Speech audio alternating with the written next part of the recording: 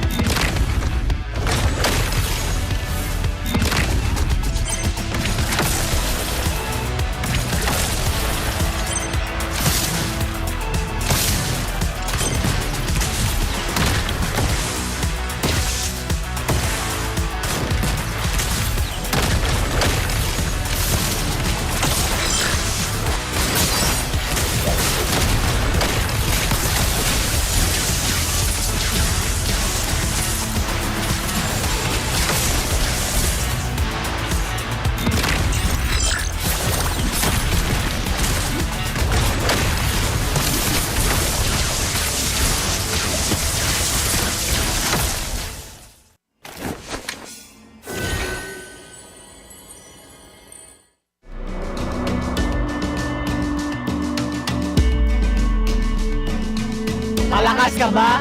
Sali na!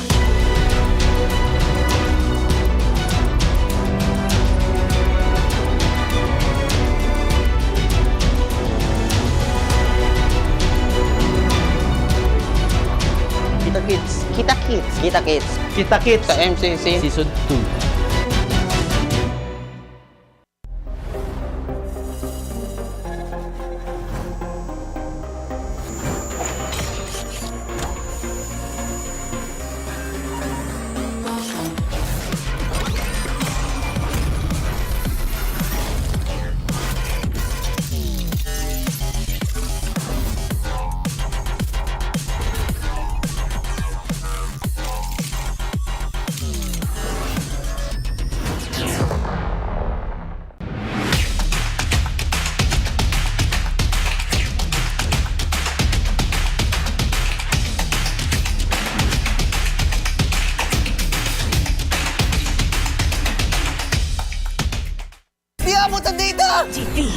GG bro! Don't worry! The Only with Smart Power All 99. Hindi bitin with 10 gig data to power your games plus only Facebook or only TikTok. Load now!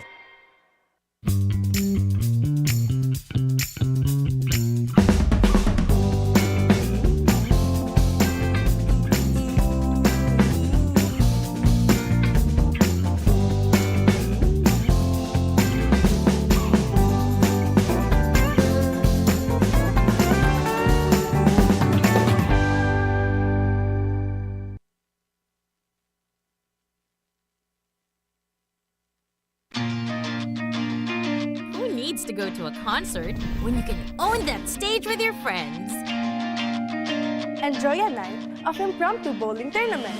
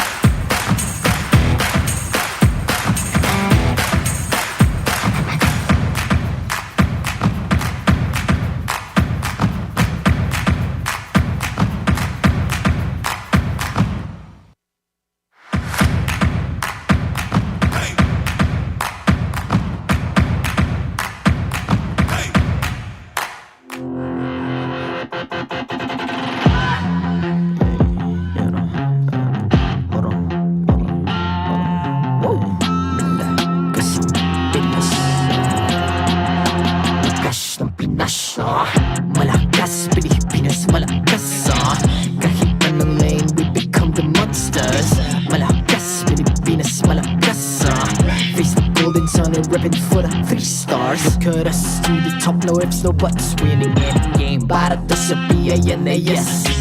Di mo matitin ang aming boses sa new level. Nasa kalye man o mobile window, I become a legend. Open fire, we unite, we winners. Built with pressure, the diamonds are made of. Switch na lane na parang gera, HP racing, may reset up. Built agad ang buhat ni Hilda, full load SS parang Lyra. Susundan ko ang iyong bakas, kasama pataas, tagumpay natin to. Dahil tayo'y malakas, para sa Pinas. Nasa amin ang alas, hindi tuwa atras. Kinikilala sa taas kasi kami ang malakas, para sa Pinas. Nasa amin ang alas, hindi tuwa atras. Kinikilala sa taas, ganito kami sa Pinas. Wow! Hold on. Yeah, wala ka sa Pinas. We are laging every beat, no surrender, no retreat. Pag nagsama-sama, just imagine what we can achieve. Laging every beat, no surrender, no retreat. Giving 100 all my own, cause we just cannot be defeated. We are unstoppable, immune and invulnerable. Ready ang equipment, lahat frozen, malang crowd control. Pakita ko na jab like pow, east to the southeast. Taas sa matawag, proud and loud, cause every enemy we devour. Susundan ko ang iyong bakas, kasama pataas, tagumpay natin to. Dahil tayo'y malakas, para sa Pinas.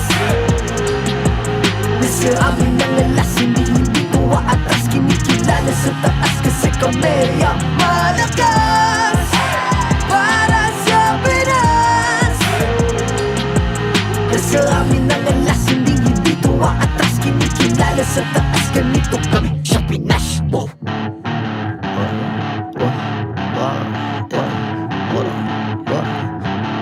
Malakas, Pilipinas, malakas. Kahit anong lane, we become the monsters. Malakas, Pilipinas, malakas. Face the golden sun and repping for the 3 stars.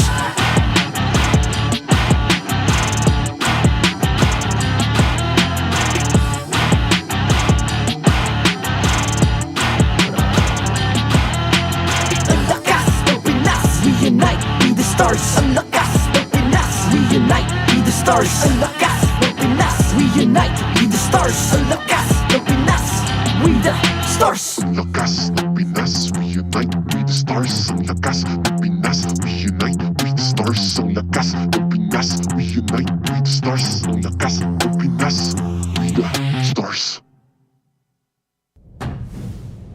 The 15th season of MPL Philippines is brought to you by the following sponsors. Infinix, the MPL official tournament phone. Lakas sa laro with Infinix. Smart, the official telco partner of MPL Philippines.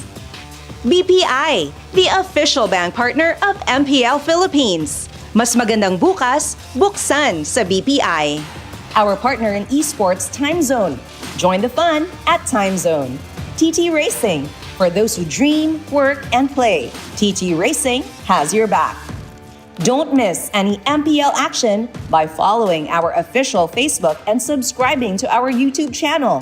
Follow MPL PH on TikTok for more content. Experience the Lakas ng Pinas of MPL PH Season 15 action live at Green Sun Hotel. Grab your tickets now via official MPL PH website. All the regular season tickets are now available at 200 pesos. MPL Philippines is monitored and supervised by the Games and Amusement Board.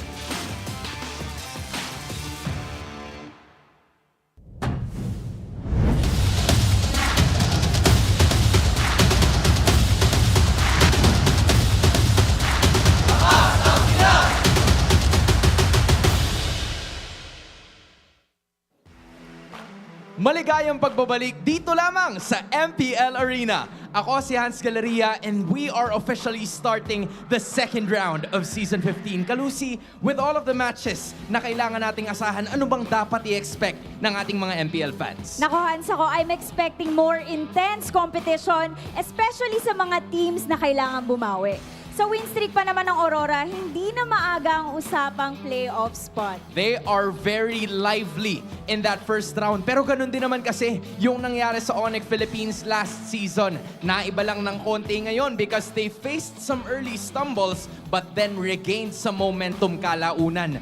Ano kaya ang posibleng mangyari? Will they actually continue the streak? Ngayon na ang kakaharapin nila ay ang TNC Pro Team together with the strengthened Bagyong Benny.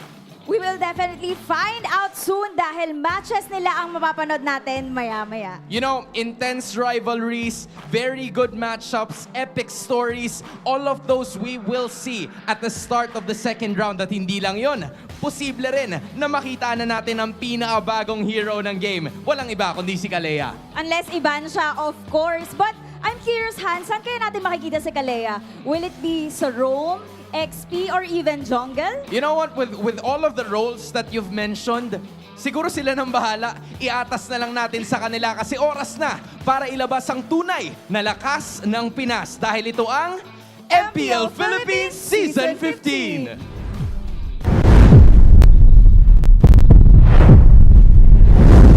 Can't believe how fast time flies because finally we're in the second half of the season wherein we'll witness round 2 matches of the matches we've just witnessed. Will it be the same result or will these teams have their revenge? Welcome to the English Desk. We're together. We're with Naisu and of course the Cal Bros, Ian and Renmar.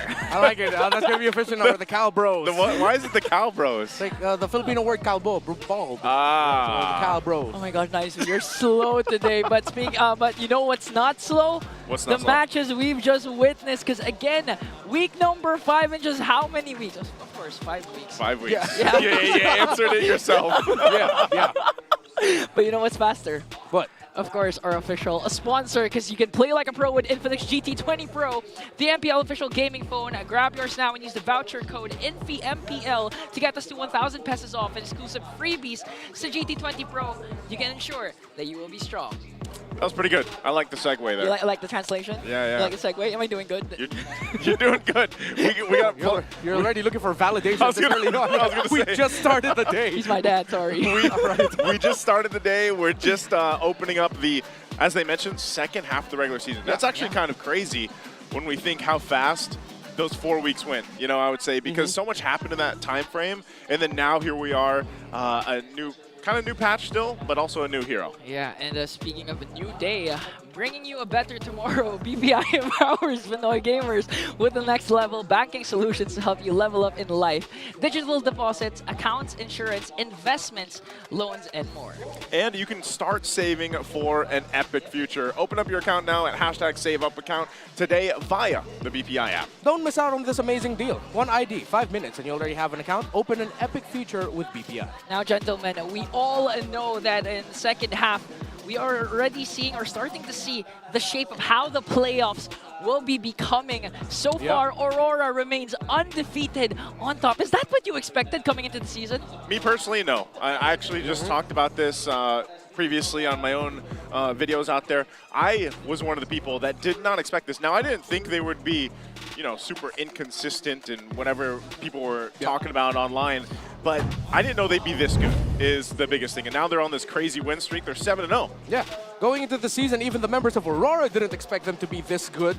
But Demon Kite has already said he is 200% confident that they can continue the streak and that they can still beat the other teams in the second half of the season. Team Onic Philippines stands at second in the standings. Of course, their only loss suffered at the hands of Aurora, who brought out the Estes in the game 3 in their series. You should check out last week. Of course, Team Falcons Philippines right under Team Onic Philippines, while Onyx, though they have made their way to the top 4 Yeah. because they have been able to defeat TNC, AB Bren, Omega, and Twisted Minds. However, they do not have a win over any of the top 3 teams on the standings. AB Bren, Omega, and Twisted are still having a difficult time.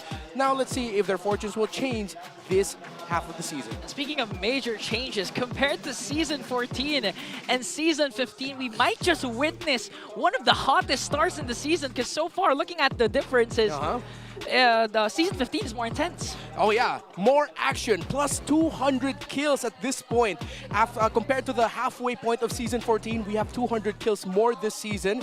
Increase in all kill events are already 2 savages this season, both in the hands of members of Falcons Philippines, while there are also faster game duration extremes, but the game has gotten longer. The longest game of the season, 35 minutes, 45 seconds. Second longest, 30 minutes and 54. The average game time, Suyo, Granger, Phovius, Farsa, Jawhead have dominated in terms of most picked in the role. While for the Heroes band, it's been the same old story. Juicy and Fanny, Matilda, Loyi, and Phovius, same as the Heroes pick. How will that change with the inclusion of Kalea is the biggest question heading into this weekend. You know, some things really never change. Speaking of some things that never change, looking at the Super Marco, kills with 0, that's living up to his name of Bulletproof, still leading alongside Domin, Kite, and Jom. And apart from that, what shines the most for you in terms of highest records in the game? Before you answer that, I would say, looking at this, it's like a piece of armor, man. I think I would have equipped Season 15 with all those green numbers over there. Oh yeah, that's a lot of benefits. That's a lot of benefits. That's a lot of defense. I like it. Like our RPG mindset here is like it's throwing me off, man. Yeah, I like it. I mean, that's what we were talking about earlier in terms of like the kill events. Yep. Double kills, maniacs. We've already had 4. All the turtle kills, poor turtles, and the lords as well. So yeah, it's been a very kill-hungry season. Woo. But it has shown. It has, and the one thing I see from this too is our rich guy isn't even a gold laner. Our rich guy of the season at 1,051 GPM is actually a jungler. It's Saida. Whoa. Yeah. And I think that's also kind of a depiction of how Snowball and Gold hungry the jungle is right now with the Assassin heroes in that lane. So here's today's schedule, though. Yeah, later on, we might see the BPI rich guy Zyda once again back in action. Might go for a revenge up against Onyx in a second match, our highlight match. But first things first, we will see another matchup between Aurora and Twisted Minds. This is the perfect way to start off this weekend with all of the questions we have about the meta, about the picks, about Kalea, where is she gonna go? The go-to answer will be in the game because definitely she's gonna get picked up today. It's Coach Master the Basics and Coach Bonchan. We know their track record in terms of drafts, how crazy they've gotten with their picks in the past and even in this season so far. So come on, show us something spicy here. Yeah. Can we, what do you guys think? Because our host asked us the question, where do you think Kalea is gonna fit the best? I mean, probably most people say Rome. For me, she's gonna fit the best in the red side ban. Yeah. For sure, I'm betting 100% ban on the newest hero, Kalea. But again, going back to Renmar's point, the epitome of the Ube lotion. Ube lotion. Ube lotion is something different. You only use that on the weekends, and it's only a Friday. The epitome of the Ube Lucian. Again, the coaches, Coach Master the Basics and Bonchan, shared the same banner under Blacklist International, and now they're actually reinventing what it means to play an Ube style. I like it. It needed it, though, because there had to be some form of an evolution of the Ube strategy. Yeah. We saw little glimpses of it, you know, the past 4 weeks, and now you kind of consider that we still were seeing an evolution of this even before we consider that Kalea is coming in now, this week, you know? So, and the one that did that the most, obviously, was Renegade last week, where he just played how many different roams? 2. He even brought out the Estes, right, which had great success. And so now, again, this Ube strat, is it going to change more? Is it going to continue to develop? And then you throw in Kalea into the mix. Yeah. Again, when we talk about the Ube strat, it's about utility jungle with healing in the center of the map. Twisted Minds, I feel like, is the one who has shown that more so far this season. With their attempt to bring in Alice in the jungle, a Angela either as a roam or mid, Florin and or Matilda for Escalera, and even Haji flexing fighters in the mid lane to try and make sure that they can bring in the Alice in the jungle or utility in the jungle. So if you talk about the master of the Ube strat so far, in terms of trying to make it happen yet again, it's been Coach Bonchan. But with Aurora and Coach Master the Basics, literally they have gone back to what made the Ube strat work so hard. It isn't the healing, but it's the understanding of your power spike at the 6 to 8 minute mark. The picks for Yue has been crucial for that. You don't see it on the board there, but the Sicilian is something very important. Yeah. And you can't say that the Aurora hasn't tried something new. They are the only team so far this season to pick up the Franco and the Estes. Yeah, and so far, all the relevant stats that, speaks Ube, RORA is leading it in terms of average kill participations, assists, and even Lord control. So far, Aurora, despite their crazy picks, like again, you mentioned the Franco, the Estes, they're making it work. And even if the mid lane has been predictable with the Sicilian, Aurora still remain unbeaten. It's kind of puzzling to me how Yue just continues to pick the Sicilian in most of the series, where he's just picking it, every game and still having that success with it. So I was kind of questioning at one point, like, our team's going to actually decide to use a ban slot towards the Sicilian, or is it just you let it go? Is the game plan to go ahead and just end the game before that power spike you mentioned pops off for the team? Because, I think one of the differences too is you have to consider, because Kalea coming in, that some of the bans or the banning patterns will have an effect too here for the meta. Yeah. And looking at Twisted Mind so far, even if their record's not screaming greatness, still, one of the main factors why they're actually winning, apart from the utility jungle Alice, is actually Escalera's been rocking the heels ever since he was slotted in the place of Sensui. Yeah, of course. The last time we saw these two teams face off against each other in week number 1, it was still Sensui playing in the roam. Escalera has brought out another level of picks that Aurora has to think about here. I think they're still going to be leaning towards favoring the Matilda and the Gatot-Kacha, but there's a whole slew of pocket picks that Aurora has to watch out for. The only team so far to have played the Hanzo, Juliet, Kadita, Florin, and Alice are Twisted Minds. So if Aurora go into this with an idea of stability around the understanding of the power spike, you're going up against a team literally living up to their name, wanting to twist the minds of their opponents with all of the picks that they have in their pocket. Yeah, and even if Twisted Minds lost their very final match last week up against the defending champions Onyx, they showed heart. They showed that they can go toe-to-toe with the World Champions, because they were able to extend the game to 3 series, 3 games. A lot actually goes to the credit of James, the ultimate fighter, with his Phobias. But for you guys, what should Twisted do against Aurora MLBB? Go ahead. Is it discover a new meta? Oh, you go ahead now, nice. No, I want you to read the multiple choice. Introduce a new player. See, more pocket picks or D, you guys decide, so comment it down below. I'm going to pick D. Why? My comment down below is I'd love them to twist it so much they start winning some games. Yeah. Like winning some series. I don't care what they do. I would just like them to win some series. Yeah, remember last week I mentioned, I forgot the matchup specifically. I think it was AP Bren and Omega. Yeah. Where I mentioned a very basic fundamental key to victory. Don't die. Don't die. So I feel like for Twisted Minds here, what they should do is don't lose. Don't lose. Win. Yeah, easier said than done. Are you pertaining to, again, utility picks, especially in the room for Escalera, the Angelas? Maybe this time Twisted Minds twist the script and they pick up the Estes. We never know. But looking at Naisu's prediction, you still don't know what he's going for. Yeah, These aren't predictions. These are emotes. Oh yeah, the emotes. Have you? I'm doing the Aurora emote. Though. They're new emotes. They're available on the shop. Get yours now. And if you haven't gotten them yet, of course, other teams also have emotes like Onyx, Omega, and TNC's Battle Emotes return. Show your support for your favorite MPL team and buy them now at the in-game shop, you guys. They're only 109 diamonds, right? Yeah, but I already spent my 20,000 diamonds on skins I will never use because I'm just a roamer. And someone instantly regretted it because no one has diamonds anymore for the Naruto collab. Oh my god. Okay, I don't have any for the collab anymore either because I spent it on the alpha. Yeah. You know, yeah. The interesting thing about the alpha skin that I learned actually is the skin that changes in-game. Yeah. Because so when you get 10 kills, it changes effects. So but, when in this meta are you ever going to get 10 kills with alpha, dog? Dude, if you have not played with me on Alpha Dog 360. It has been a while. It has been a while. It has been a while. So, that's my name for him, Alpha Dog 360. That's an easy 10 kills, man. I mean, we never know what we're going to expect again. Might as well Just literally watch for today because again, we're jam-packed here in the arena. And now all the fans are really waiting on who will be playing for their respective sides. That's why let's go out and check out who is going to battle it out in the Land of Dawn.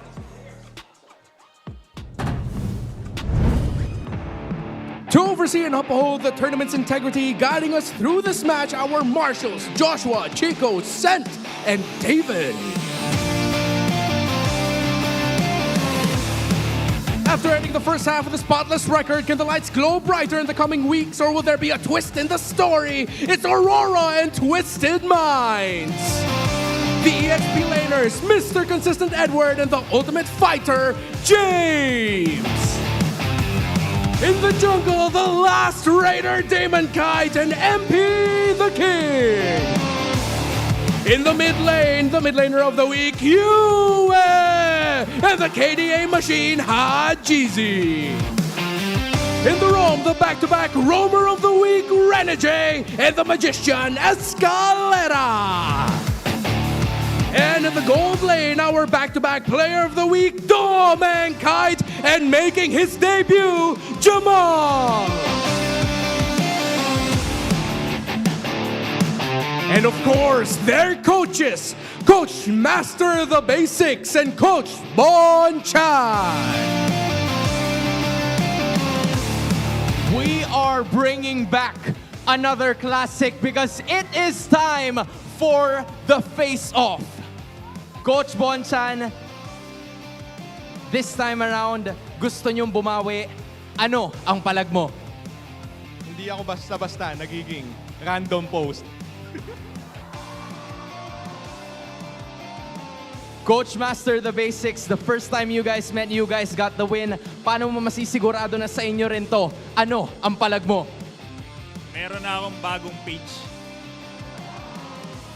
Random post, bagong page, coaches, fist bump. Players, you can all do the same dahil magsisimula na ang laban sa pagitan ng Aurora Gaming versus Twisted Minds. Kaya naman casters, rekta sa inyo. Round 2 matchup is about to begin between Aurora versus Twisted Mind. But one thing that stays the same, the consistency of these 5 young men. And again, it's Edward, Demon Kite, Yue, Renegade, and Domen Kite. These guys have, I felt like in a way this season made up for a whole lot that people had to say, constructive criticism-wise or not, leading into S15. And so far, they're the team. I would almost say that if they've been playing the way they have and even actually refine that, we might see this team go undefeated, like for the regular season. Especially since they just defeated the 2 Titans, TL PH and Team Falcons. But one team that looks to end their streak is standing in their way right now, Twisted Minds Philippines. I know the question in your minds right now, who the heck is Jamal? Well, he is one of the rookies this season, and he is the cousin of Hajizi. Currently in the global standings of MLBB in-game rankings, he is 50th in the world. This is why Twisted Minds PH brought this young man in. And the moniker for him within the camp of Twisted Minds PH, Hajizi 2.0. But we all know it's a different ball game in the big leagues. And now, looking at the spider graph, clearly dominated by blue. It's Aurora MLBB winning every major statistics. Well, I mean, they're undefeated, man. This feels like it's gonna be a tough mathematical battle for Twisted Minds if you're gonna look just at the numbers. Yeah. So hopefully, all the improvements that they've shown, they have been able to defeat AP Brand. They got a game off of Onyx in their last few series. Up against Omega, they were the victim of Super Yoshi. But I mean, I feel like Twisted Minds PH has improved enough that they might be able to take out a game or maybe even defeat Aurora today. Yeah, and I'm really excited on what a crazy draft picks Bonchan has up against MTV and his some of his former squads under Blacklist International. And I'm really interested to know how the players are doing now coming into the second half of MPL Season 15. That's on, boy. Pakita ko kayo magpani, boy. Uy, rinig nyo ba ako, tol? Let the killing begin. Yue, ba't ganun? Ang lamig. Ang lamig. Nanlalamig na siya sa akin. We, kaya nga pag nakikita kita, nanlalabo paningin ko eh. Babalik na yung palag kong palag. Ha? Hotdog. Ano? Anonymous. Okay, no sa akin to. No. Palisin mo kuya mo. Lalabanan kita boxing. Tara na, tara. Oh. Hindi nga dumami siya yung tore eh. Pure skill. Pure skill, not cheat, man. Nakakainis, boses mo. Huwag ka nang kumanta. You know, everyone has been singing in the the mic check, singing, rapping. Everyone's becoming an artist so far coming in to the second half of the week once again. And we just heard the two gold laners again, the next standard, BennyQT up against the debuting, the plot twist of Twisted Minds, Jamal. All right, so give Jamal a rough welcome. Actually, no, I think no, we flipped the script for this one. All right, for Twisted Minds, give a surprise twist. That isn't just Jamal, but that's also the picks, I guess. For Aurora, give Jamal a rough welcome. I mean, rotation-wise, BennyQT-wise, and yes, I'm singling out BennyQT here. Don't give Jamal an easy time to farm. There's a reason why the young man has been playing in the amateur leagues for so long and has its global 50th in terms of overall rankings. And for both of these two teams, slow and steady wins the race. They understand power spikes very well, something that we mentioned out earlier. So you don't have to rush into anything. You respect the 6 to 8 minute power spike timer so much that that's become your main forte, so hold on to that. Yeah. Jamal really needs to watch out up against the next standard, because if you recall, last week we saw an amazing game by Aurora where BennyQT just called a split push with his Moskov to defeat Team Falcons, right? If I recall correctly, yeah. I specifically remember that moment too. He wasn't even sure, like, am I actually ending here? Like, are they actually gonna let this happen? And it was a great thing to see him do, because BennyQT, I mean, the Kite brothers, that whole duo that we've seen between him and BennyQT so far has paid a huge dividend to just Aurora's success. I mean, everybody obviously doing so much in their roles, but BennyQT specifically and BennyQT have really played that part, and I would say it's going to be the same here in this game. And now as we enter the draft, TWIS, we saw earlier on that Aurora has selected the blue side. Earlier today, we saw a graphic wherein a blue side slightly dominated the red side, and since the availability of Kalea coming into this week, Renmar, how will the draft change this time? Well, also, other than Kalea coming in, I have two picks in the back of my head that I'm thinking is going to be the low-key trade so far. Chip and the Phoveus. Chip, teams have been starting to show is actually a threat if you give it to them, of course, with his Y-Walk now being global. But there's something about the Phoveus this season that has been beastly. Aurora, undefeated still, with the Phoveus in their hands. Well, for Twisted Minds, they've been really good when James gets his hand on the Phoveus. But it doesn't only apply for these two teams, it applies for all the teams in the league. So let's see how that's going to factor in, as Aurora has respected the Alice strat and has taken away one jungle from the side of Twisted Minds. So with the jungler trade gone, Granger, Harith, Kalea, even Chip, all on the board right now. Look at Aurora with the first pick. We might see, and we hear it already. We are celebrating the newest addition to the MLBB family has now been selected. I have to ask, like, assuming that this is going to Renegade, what is he now? He's a slam man. You know, the fish man? This is the perfect. The merman. The merman? Is he now Aquaman? Yeah. Like, what is he? Okay, so this is what we were talking about earlier. Actually, this is the perfect hero for Renegade. It hits and it heals. So it's actually the Renegade hero for now, I guess. Well, for Twisted Minds, the Sicilian and the Harith, they go with the combo, and at the same time, they take away the key pick for Aurora that we mentioned before, which was the Sicilian. So we've seen how already with the series so far, the draft has changed. Granger has fallen out of favor, although Granger will probably get slotted in here for Aurora. While they might continue playing around the idea of flexing Kalea, I'd want to see them consider a mid lane picked up already for Yue. The Eve is available if they want to go ahead and pick it. However, they also have a low-key very good for Rammus pickup. Let's see if they're going to lean towards that. But it's the Phoveus of Edward that's undefeated that they go for. That was such a good steal. But still, Twisted Minds coming into this season, they're the only team who was able to pick out that Hanzo, and now it's going to fall in the hands of MP the King once again. Second banning faces. Junglers are the target of Twisted Minds. Let's take out the Ling. All right, so Aurora has already shown their card. However, there is a possibility that Aurora might be considering putting this Kalea in the jungle, as she has, after multiple testing and talking with a bunch of players, Kalea in the jungle is actually very viable. So they're still going into this with a potential flex pick in the second phase. So now, Twisted Minds have to consider taking away one more Renegade pick so that they turn off a flex. I don't want to see them put too many jungle bans, because I feel like that's already enough, unless they want to take away the Hayabusa from DemonKite, which has also a pretty good track record for him. If I'm not mistaken, he is 2-0. I was gonna say I think he's undefeated on the Hayabusa. Yeah. And if you really want to back on the Ubelution strategy, you could go one of the heroes that you mentioned earlier on, the Alpha, who has an amazing skin, can fall in the hands of DemonKite if Twisted Minds continues to twist or put a chokehold on how many junglers are remaining for Aurora. Last bans are up. Twisted Minds, again, they are going with the Farsa ban, so they're limiting what Yue can also dish out in the Land of Dawn. I think it might be quite annoying for Aurora, or for Twisted Minds to deal with a Faramis plus a Kalea in the center of the map. That's a good amount of crowd control, and you can help it out. However, there's a possibility that despite the nerf onto Hanzo, which reduced the capabilities of his Hanekage form, that's when he goes all angry demon ghosty, you know, that one, for skill 1 and the ultimate.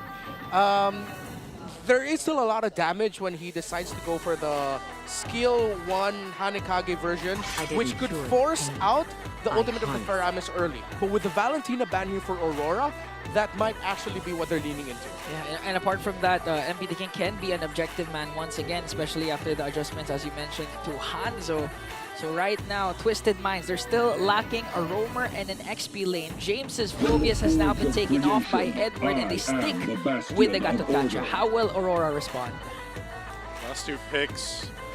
For the mid lane, I think maybe they do go with the Faramis. Yeah, Faramis would be a ton of the utility. It's going to be nice to see UA pick up something else too, just because the Sicilian was taken in that first phase. Yeah. And then for the last one, this is kind of the question too. You mentioned this earlier, Redmar. Is the Kalea going to be?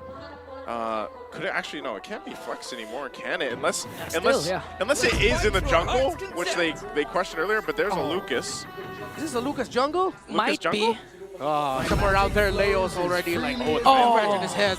But it's not going to be the Faramis. They go for the Veil. They needed the crowd control because of the dive getting dished out here. And it makes team fighting actually for a Harith so difficult. But the Harith is the most played hero of Jamal. So let's see how it'll work. While for James, with the Phobius gone, CC and Hilda, I think, are going to be his 2 best options. Considering that Twisted Minds have shown that James is so proficient with it, I think Hilda's going to be his go-to pick here. Yeah, but you know, the way... Allow me to lead the charge. There, you called it. Good call, Redmar. Hilda will be locked by the Ultimate Fighter, one of his signature heroes, down to even when he was back in MDL. The lineups are set. We're seeing sort of switches when it comes to the mid lanes, especially. Yue this time doesn't have his signature Sicilian. It's going to fall in the hands of Twisted Minds. And of course, the debut of the much-awaited Kalea will be in the hands of the Merman, Renegade. Yeah, the stable's so excited. Inga's already smacking it. Yeah, because, you know, second half, we already see the Kalea right in action. And for you guys, if you haven't tried out this hero, you gotta try it out, because again, it's easy win, a sure win in ranked games. And so far, still, the draft index leaning towards Twisted Minds. Yeah, I think this number is quite skewed considering that we don't have enough data on the Kalea just yet. But then again, Lucas Jungle does not have a glowing track record even since SPS. Yep. So it's been a while since we saw Lucas Jungle that didn't struggle. Let's see how Aurora will make it work. Game number 1. Will we see a revenge tour for Twisted Minds up against the undefeated kings of MLBB? So far, Aurora, or will Aurora continue their dominance? Going up into this too, I'm wondering how that matchup's going to work. Just because, yeah, Lucas hasn't done too well in the jungle, and then you're up against a Hanzo, who is currently sitting at that 0% win rate. I think it is only MP the King that's picked them up. so far, so pretty standard stuff to start the game. All right, so the rotation is to make sure that the Lucas gets to farm faster. Renegade hugged and leashed the orange buff, and Demon Kite went for blue first. So they're already at the Scaled Lizard area in the bottom half of Twisted Minds' jungle, and they're invading that, while the Jamal, seems like a mashup-wise, is getting stopped a little bit by Dominic in lane. By the way, for Kalea, she is the 127th unique hero picked throughout MPL Philippines history, and number 61 in terms of unique hero pick this season. Wait, how many heroes do we have already in the Land of Dawn? Is it more than 120? It's got to be more than 127. So yeah, not every hero has been specifically picked up just yet, but yeah. And looking at the emblem so far, I didn't Bye see bye what emblems. Bye emblems. I didn't see what the Renegade rocked with the Galea there. Knowing Kalea, it's most likely support emblem, very similar to a Badang emblem build-up because you want to maximize the cooldown reduction. By the way, 128 unique heroes. Wow. So there's only one. What's that one? If I'm not no, it's not a Mia. We'll go back to that at some point. Yeah, I'm wondering what is the one that hasn't been picked up? Okay, so far, Jamal trying to stand his ground against the next standard. This is going to be basically Jamal's trial by fire. Imagine going in mid-season and you're up against the next standard and the undefeated team in Aurora MLBB. First turtle up for grabs already. Edward already zoning out the members in Twisted Minds. He's going to go ahead and just show up at the front side. MP will jump in with that Pinnacle Ninja. Still going to be breaking it forward, but the Infernal Pursuit, he's quite tanky, but UA finally falls in the exchange. MP goes back. Escalera doesn't get away as Demon Kite will pick up a kill. Still, turtle for the taking. Edward at less than half health. He might go down. Another Infernal Pursuit, holding his own against James, and here comes the slam from Renegade. Retribution's going to be used, though, and they won't be able to catch James. Edward was literally one more hit, but again, with the addition of Renegade, a lot of heals are coming in, but MP. Oh, Renegade gets taken out by MP. Num, num, num, num, num. Delicioso. And I think that's a very good example as to why Kalea is quite busted right now. But good thing the Twisted Minds got into that actually with a revitalize for the Gacha, and they held out. James had very good positioning that made Aurora think twice, hence why in the long run, Twisted Minds were able to win that skirmish because James didn't let go of his pressure point in the back line, and it made Aurora hesitate somewhat. And the Kingdom getting invaded by Aurora. Okay, UA gonna take the Avatar of the Guardian. Whoa, UA won't be able to escape either. Renegade holding on. Doesn't want to use that Tsunami Slam just yet. Zabat Force comes down, waiting for the team, but he'll get taken out. So two fall. A very aggressive choice from RORA, but it won't capitalize on anything. Very quick rotation actually by the two EXP laners, Phobius and the Hilda. Both let go of their lanes to join in the skirmish in the upper half of the map. So I think right now these two teams are in the same wavelength, but Twisted Minds, in terms of improvement, they're showing it already. They're fighting a little bit better, their comms are clean, execution is clean, and they're not just giving up if it looks like it's not a good fight to take anymore. They're trying to find ways to get back into it. Yeah, so far Twisted Minds already looking good. Even Jamal, despite going up against Dominic, actually is doing good. A lot of that, of course, will add up to the fact that they have Purify. So even if Aurora starts their aggression early on, especially the crowd controls coming in from Renegade, one Purify can do the job and twist the game right into their favor. And right now, Twisted Minds already a 1.7k gold lead. And looking at the lineup, you don't want to be this behind, especially early on up against a team with a Sicilian. Yeah, the fact too that MP's got these early kills, this is probably the best situation he's been on the Hanzo since he's the one picking it up. So on his way to go ahead and scale up, goes in now for Edward, might be able to pop off the feast. Infernal Pursuit again, comes through, has to flicker defensively, but he's still alive, goes down, jumps on in, and Edward survives the 2v1! Oh my god, the Brave Star worked, but look at this! There's a Tsunami Slam once again. Renegade will back off, bought enough time, but Escalera popped the Revitalize. Cheesy goes down, and Avatar of the Guardian gonna be used from Escalera. Gets a ton off with the Unbreakable, and James waits in the brush now, chasing for UA. Demon Kite on the run, has to get away from James and UA. There's the flicker forward from James. James still on the run. Can't get him, and now he's gonna be in trouble. Gets knocked in the air, and here's the rest of the squad to come crashing down as they punish James. Twisted Minds slipped on the discipline there. in lane. Jamal gets single-handedly taken out by BennyQT, while James committed the flicker, tried to outplay the Lucas in the beast form, the Sacred Beast form. Just wasn't the right call there by James, and now the early efforts of Twisted Minds have slipped out of their hands, and it's going to the side of Aurora now, with them being able to break the first tower in game. Okay, Jamal pops his Purify already. They're trying to go in, flickers out for Aurora, but Twisted Minds going for the chase. MP looking to get the feast off again on UA. Hajizi will clean up their kill, but enough damage from MP to cap it off. So they do get a kill in that, but they did get the Purify again. They have to play around Renegay's pressure with that Kalea and that Tsunami Slam.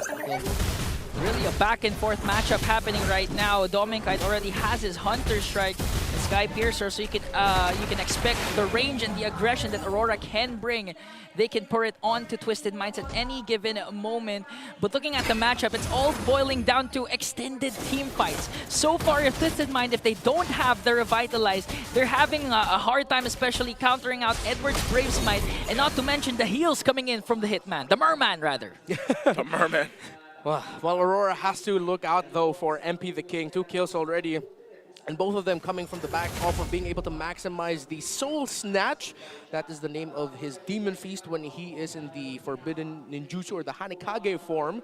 And that was the one, if I'm not mistaken, was nerfed a little bit. The buff was in the human version, the Demon Feast form. Okay, now Twisted Minds trying to aid Jamal in his own lane. But Edward might respawn right away alongside the members of Aurora. So far, 20 seconds before the next turtle will be, before the next lord will be, wait, was it the turtle? Yeah, the turtle will be spawning. Yeah, third one of the game. Yeah, third one in the game. So far, one each has been secured by both of these teams.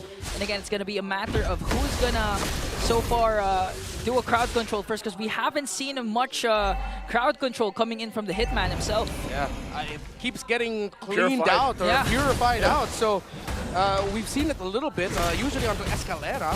But let's see if he's going to be able to get a big pick at some point in the fight. Okay. This one again, Renegay holding down the front, going to go in and jump in and just has to get out. Dodges the Avatar of the Guardian. But they're going to respect MP as Haji fell, and now they're going to fight for it. MP gets the turtle. Last one of the game, but they're still going to force the fight. Jamal in trouble, too. Under this Almond Force. Won't be able to escape BennyQT. And they get Escalera, too. They might have lost the turtle, but they got 3 kills. And it's looking like they're planning to extend that by going for the middle lane. MP the King trying to delay the push of Aurora, but this time you can already feel a Renegade. He has the capability to go ahead and do that. He's jumping on in. They're going to be looking for James. James won't be able to survive the shots coming out from BennyQT. Now the mid turret, the tier 1's going to fall. MP again goes in, finds it, and takes out Renegade. He's really using that Soul Snatch very well as an execute. Although Aurora does have the lead here, and they were able to win the last team fight. Good call by Aurora, specifically BennyQT. Go ahead and chase Hajizi. The Sicilian is the key piece for the Twisted Mind strategy here.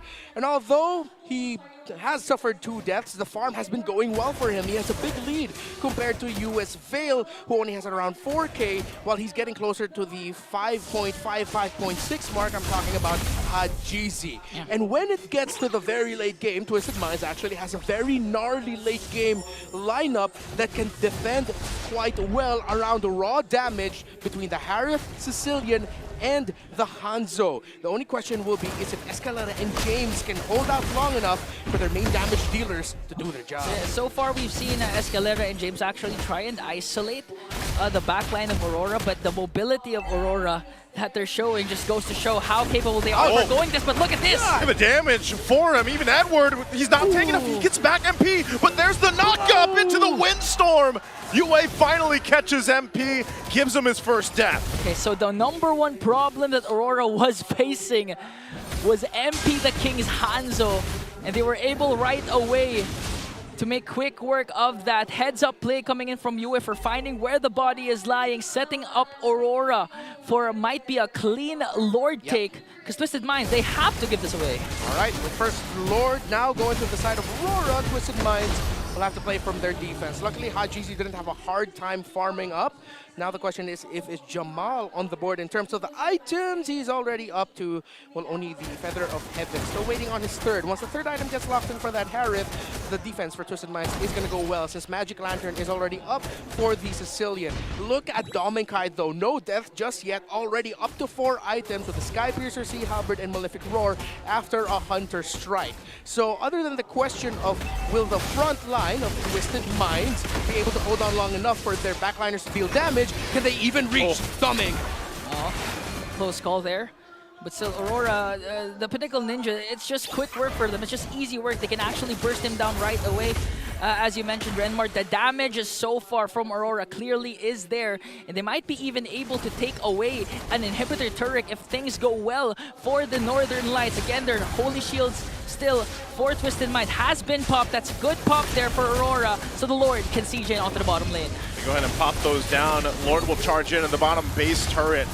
Twisted Minds holds on, they can clear it out. MP's now going to join the fight, jump in, takes a ton of damage already, has to go back, returns back to his body.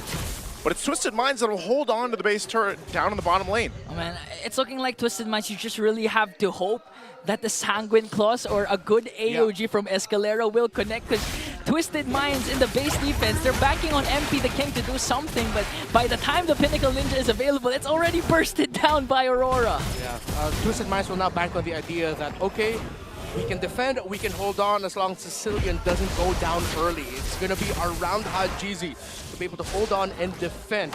Because if Aurora mess up one engage, one siege, they get blasted by the Sicilian, that's when MP the King and Jamal should enter and fight.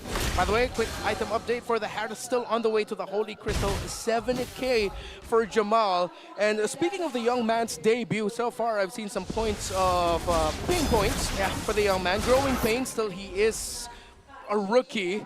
There were times where he should have just backed up. And let's see if he can time those a little bit better, especially in the defense, because he's going to be very important in those scenarios. Yeah, it might be because of his aggression, eagerness to one-up one of the best gold laners so far in MPL Season 15. Lord will be spawning in 35 seconds. A while ago, it was detrimental for Twisted Minds because they were able to pick off MP the King down to the middle lane because of Yue prior to the first Lord. And if Twisted Minds somehow does that again, it's going to be hard for them to contest for the Lord. Yeah. By the way, BennyQT's been on fire with this Lucas jungle. It's like the first time this has actually worked. Yeah, I think it's because Aurora are playing around the idea of make sure that BennyQT's positioning isn't similar to the Fredrin's backshots of old, the utility jungle style, wherein he's acting more like an EXP laner hunting down the back line, looking for Hajizi, knowing that he has an escape tool, and he'll be able to get away in case he needs to, while still being able to deal a devastating amount of damage. So the suggestion by Aurora in terms of how to make this Lucas jungle work has been on point. Okay, let's see if they're going to make it work once again. Because second Lord up for grabs. Good position here by Aurora. Now Twisted Minds. They're able to manage the lanes very well, but there's minions up top and they're going to eventually have to deal with that. And Aurora has the ball in their park. Yeah, so they'll just keep juggling this back and forth right now. They're going to see that MP has to deal with that wave here in just a sec. Some of the buffs are coming up too, so they might not commit to this unless they actually get that information and then just give it a whole green light right now. But it's sitting at half health with the Lord Dance, so James is just going to hold the front, give the information. Yeah, what's Ube, Lucian, without a proper long Lord Dance? But Aurora, they might actually go and commit this time a soft reset on the Lord. Twisted Minds, 5-man, ready to engage. Sanguine Claws will connect. Hajizi already pops his ult. MP the King with the ultimate as well. Conceal coming in from Escalera. They forced out Aurora back. MP will have to go back, returns with his body. That's a reset. That's a reset, especially the fact you don't have Bat's Feast anymore here. You also use the Conceal. So that's just the green light to take this Lord. I don't think Twisted Minds is going to be able to get in any position. MP's going to jump in though. Isn't able to do anything. Yue again popping out the damage, and now they're going to be focused on Jamal. Jamal, Shaman Force won't be enough, even though they take out Renegade. But BennyQT goes forward, picks up a triple kill as MP the King goes back to base all alone.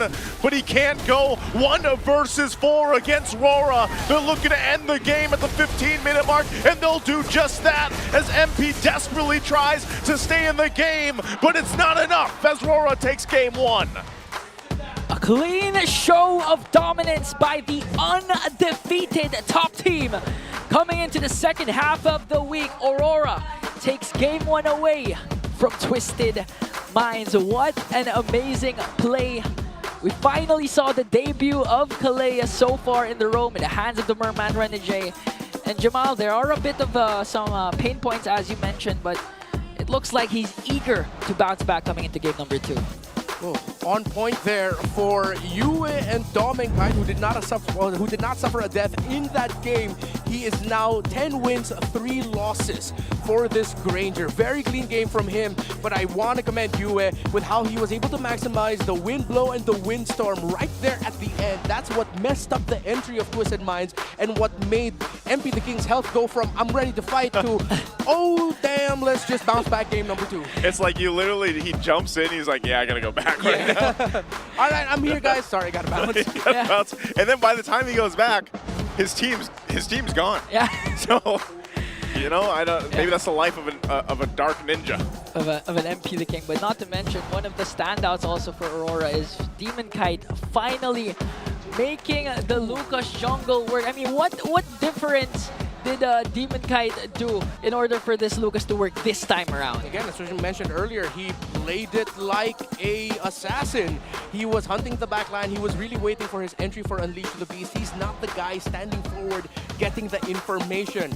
Lucas jungles in the past have struggled because it felt sluggish, but then the early rotation of Aurora, what they did, leashing the orange buff for the Lucas. So by the time he got there, Renegade already did a good amount of damage for it and was able to make sure that Lucas gets it right away. And I think part of it too, I know we're going to see our MVP here, is going to be Dominkite, but going back to it, I would say the reason why Demon Kite was able to do that and play the Lucas to that victory was because, again, you have Edward with the Phobius, who has not lost yet. And he's that frontline guy, so he's giving all that information to Demon Kite and Dominkite to allow them that space to be where they need to be. Yeah, not to mention the time bought by Edward, because all eyes were on him during particular parts, especially down to the bottom lane, where he was ganked up by James and MP the King. One more hit away under his earth. He was still able to survive. That's how good Mr. Consistent was during game number 1. And looking at the early start, actually, Twisted Minds, it looks like they were in full control because there was a part even that Twisted Minds had an almost 2K gold lead. This is where they slipped, and this is where I'm thinking Jamal should have just backed off instead of diving into this with his dashes and the Zaman Force. I knew he was under it. I know that there are members of Aurora low, but at that point, it was a losing effort for Twisted Minds. But the MVP highlights, of course, will highlight what Dominkai brought to the table here, which was stability and consistency. Staying alive, being very difficult to take down. He's one of the best, if I'm not mistaken, the best Granger so far statistically this season. Dominkai, man, dubbed as the next standard. He's top gun this season 15. Yeah, and he's showing what he's capable of, even up against a team as resilient as Twisted Minds. And so far, Aurora looks like they're really unbothered, unbeaten, still in full control.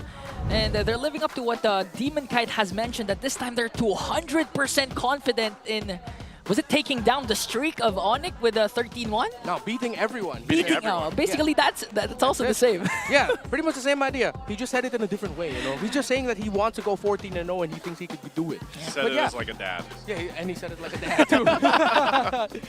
By the way, it's an assassin emblem for the Luca, so that's where the damage comes from. But it also went sort of like hybrid.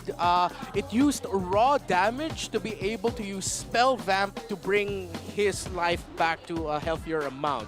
So instead of building for defense, except for that Brute Force Breastplate and those Queen's Wings, he went for raw damage first, then with items with good Spell Vamp and cooldown reduction. So that's how he stayed alive. That's how he was able to stay tanky for Aurora. But again, they didn't play this as like a utility jungle where he's holding the front.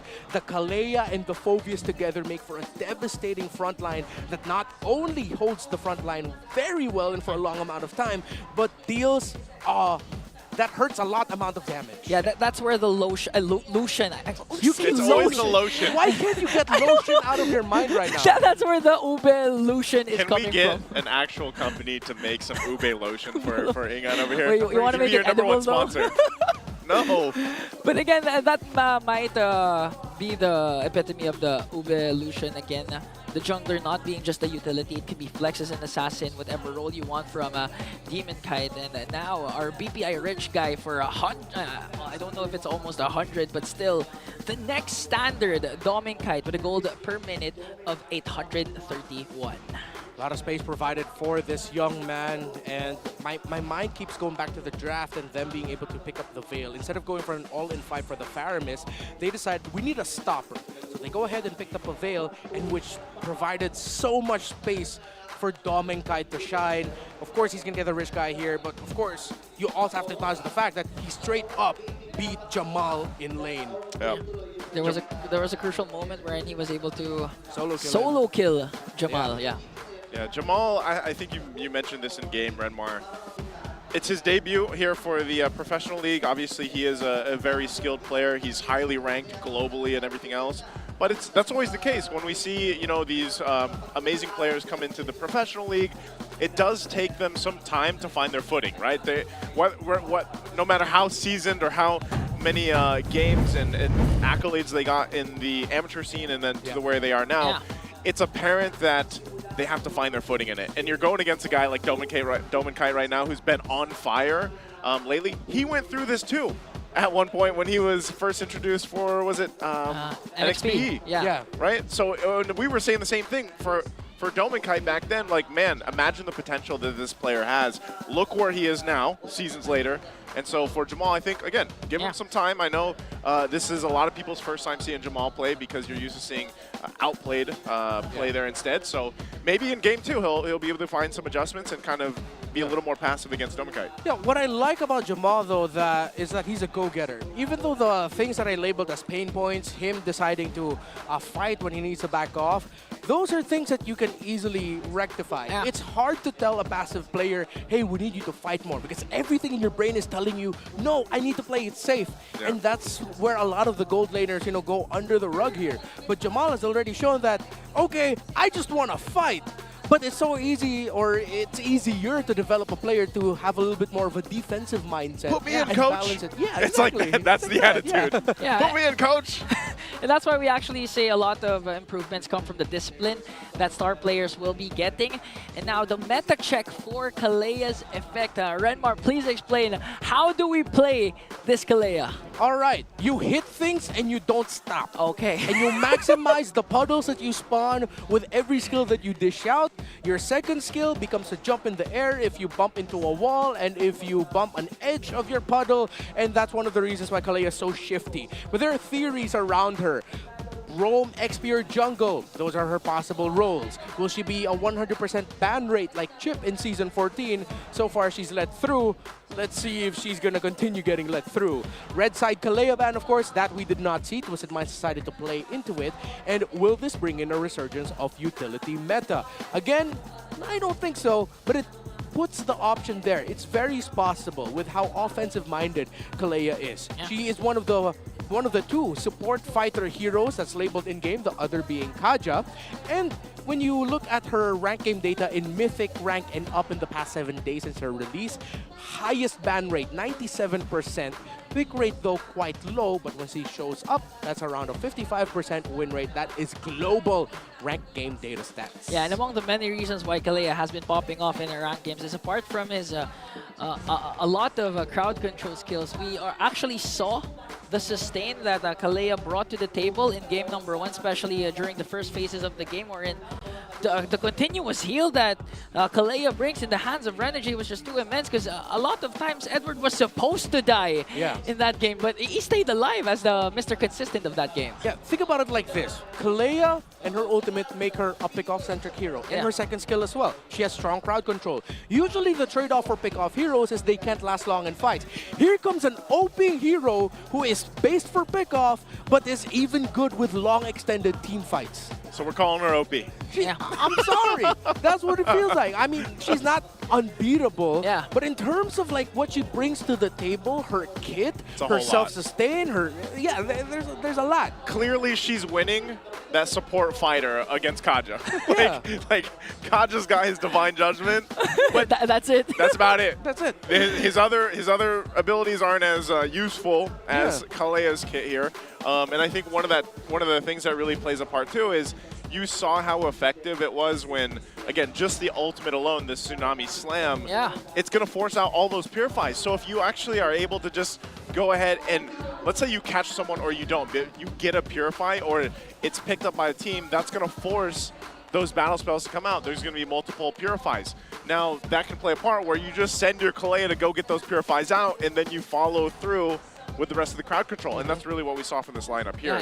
And not to mention that for a part, when Kalea is casting her ultimate, she's CC immune.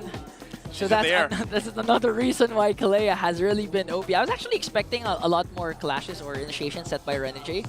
Yeah. I felt a bit underwhelmed. I wanted those amazing plays from the Hitman himself. But I do get that. It's still the first time Kalea has been selected. Players will be adjusting to how they will be using Kalea to its fullest potential. But again, if you guys just missed it, this is game number 1, series number 1 for the second half of the season. It's Twisted Minds versus Aurora, and I'm really curious to know what's happening at Green Sun Hotel Makati. Hans, Kalusi, it's your time to shine.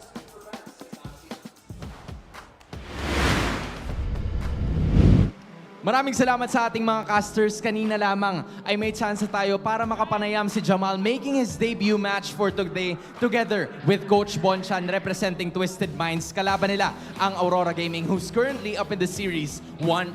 Nasabi ni Coach Bonchan na ang rason kung bakit niya pinasok itong si Jamal sa lineup was because he wanted to give equal opportunities para sa kanyang mga manlalaro. He doesn't want to leave any regrets na malay mo. Paano kung si Jamal pala ang kanilang maging susi to get some wins and get some momentum heading forward into the next weeks of the MPL Philippines. At even kahit pa ito ang unang beses na sasalta itong si Jamal sa MPL Arena, hindi na siya bago because he has been playing in the amateur scene for years. At ito rin ang naging rason kung bakit na-discover siya na Coach Bonchan at ang kanyang pinsan pala na si Hadjizi, and they are now together part of one lineup. Nabanggit din yan kanina ni Hadjizi at nasabi niya sa akin na kung excited si Jamal to showcase what he can do here in MPL Philippines, ay mas excited din siya para sa kanyang pinsan. They never really got close as family members, but they've gotten more close in the bootcamp as long as they were together. And finally, nasabi din ni Jamal na in that Gold Lane matchup,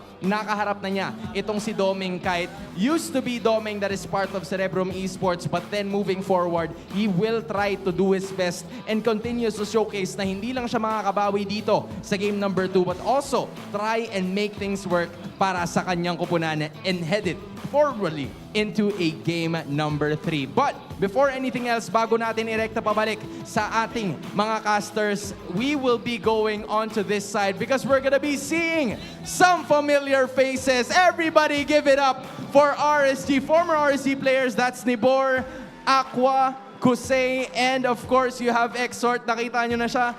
Nagsama-sama pa talaga kayong mga hindi nagsasalita, no? Ang hirap naman. Okay, sinong may hawak ng mic? Kusei, kamusta ka naman? Okay lang po.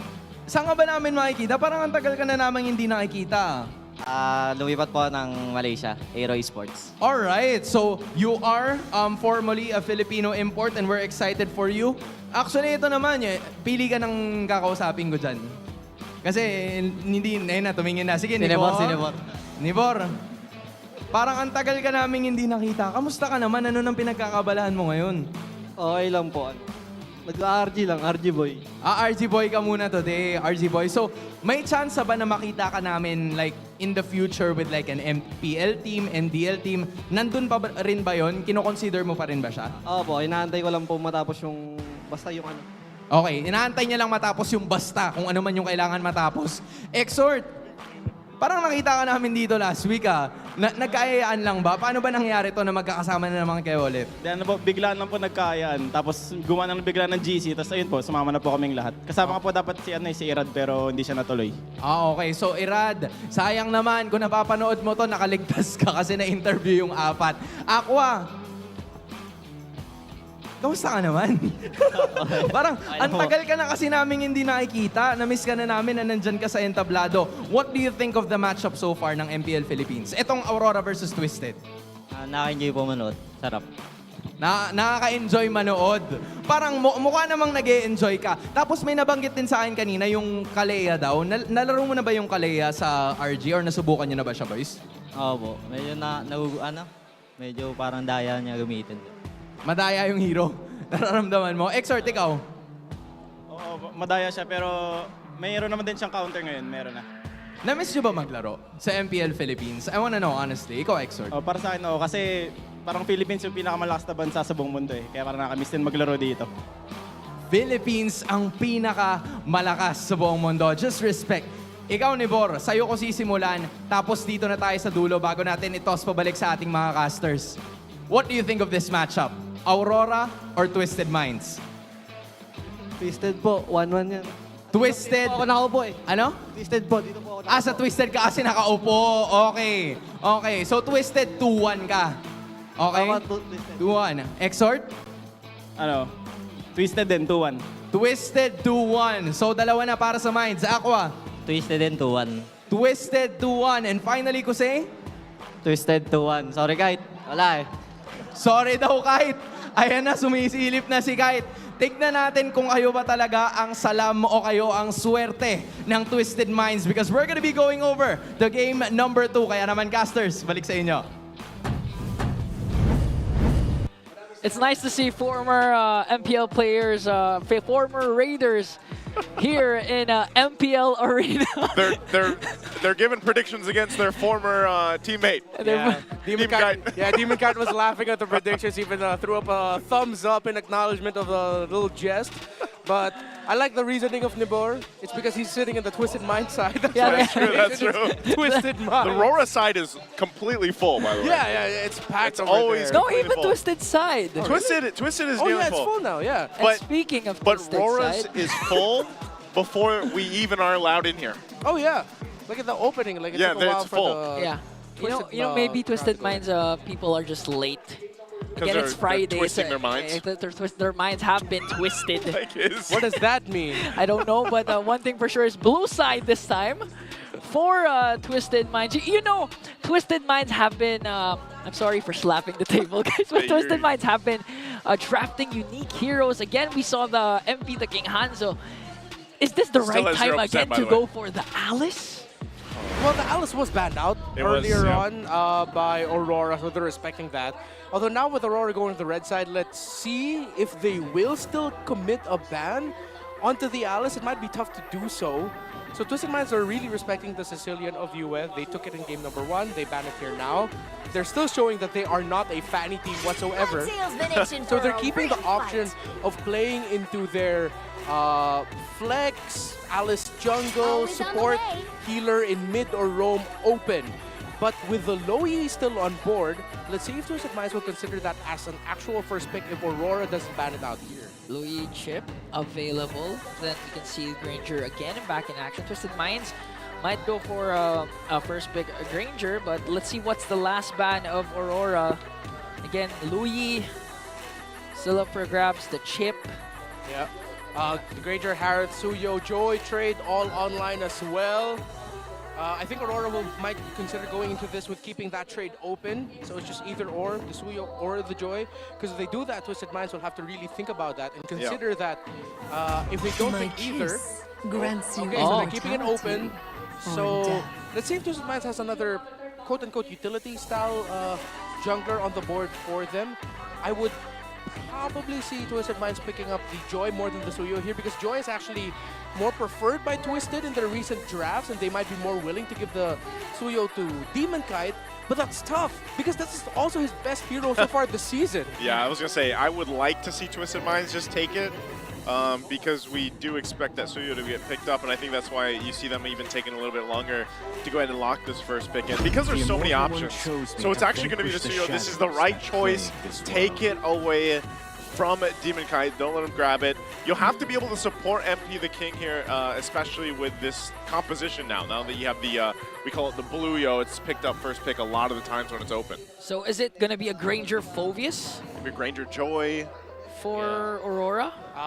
Don't pick up the Joy. Or you could pick Joy at third. Yeah, I like Granger Phoveus for Aurora. Yeah. You make sure Edward ends up with this go-to hero. Gosh, he's still going to be 100%. Can you imagine? And his Granger still 10-3. 10-3 now for DominKite. Experience the youth. Okay, there it is. And then it's going to be either a Joy third pick probably will be, unless Aurora decide to shift things up and pick up the Demon Kite pick later in the draft and go for something like their mid laner already as the third, or play it safe and pick up Hylos. Okay. Louis, chip still available here for Twisted Mind. Hajizi has been known to use the Louis.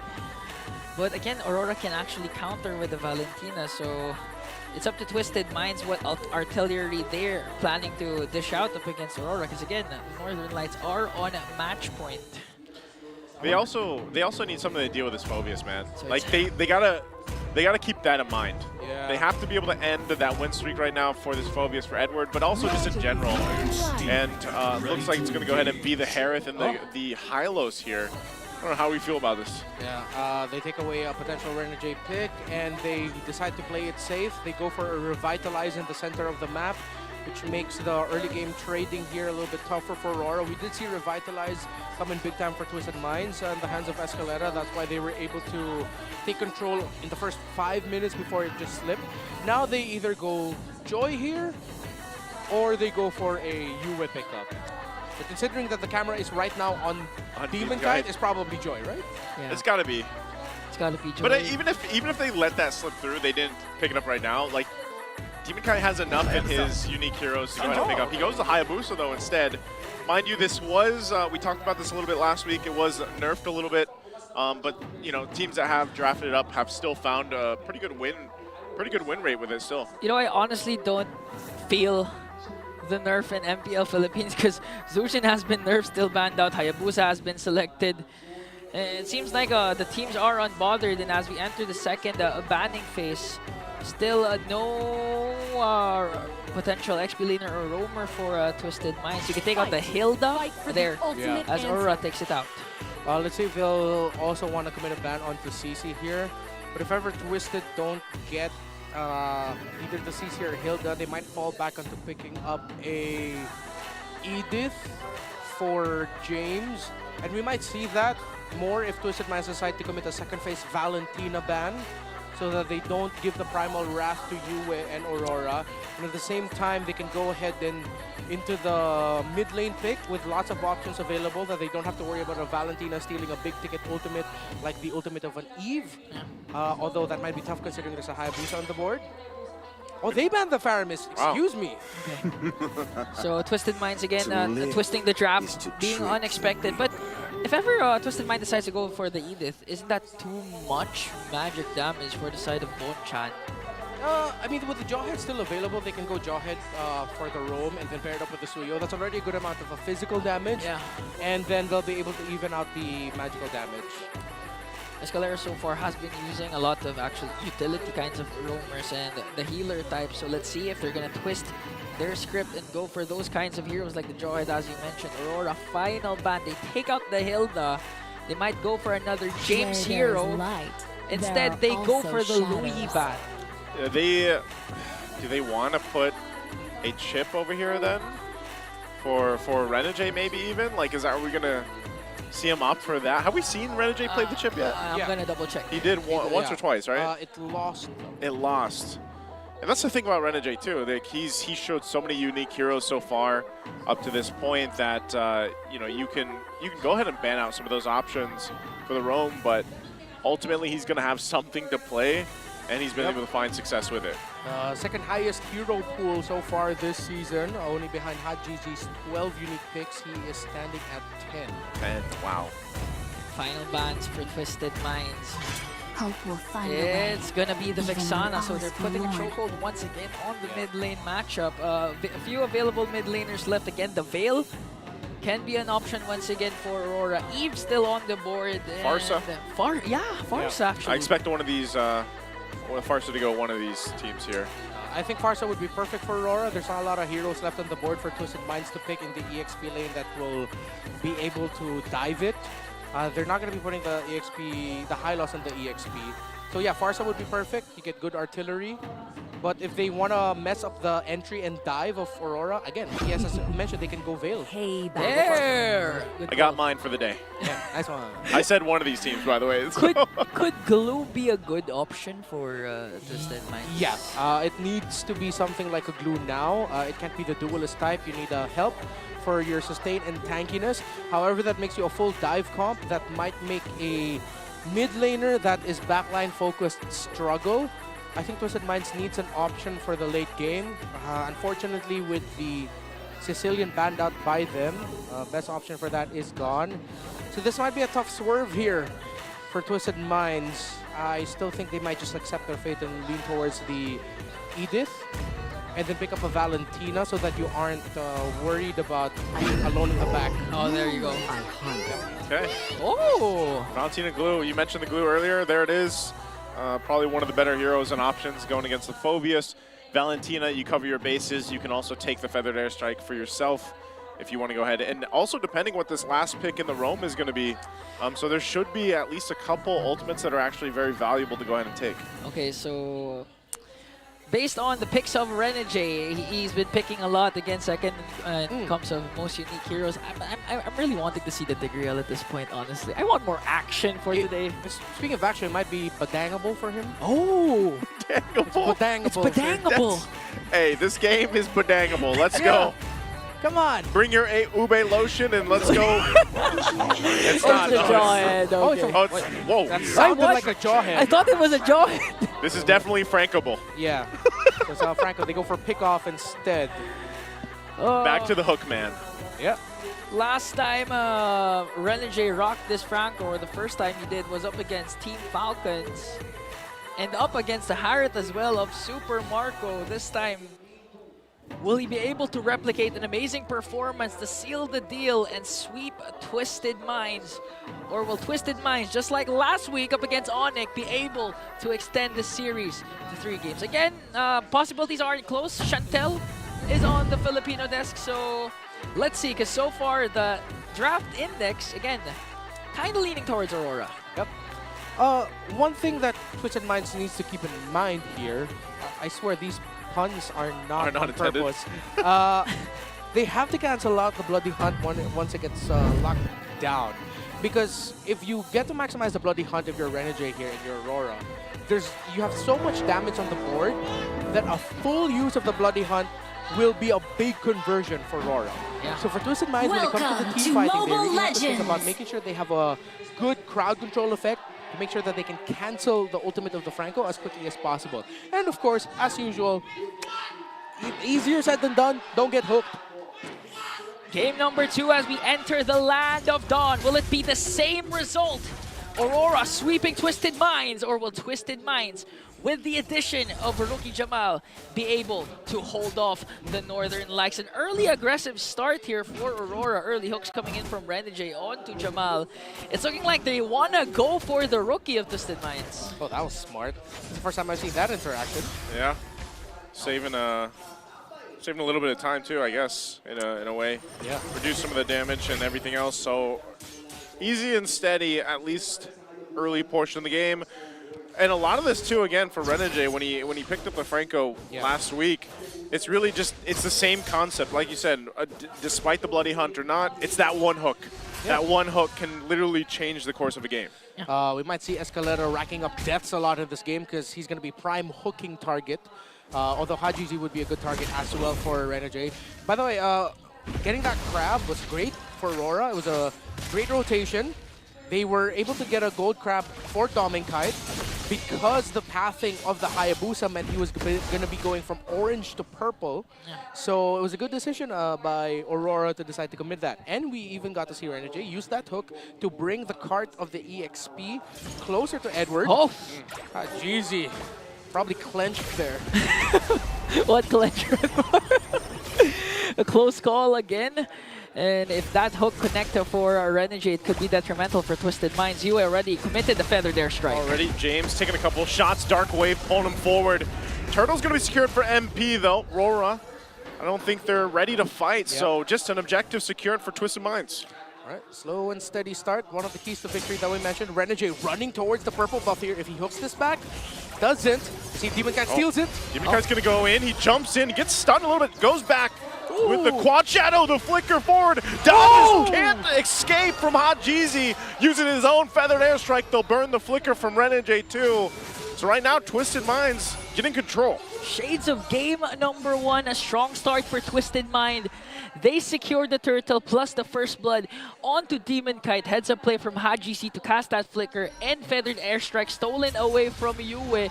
If this decision making from Twisted Mind continues on, Yue flickers for himself to try and clear out the minions onto the middle lane. Alright, so we've seen 2 feathered airstrikes that had flickers attached to them.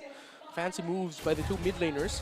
But the rotation into the mid lane from Jamal to get a bit more farm there means Dominkite gets a little bit more farm up top with hits on the shielding. Now, Renjay, Doming, and Demonkite might be going for a big dive here. Good aggro rotation, trying to read out where the Suyo is.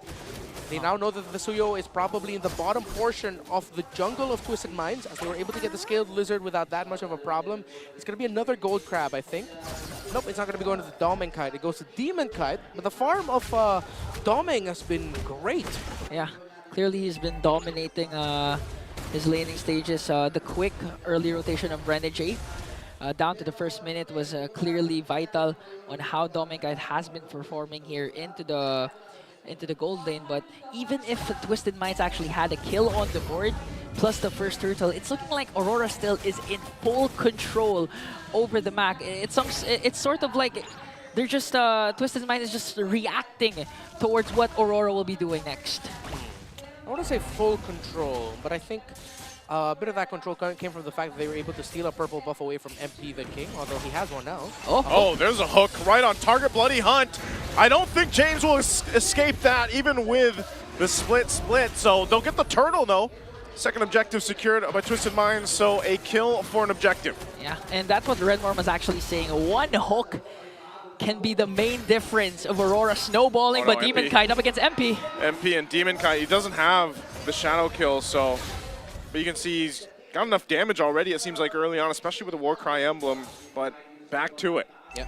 So both teams have now gone for the 4-1 split at the third turtle, with both junglers now managing the far lane away from the turtle. And now they're just going to be going back to their rotations that will end up topside for a sequence in the gold lane, which Aurora will get to first. Yeah, okay, Yue, early cast of the Feathered Airstrike, forcing Escalera to go in with a glorious pathway. They might force a fight again here. Escalera already using the pathway. Jamal's quite low too, taking a couple shots from Dominkite, but ultimately that was all just to save that turret because of this pressure from RORA. They're going to stay here though. Still crowding up here on the top side, and Twisted Minds might just have to go back. Dominkite was locked in there, even though he had a very obvious target onto Escalera to throw his damage at. He threw it to Jamal. He's going to go for the hook. He's going to be able to find Escalera, locks him down with the Bloody Hunt. Escalera is gone. Zalman Force already dropped down too.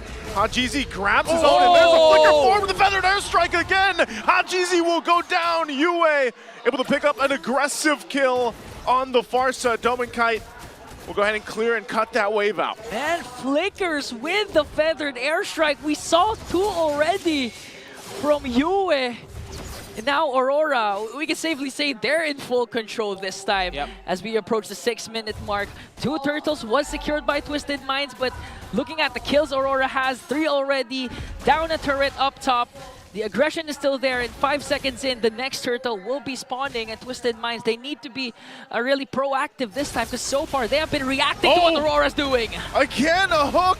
Escalera is just gone, a massive target. Fight's gonna break out. Yue's finally gone, the split's still gonna be there. They drag him back, and Edward's gonna be gone. It's Twisted Minds fighting back. Demonkite jumps in. Renegade flickers forward, he's able to grab it. Bloody Hunt, MP the King, the right target, and now the turtle for the taking. Demonkite will jump in, forcing James back, and RORA doesn't want to give this last turtle up. Some excellent trades. Dominkite! Man, Renegade calm the hook man this game. Dominkite is ruthless, doesn't care that Jamal Saruki, giving him the rough welcome that was in the keys to victory earlier. Great trades of abilities. We thought Twisted Minds was able to win it out, but the hook coming in from the hook man was able to turn things around in favor of Aurora, who will now march through mid. Will not be able to break the tower though. So now Twisted Minds, they've shown Aurora, you know, we can tango with you guys too, we can dance, we can fight, but Aurora will conserve their abilities for turnarounds late into the fight. Great flicker hook read by Renegade. It's something I wanted to say earlier. Yu has been having an all-star performance, not just in this game, but in this season. He's been so great. His partnership with Renegade in the center of the map alongside DemonKite has been mint. Yeah, the mid duo of Aurora still shining so bright. We mentioned that one hook can change the game. What about two? And Renegade, 2 consecutive iron hooks connected. Make it 3! Again, a bloody hunt comes crashing down, and James is obliterated down the mid lane. DemonKite's gonna jump in, popping the shadow kill, forcing everyone under the turret. They take a couple shots from DemonKite, and he jumps in to get a double. Lines up another Destinata Rhapsody, and he's gonna keep them under the tier 2. RORA is relentless right now. They want to go and get this tier 1 in the mid lane. The top gun is still bulletproof. 5-0 and 2 right now for DemonKite. Another hook, grabbing the oxygen beside Jamal. But that probably made Jamal just go, oh no. Now he's going to be thinking twice about his injuries. You know what they're thinking twice about, Twisted Minds? Ideally, if you're up against the Hayabusa, you want to group up to share the damage of the Wiggy Shadow Kill. But what's happening is they're sharing the damage from DemonKite. And the feathered airstrikes coming in from US. So if you're Twisted Minds, what do you actually have to do up against a team that has all the bases covered? Renegade with a flicker again, popping the Purify from Jamal, and now it's Renegade gone.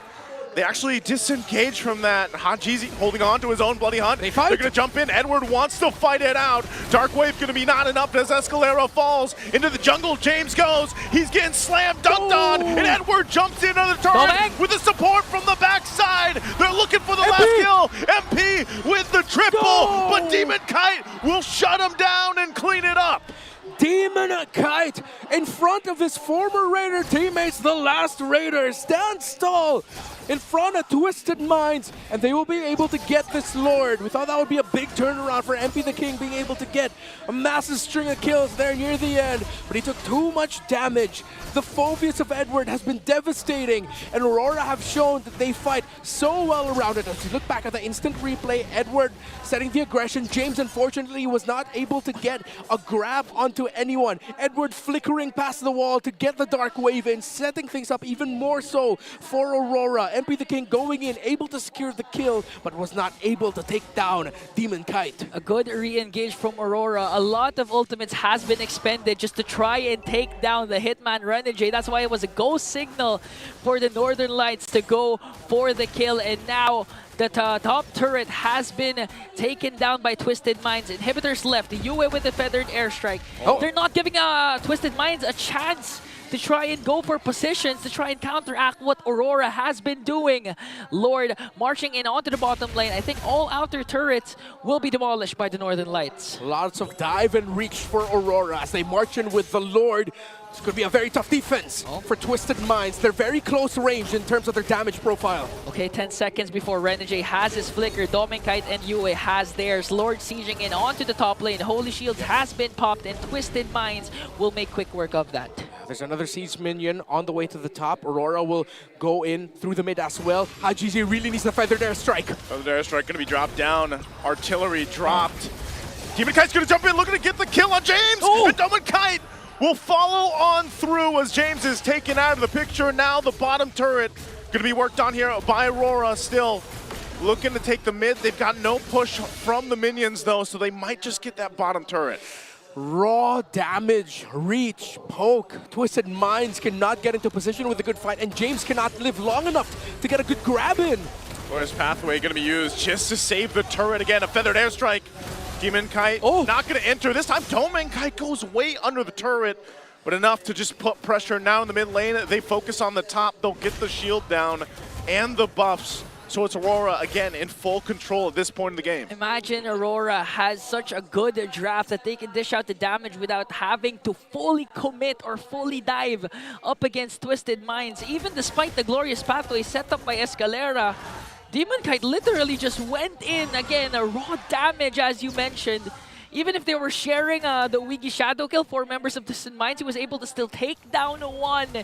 And that's a sign for Twisted Minds that you can't just make crazy plays out of nowhere, because the punish that Aurora can do is just too immense. 12 minutes in, 25 seconds before the Lord. We might see another hook. Oh, a hook's going to land again. Escalera trying to run away. Feathered airstrike, though, as DemonKite will clean up the kill. 10-1 and 4 on the Granger. This guy, they can't even reach him, and Renege continuously landing the hooks.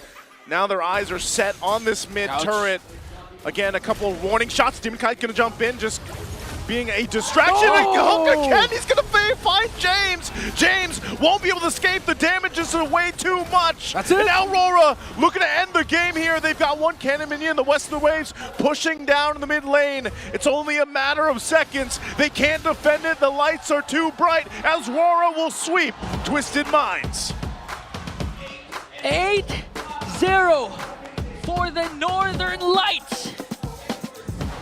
Consistency is key, and they're consistently dominating MPL Season 15. Twisted Minds just looked read by Aurora Gaming, who had some very clear ideas on how to approach this series, the drafts, and executed it to near perfection.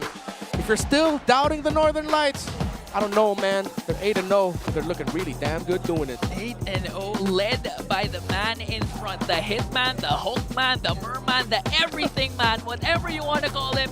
Renege has been phenomenal, and I'm pretty sure a lot of people will be playing a Franco again in rankings. Oh no. I hope so. You know, I guess, I don't know if I've seen a Franco that active, landing that many hooks back to back to back. Yeah, like 2-3 big flicker hooks too. Yeah, and I don't know, man. I think that was one of the better, or one of the best performances I've ever seen on a Franco so far. And that's the thing. I was like, it's only that one hook that might change the game. Well, this the entirety of the game, he was landing hooks. So again, Renege here on this Franco, and that's the second time, right? Second time we've seen the Franco for the season, and it just worked out really well. 2 consecutive series, the Hitman released the Hookman, performed phenomenal.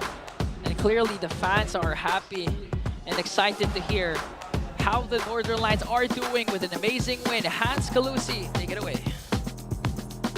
Week number 5, still undefeated, Aurora Gaming. Gentlemen, congratulations. Picking up where you left off. Week 4, ngayon Week 5, panibago to at kita mo na Calusi kung sino yung may hawak ng mic. Renege, ano yung cheers kanina? Nasaan? Nasaan? Oh, they are alive and well, Calusi. Pag-usapan natin, Renege, si Kalea. Dahil debut pick ni Kalea and nakita natin si Kalea sa Rome. Gusto ko lang malaman, gano'n nyo ba katagal pinractice si Kalea? Saka nahirapan ba kayo practicein siya? Parang ano po, 2 days po namin pinractice yung Kalea. Tapos ano po, di naman po kami nahirapan kasi madali naman po siyang gamitin. 2 days lang, Hans. Grabe naman yun. Sana pwede yun din sa atin, no? Sana nag-apply din sa atin. Hindi ko kaya yun. 2 days, okay. Maraming nagsasabi, Renege, na ikaw ang best roamer dito sa MPL Philippines. Ano namang masasabi mo doon? Tingin ko naman, hindi pa. Kasi, siguro pag nag-champion na, katulad ni Doming, pag nag-champion na, tsaka natin sabihin na best roam. Pero sa ngayon, talagang, ang goal ko lang talaga is, mapakita lang namin yung best namin. Hindi ko iniisip kung ako yung best roam or basta manalo kami ng team, okay na ako doon. Humble. Pero tingin ko agree dito best roamer ba si Renege? Marami ang naniniwala sa'yo, Renege. The people got their answer. This time, kakausapin ko naman yung matagal ko nang hindi nakakausap. Edward! Edward, parang ang tagal ka namin hindi nakausap. Eto, may napansin lang kami Parang pag Phobius yung ginagamit mo, matik ang panalo. Record mo, Season 15, 8-0 when Edward is using the Phobius. Okay? So para lang magkalinawan tayo, Edward, malakas ba para sa'yo, pinakamalakas ba ang Phobius sa XP lane? Or ikaw ba ang pinakamalakas na XP laner ng Season 15? Tingin ko sa gumagamit lang Ano yun? Ano yun? Joke lang. But okay, sige. Mind explaining to us, ano bang meron sa Phobius in this meta? Bakit palong-palo ka na gamitin siya, or what makes Phobius such an S-tier pick? Malakas kasi siya sa lane, tapos malakas siya mag-sustain sa team fight. So, parang siya, versatile kumbaga. So, So, right? yun. We do see it. Respect. Kasi 8-0, that is something that you cannot do so easily in the pro scene. Sino nasusunod natin, Galusi? Sunod natin si Demon Kite naman na nagtatago din. Demon Kite, kanina kausap ni Hans yung mga former nakita mo ba teammates sila? mo. Napanood mo ba yon? Nakita ko lang mo pero di ko naririnig sinasabi nila eh. Buti na lang, buti na lang. Let's keep it that way. Let's keep it that way. Gusto ko lang malaman kung namimiss mo ba silang teammates? Opo, kasi tas masaya ako na nanonood sila ngayon. Kasi kahit nasa kabilang team sila, masaya ako na nanonood sila sa laban namin. Para may konting tampo, pero thank you pa rin. No? If there's anything you want to say to your boys, your former boys from RSG, ano masasabi mo sa kanila? Good luck. Balik na kayo sa pro scene. Miss ko na kayo. Yun! That's nice coming in from Demon Kite. But let's go to another Kite brother. Sisimutin natin silang lahat. Ming Kite! Ming! Parang seryoso. Second straight week ka ng Player of the Week. How does that feel for you na nakikita ka na talaga ng ganitong klase yung performance na pinapakita mo every week? Chamba lang. Chamba lang?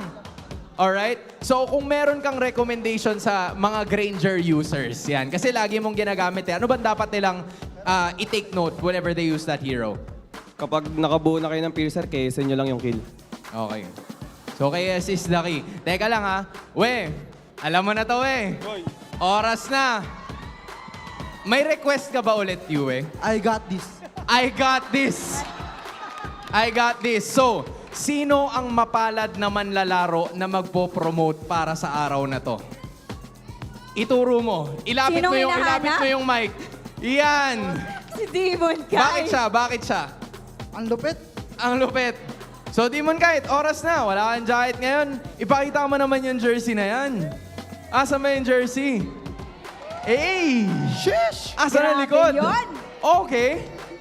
At ano pa ba ang dapat na abangan natin sa Aurora? Maraming salamat sa mga sumusuporta ng Aurora. Tapos, available na din tong jersey namin guys sa Shopee din.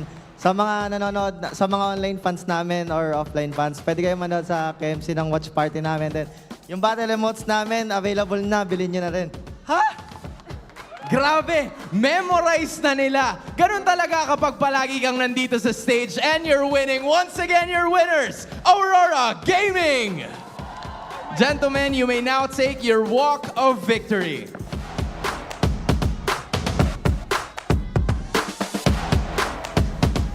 Win number 8, and for the 8th time this season, you may now take your bow.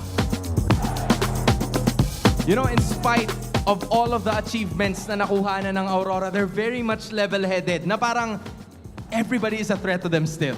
Sabi nga nila, hanggat wala pa yung championship, tuloy-tuloy lang ang practice, tuloy-tuloy lang ang connection nila. They're simply picking up where they left off, getting a sweep against Twisted Minds. Balik tayo sa ating mga casters kung ano ba ang thoughts nila about this game.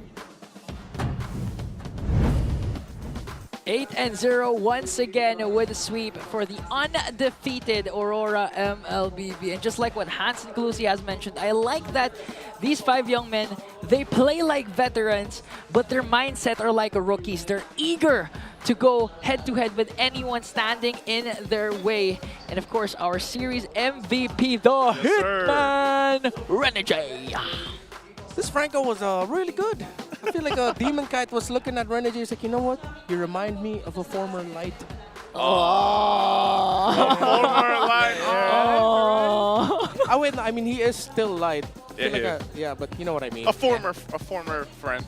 A former friend. Well, they're still friends. Was also light. Yeah, they're still friends. There is no beef between Demon Kite and Light. I just want to make it known. Someone might misunderstand us again. The Clippers already clipped that. Yeah, no, please don't. And cut the part. Yeah. No, but yeah, it's clear that Renegade's impact here as the Franco was quite obvious. Yeah. We talked about it that Escalera might actually be the recipient of a lot of hooks, but it wasn't just Escalera. There were times as well that they didn't hesitate to put the hook onto James, knowing that they had enough damage to blast him before he can get a split off. And the times where James could not get the grab onto anyone were the times where Aurora lost. The one time James got it off, Twisted Minds won that team fight. And Aurora played around their idea of... let me just tell you guys what Aurora's been doing this season. Tell us. makes BennyQT has thrived with heroes such as the Granger, the Carry, and the Moskov. Heroes that like playing in the back. Sometimes the Moskov plays a little bit up front, but he can reposition really well. But he's been quite abysmal in terms of playing the Harith, 1-4 this season. While Aurora, playing around those backline-focused heroes, would just go for dive, pick off. Renegade gets one, good. BennyQT's happy. That's one less problem to deal with, and the rest of Aurora will just go ahead and be aggressive, dive on that, so BennyQT can deal the damage. So that might be one way in going up against Aurora, take out those kinds of heroes that BennyQT excels in. But a dominating win. It was just 13 minutes. I just thought that too. I was like, wow, 13 minutes. 3 minutes below, or more than 3 minutes below our game average coming into week number 5, dominated by Aurora. And again, you even predicted this towards the draft index that Escalera's really gonna have a hard time. Yeah. He's a big walking horse. Like, he's a big target to take. But I will say, too, a big part of what made Renegade so kind of a threat here, I mean, he did this in the last series. This is what we were talking about, last game, sorry, is the value that he gets by getting the Purifier out. Now, this game, it was only Jamal that was running the Purify, but the amount of times, whether he was playing the Kalea or the Franco in this game, he's on point. So he's able to burn out the Purify, and then, you know, this time he can get a hook off from a distance. Yeah.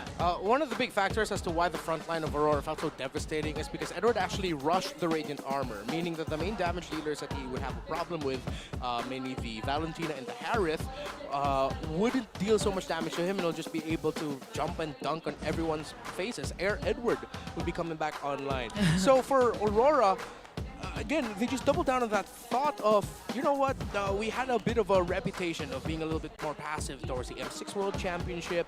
The times in SPS where we lost, they were passive. The times in SPS where they won, they were aggressive. So this season, they've doubled down on that. Letting BennyQT shine. Edward on the Phoveus is just non-stop, supplementing Renegade very well for whatever kind of roamer he's paired up with. Most importantly, Yue and BennyQT being able to just damage from afar and not having to deal with so much trouble, since Aurora usually in the draft are going into the second phase with a lot of the backline heavy access heroes already off the board. That's why they were willing to play into the Suyo. We thought about it, but now with everything on the table, maybe the Joy could have been a little bit better, since they could have at least accessed the Farsa. But then you have to deal with the Phoveus and the Franco there. So Coach Dexstar, Coach Master the basics. All the criticism tossed towards them about their drafting, they've shut that up at this point. They've just been so good this season. Yeah, and not to mention, Renegade actually went with a fleeting time. That's why we saw a lot of highlights coming in from this Franco. And again, it was utilized because Edward became so defensive that Renegade wasn't really a sandbag for them. And the BPI Rich guy, once again, I'm so used to seeing this guy in this section, in this portion of the match. BennyQT this time, a higher gold per minute compared to game number 1 with his signature Granger at 894. Yeah, just again, it's at one point, you know, you're like, man, BennyQT, most of the time he just gets to be the rich guy because his team sets him up so much. It's the whole concept of just having that, I mean, one-on-one in the lane, he's usually winning. Think about who BennyQT has faced off individually, how many times he's usually outplayed those other opposing gold laners. But then when it gets to the team fights, his precision on whether it's the Granger, whether it's the Harith, whether it's even the Moskov or Carry, he's able to play so well because of the space that he gets. But, you know, you guys made a good point. Think how easy it is to be that Granger when the opposing team is clumping up because of how threatful a shadow kill was from BennyQT. So it's like, not only is he landing shots left and right, but then there's feathered airstrikes coming up from the artillery of, you know, of that setup. So it's just like things were lined up so well for BennyQT. Yeah, it's not a good thing. So I'm glad that Egan pointed that out, that we even got to see it in full time. BennyQT was like, yo, what's up? Let me damage you. All right, friends, let's do it. Let's stick together. Wait, where's all this damage coming from? Why are we dead? That's the Kite Brothers, man. Yeah, that's the Kite Brothers for you. Yeah, and that's the thing, you know, at this point, Aurora, every single member has been playing their part to the point that TBH, honestly, anyone from their group can be a player of the week TBH. at this point, not just Onyx. like, TBH, honestly, yeah. TBH. Yeah, you know, I'm just trying to stretch my words right now. To be here. To be here. TBH, TBT, IG, OG. TBT, the Hitman, is one thing that they have to watch out for. Well, does that make us feel old? What? Yeah, a little bit. A little bit. I mean, we have to hear what the TBH. young guns have to say. TBH, let's throw it over. Aming. 7 seconds ako, 7 seconds. Wala siya man. Oh, may kagat pa, may kagat pa. May kagat pa. Micro lang. Pero kaya. The player na to. Nausog ko. Nice boys. Prepare it. Third. Babasata boy. Okay. Babasata to. Ingat ha pre. Tower ba? Tower lang. That was so calm. Honestly, Yeah, that was the rare times I actually understood what was being said in the Instead mic check. That's usually what the mic checks sound like. Yeah. And again, guys, we have a lot in store for you guys. Not just MPL all around the world. There are a lot of tournaments that we have to watch out for, like the SPS Mobile Masters, which is the culmination of the Snapdragon Pro Series tournament. The best teams from Southeast Asia, Europe, MENA, Turkey, Latam, and China will gather in Jakarta, Indonesia, starting on April 7th. The winner of this tournament will be dubbed Champion of Champions. So support our representatives, Onic Philippines and Team Falcons. Scan the QR code on your screens right now and buy your tickets. As a longtime fan of esports, it's so cool that we get to see a Masters level event finally for MLBB. I know, just a quick question later on, but guys, apart from SPS, there's also the Athena Cup happening right now. This is an exclusive league for female pro players and the official qualifier for the MLBB Women's Invitational. The tournament has been taking place since March 7th up to May 27th. Let's all support this growing league that empowers more women for our esport pros. Don't miss out on this amazing tournament. Guys, I was just about to ask, so if SPS will be crowned the champions of champions, whoever wins that, can you safely call them world champs? Masters champions. Masters champions. At the end of the day, the official world championship is still the M Series, but they are the Masters champions, and that is still a hella cool title. Yeah. I'm a master champion. I'm a master champion. And speaking of former champions, we have Onyx Philippines again going head-to-head for the second time against TNC. Phoenix Army is going to be the battle between the 4th and the 5th place. Whose dominance will reign supreme early on? Again, thank you so much. This has been the English desk. Ingan, Naisu, and Renmar. But don't be sad because you'll actually see us later on for the next series, TVH. We're just going to have a quick break. And you guys can also grab a quick snack later on and watch the heated matchup. Once again, this has been the English desk. See you guys later on for a very short break.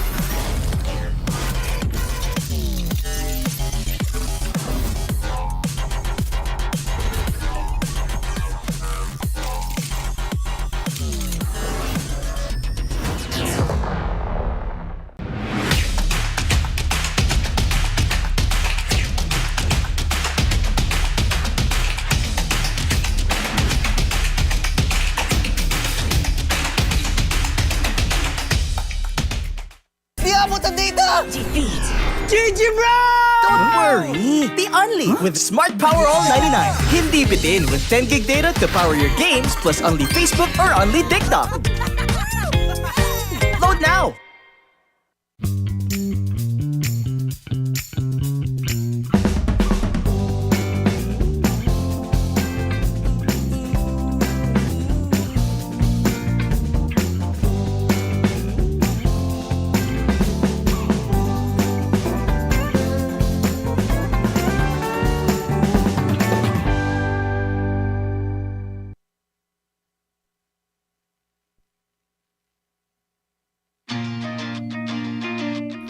To go to a concert when you can own that stage with your friends.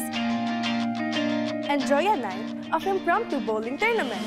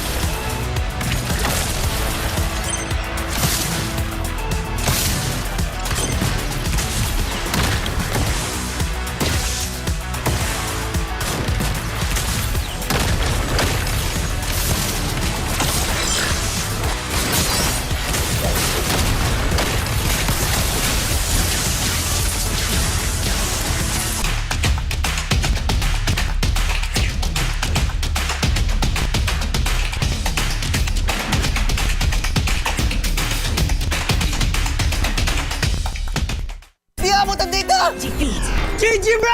Don't worry, the only with Smart Power All 99. Hindi bitin with 10 gig data to power your games plus only Facebook or only TikTok. Load now!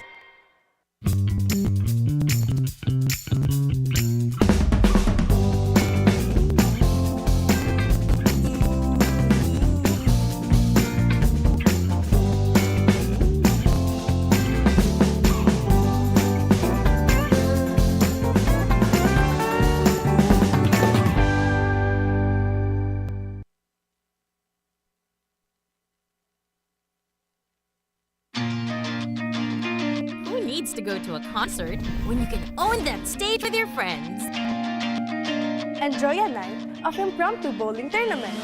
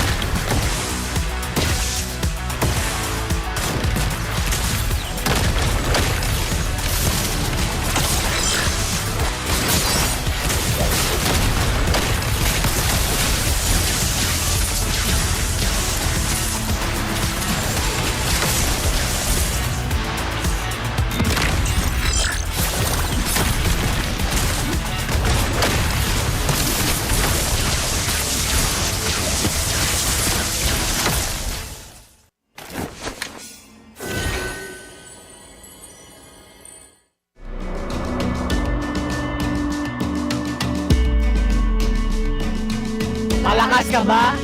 Sali na!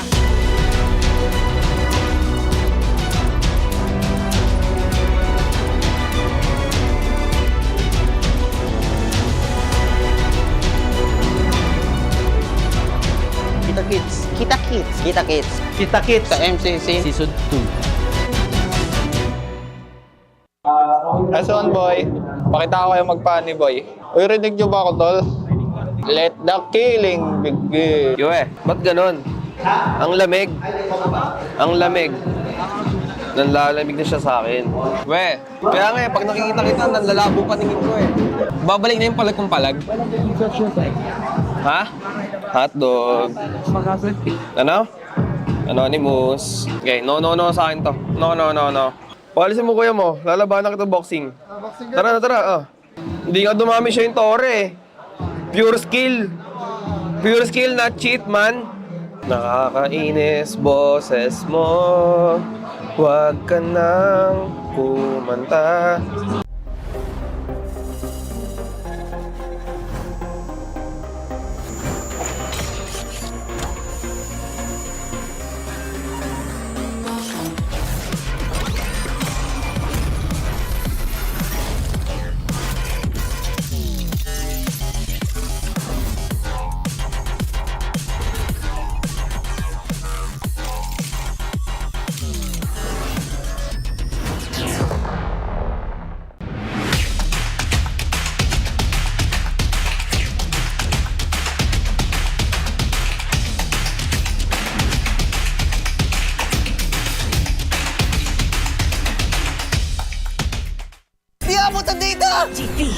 GG bro! Don't worry! The only with Smart Power All 99. Hindi bitin with 10 gig data to power your games plus only Facebook or only TikTok. Load now!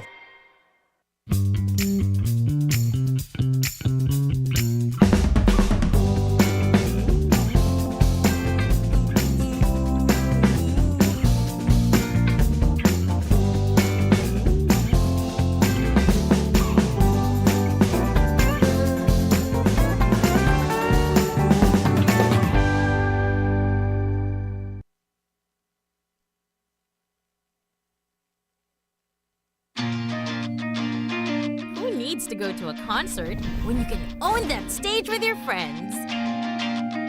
Enjoy a night of impromptu bowling tournament.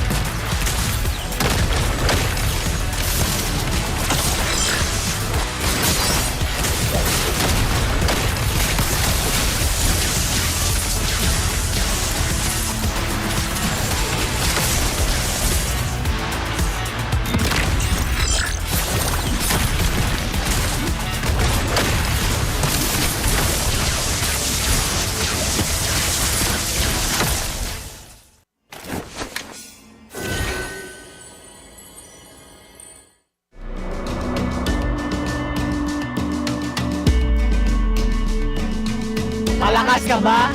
Sali na!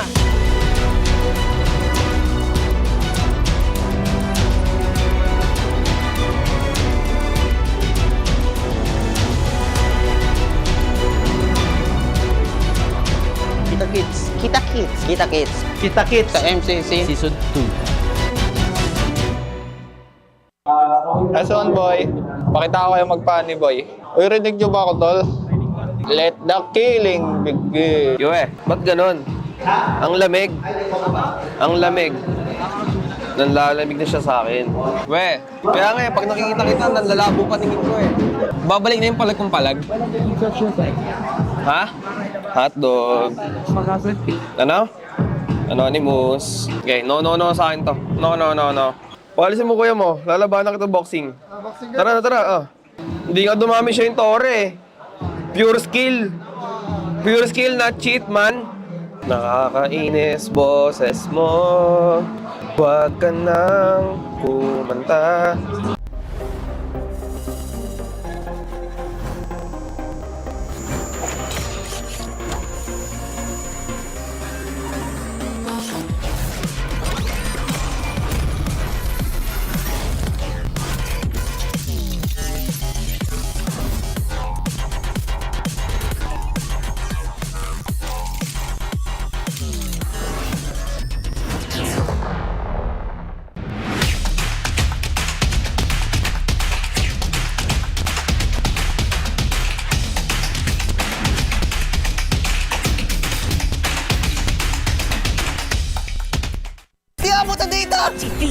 GG bro! Don't worry! The Only with Smart Power All 99. Hindi bitin with 10 gig data to power your games plus only Facebook or only TikTok. Load now!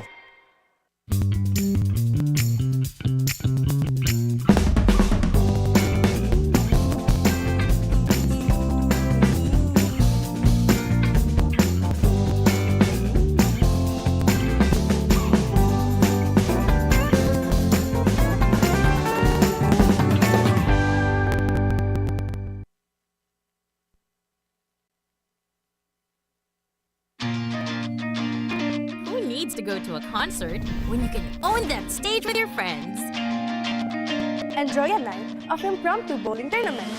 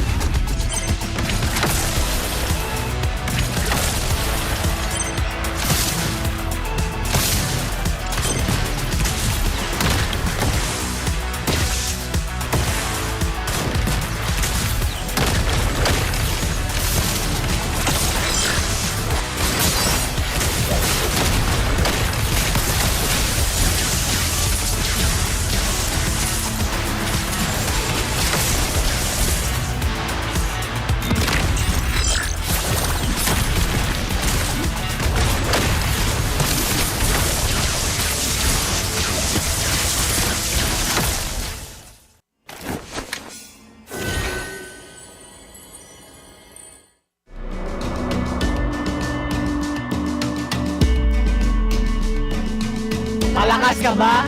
Sali na!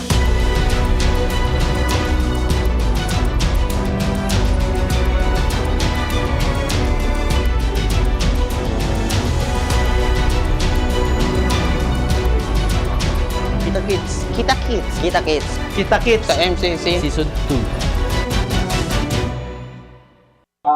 S1 boy, pakita ko kayo magpani boy. Uy, rinig nyo ba ako tol?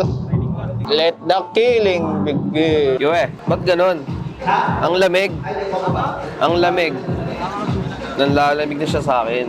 We, kaya nga pag nakikita kita, nanlalabo paningin ko eh. Babalik na yung palag kong palag. Ha? Hotdog. Ano? Anonymous. Okay, no sa akin to. No. Palisin mo kuya mo, lalabanan kita boxing. Tara. Hindi nga dumami siya yung tore eh. Pure skill. Pure skill, not cheat man. Nakakainis boses mo. Huwag ka nang kumanta.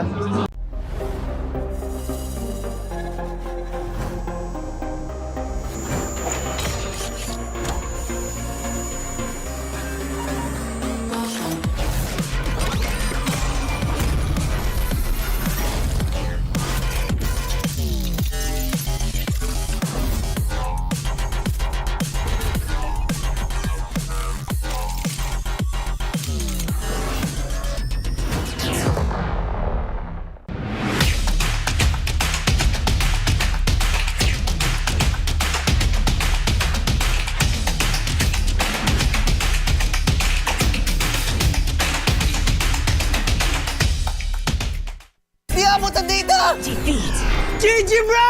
Don't worry! The only with Smart Power All 99. Hindi bitin with 10 gig data to power your games plus only Facebook or only TikTok.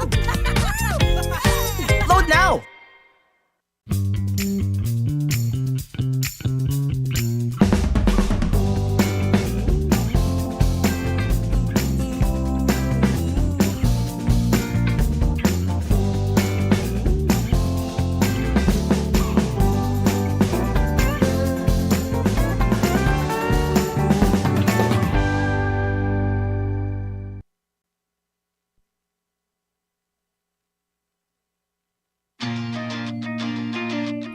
To go to a concert when you can own that stage with your friends.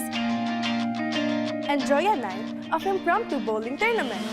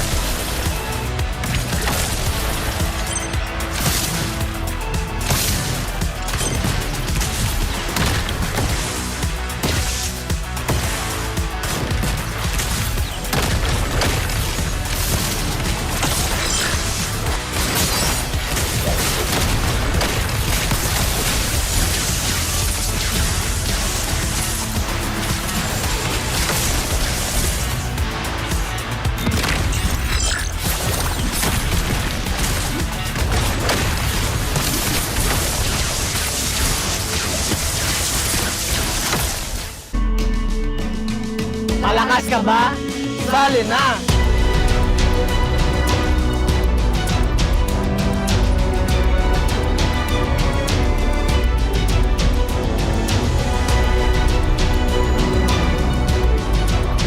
Kita Kids. Kita Kids. Kita Kids. Kita Kids. Sa MCC. Season 2. S1 boy, pakita ko kayo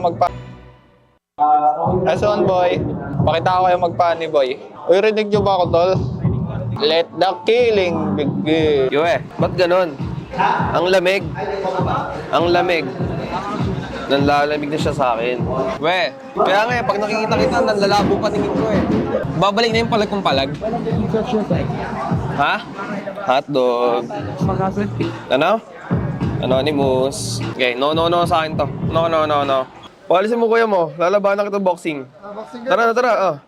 Hindi nga dumami siya yung tore eh. Pure skill. Pure skill, not cheat man. Nakakainis.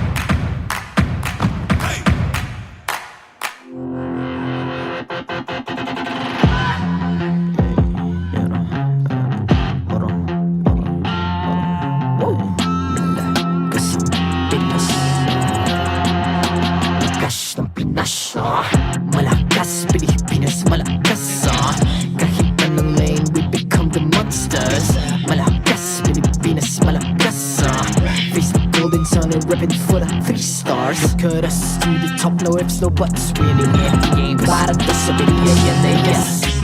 Di mo matitin ang aming boses sa new level. Nasa kalye man o mobile, you know I become a legend. Open fire, we unite, we winners. Built with pressure, the diamonds are made of. Switch in a lane na parang gera. HB Racing, way reset up. Tagatang buhat ni Hilda, full load SS parang Lyra. Susundan ko ang iyong bakas, kasama patas, tagumpay natin to. Dahil tayo'y malakas, para sa Pinas.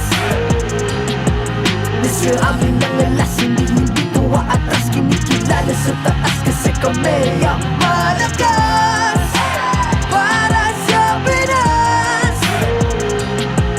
Nasa amin ang alas, hindi tuwa atras. Kinikilala sa taas, ganito kami sa Pinas. Wow! Hold on. Pinas. We are laging every beat, no surrender nor retreat. Pag nagsama-sama, just imagine what we can achieve. Lacking every beat, no surrender nor retreat. Giving 100 all my all, cause we just cannot be defeated. We are unstoppable, yun and invulnerable. Ready yung equipment, lahat frozen, malang crowd control. Pakita ko na jab like beast of the southeast. Takas sa matawa, proud and loud, cause every enemy we devour. Susundan ko ang iyong bakas, kasama patas, tagumpay natin to. Dahil tayo'y malakas, para sa Pinas. Nasa amin ang alas, hindi tuwa atras. Kinikilala sa taas kasi kami ang malakas, para sa Pinas. Nasa amin ang alas, hindi tuwa atras. Kinikilala sa taas, ganito kami sa Pinas. Wow!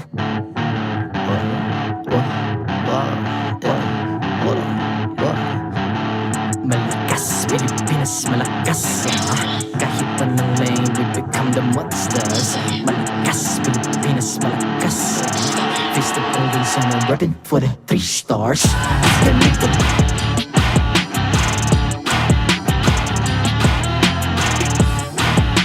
Malakas, Pilipinas, malakas.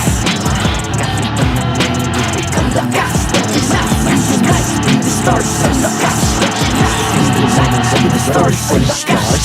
We unite, be the stars, malakas. The Pinas, we the stars. Ang lakas ng Pinas, we unite, we the stars. Ang lakas ng Pinas, we unite, we the stars. Ang lakas ng Pinas, we unite, we the stars. Ang lakas ng Pinas, we the stars.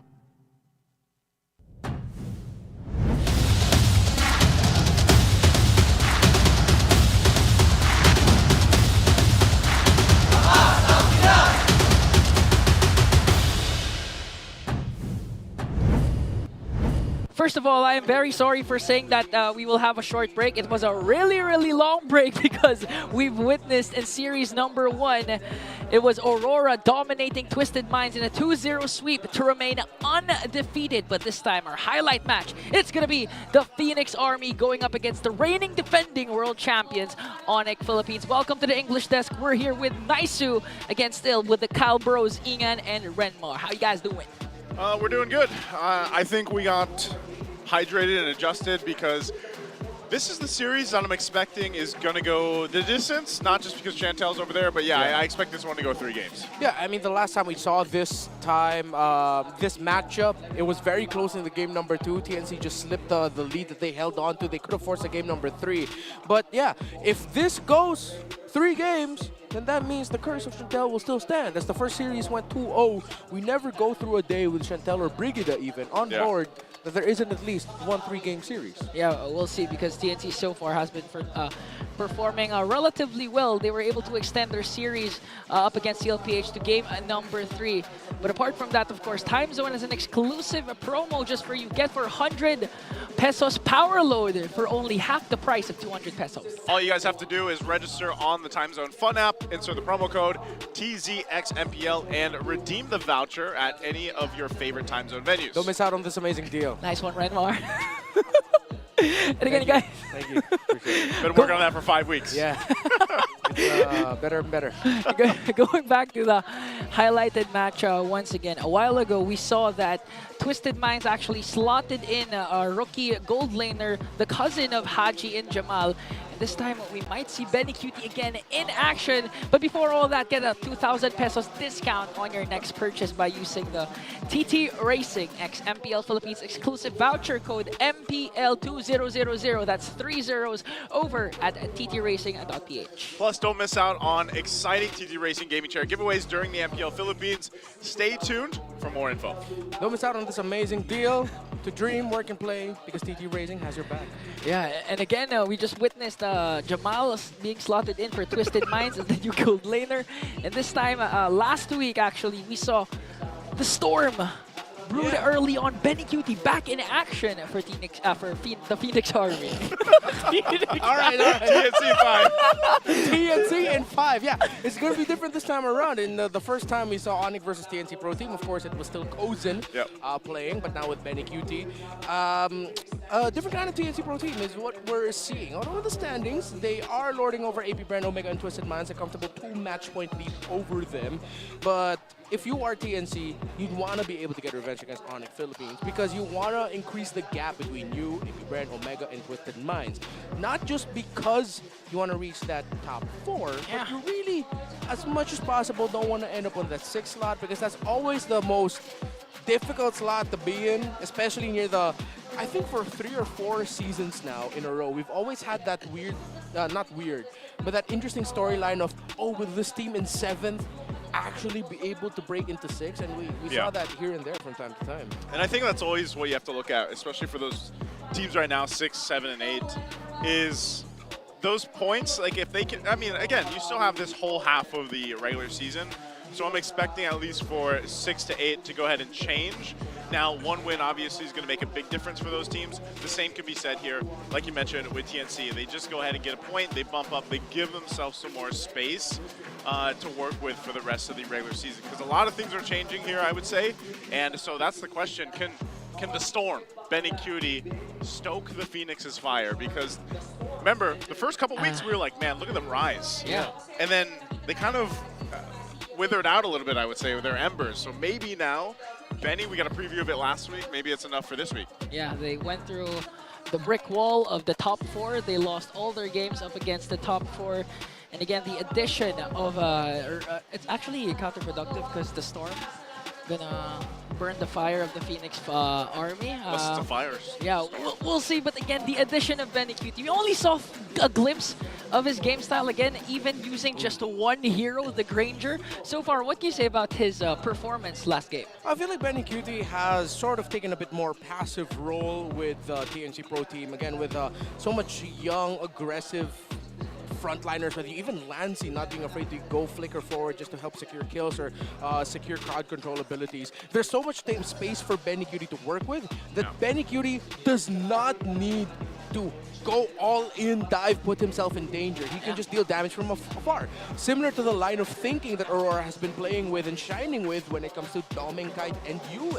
So I feel like I don't have any qualms about BennyQT not being as aggressive or in your face as before, considering that now the teams that play the best, win the most, are the teams that can keep their gold laner alive the longest. Yeah, and so far, TNC has been doing that. Actually, if you're gonna look at the stats, Yaoi actually has the 2nd most deaths among his roles because again, he's trying to protect his damage dealers, namely BennyQT. But the man that BennyQT will be facing now, the Aurora, the M6 Finals MVP, the world standard, a lot of monikers, Kelra. All right, so this is his mid-game stats, the first 8 minutes of the game. This is what BennyQT has to surpass, the standard that the gold standard has set. Average level by the time the 8-minute mark kicks in, he's level 9. 78 total kills, 23 of them in the mid-game, 55 of them coming after the 8-minute mark and onwards. You see the average gold to gold differential actually is 5,713. So negative minus 76 in the gold differential, meaning that he he almost always has a comfortable lead, or has a lead against his opposing gold laner. 59% as well in the kill participation. So Onic Philippines puts a lot of importance in Kelra's involvements in their major sequences past around the 4 or 5 minute mark when the laning phase is done and they need their gold laner to join in the fights. Yeah, considering the fact that compared to Season 14, our average game time now is 5 seconds above, and it's around 16 minutes. So you really feel the power spike of the gold standard later towards the latter parts of the game. But that goes also for BennyQT. We saw him up against MPL PH. Literally, the win was just slipped at the palm of their hands. And now, once again, the M6 and M4 Finals MVP. The gods in the gold lane, BennyQT and Kelra will go head-to-head. And speaking of their head-to-head, look at their stats. Yeah, we're going to look at this. This is a world-class standoff between BennyQT and, of course, Kelra. And that's the thing. I mean, a lot of these people, if you guys have been watching them, especially our international viewers out there, they have been known as basically the standards of, you know, gold laners in the world. A lot of people have looked up to them through their accolades and achievements as world champions at one point. And, you know, this is the thing. It's Kelra's era right now. That's like the biggest thing. And most people will say, you know, he dominated M6. He dominated a lot of their tournaments leading into S15. Then it's like, what happened though?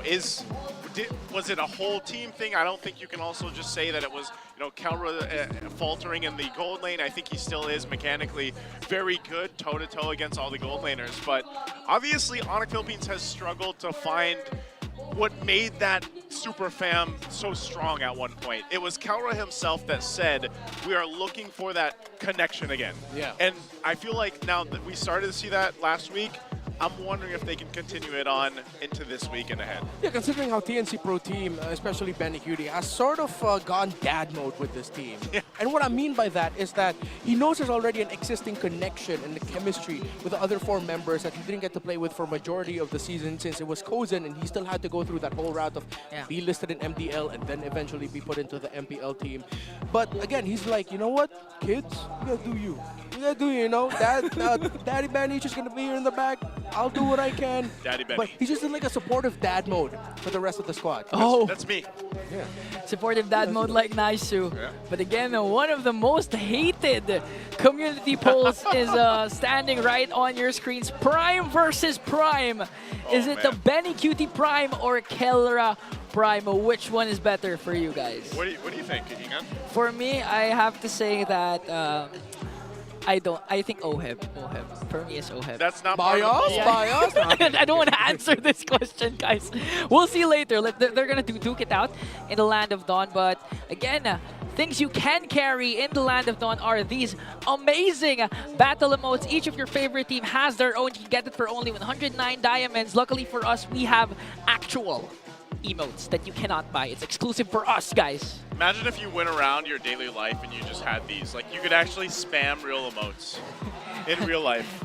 Renmar, how would you spam your real TPs? I will be non-stop spamming the old Team Liquid one, the flexing horse. The flexing horse. I will probably go to the equivalent of over-emoting prison for doing that. I wonder if... You know, I don't know. The old ones, the last season ones, they don't expire at all, right? You they don't. You keep them, okay. This is going to be the permanent emotes, but now, guys, predictions. We have to answer the question at hand. Who do you think will be winning? I'm going with Onyx 2-1. You're going with Onyx 2-1? Okay, I'm going also with Onyx 2-1.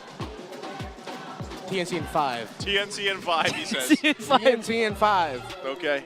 TNC in 5. Again, this is a much-awaited matchup because the last time these two teams have met, it was still Kozen who was repping the gold lane for the Phoenix Army. Now the addition of BennyQT back in the lineup alongside his former squads back in Echo, Yahweh and Zyda. It looks like the Storm has something in store for us later on up against the rejuvenated World Champions Onic Philippines. Let's see who's going to be battling it out for our highlight match. This is Onic Philippines versus TNC Phoenix Army.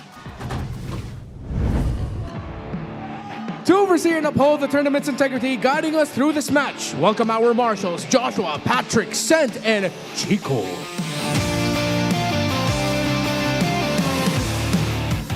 How high can the Phoenix fly and how far can Onyx time go? It's time for TNC Pro Team versus Onic Philippines. The XP laners, Lord JM, and the XP laner of the week, Kirk. The junglers, Zaida, and the jungler of the week, King Kong. The mid laners, Lancey, and the monster mage, Super Fringe. The rovers, Yowie, and the bruiser, Brusco. The gold laners, Bagyong, BennyQT, and the gold standard, Kelra. And their coaches, Coach Imba DJ and Coach Why Not. Matchup is now underway. Golden matchup underway para sa TNC. BennyQT para sa Onic Philippines. Kelra, step forward. BennyQT, the last time TNC faced off against Onic, hindi ka pa naging parte nun. Paano ka makakasigurado na sa inyo mapupunta ang panalo? Ano ang palag mo? Siguro ang gagalingan ko lang. Tapos wala akong masabi kay Kelra Gusto ko niya na lahat. Kelra, nasa iyo na daw ang lahat. You even got the victory against TNC last time. Ano naman ang palag mo? Ako, sisiguraduhin ko lang good investment ako mamaya sa game. Good investment between these two gold laners. We're about to find out. Fist bump, boys. Players, go ahead and proceed. Once again, para sa lahat ng nasa MPL Arena, make some noise for TNC and Onic PH as they go into this final match of the day. Kaya naman, casters, balik sa inyo. Will we see the fire reignited for the Phoenix Army as they slot in once again the Storm, the finals MVP for M4, BennyQT back in action. BennyQT back in action alongside Yowie, Lancey, Zaida, and Lord JM. I felt like going the opposite way one time, and we did it. So I think with this, again, TNC Pro Team, they found out what worked for them in the earlier part of the season. They did so many great things, but then they started to kind of struggle a little bit. Now, with the change of the meta that we've seen shift a little bit, obviously it's still going to be kind of finding a place here. This gives so much room for them to bring what made them so good in those first weeks to the table here now for the second half of the season. I think part of this too, obviously, is Lancey. Lancey is going to be that guy, just like we saw from the last series, where it's like Yue is popping off on these mages. He's got to do it for this team because he's against Super Friends here. Yeah, the Monster Mage has been monster still for Onic, even though, as Kelra and the rest of the squad has mentioned, they're trying to rebuild that super fam chemistry that brought them to the top of the MLBB esports mountain. And if they want to do that, they're going to have to look back at what made them so good. Their respect to their opponents and their capabilities to come back in a fight. And most importantly, their confidence when they're not overthinking, when they're not seeing themselves as champions still, and they play as if they're still fighting for that first championship. That's what makes them shine, and that's what Coach Why Not is looking for this squad ever since they went on that rough patch. Maybe part of it was, you know, going back to that connection and everything else. Maybe it was King Kong bringing his hair back. He's back to he's back to the black hair. I think he got rid of the red hair. But I don't know if BPI is going to be happy about that. Yeah, but you know, guys, I actually am, again, coming into this week, I was actually surprised that in terms of kills for the junglers, Zaida is actually dominating King Kong. He's standing at second, meanwhile King Kong's at fifth. And if we're going back to Renmar's point that the Super Fam wants to go back to their final form, we know them by dominating through getting kills, by getting level 15 early on, even before 9 minutes in. So will we see that version of Onic up against Phoenix Army? Yeah, stuff. Time and pacing has changed. So many eyes on Onic Philippines means more teams know how to deal with Onic PH. Yeah, and now we're gonna check out how these two teams are doing before we head on to our highlight match. Ito pre, huli ko! Tingin no! Para kaya ko yung Moscow ni Jom nun yung nagte-teleport na, no? Ubus tayo doon. Mamaya magtubig kayo, ha? Tubig kayo. And double press abot! Nakalimutan ko yung payong ko, pre. Pakuha. Baka bagyan tayo. Bagyong Benny, 4-3. Naku po, may tambol. Patay tayo dyan. Bang! Bang! Eko! Eko! Yun o, ang palagbo, BennyQT. Ang palag to, may payong akong dala. He brought an umbrella. Yep, that's what he said in the last one. He's up against a storm. He has an umbrella. I hope it's a strong one.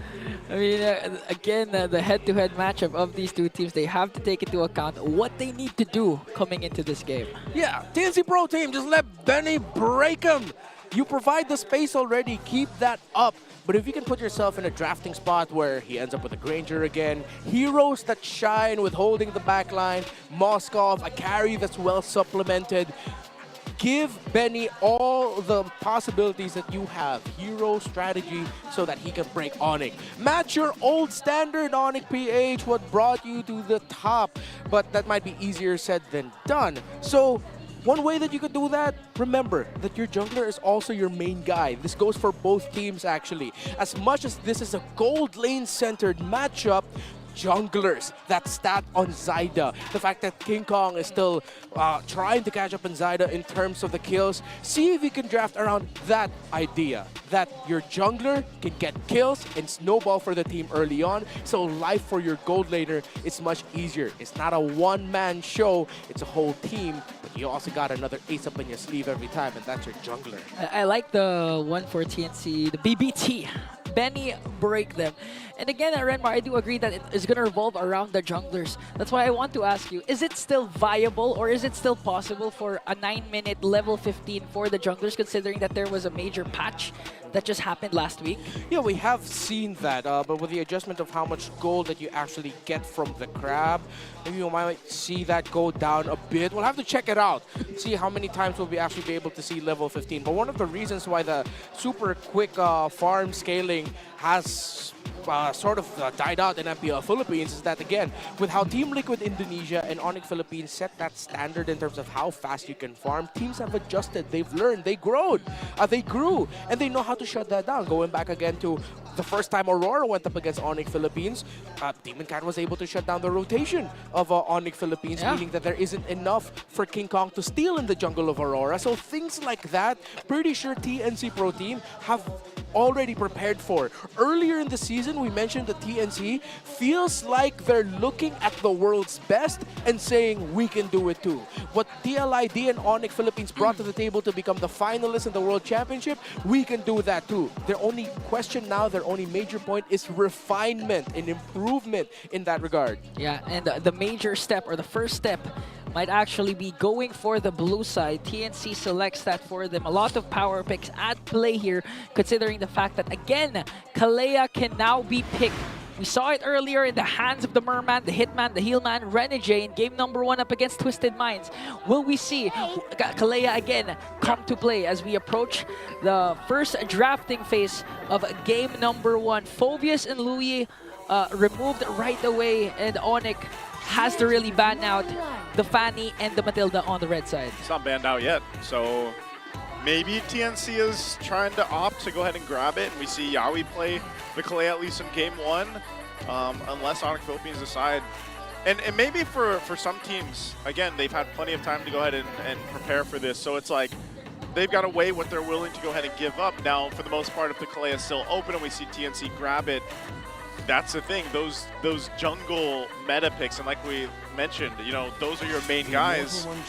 That's what we want to go for. So the Suyo is banned out from Onyx Philippines.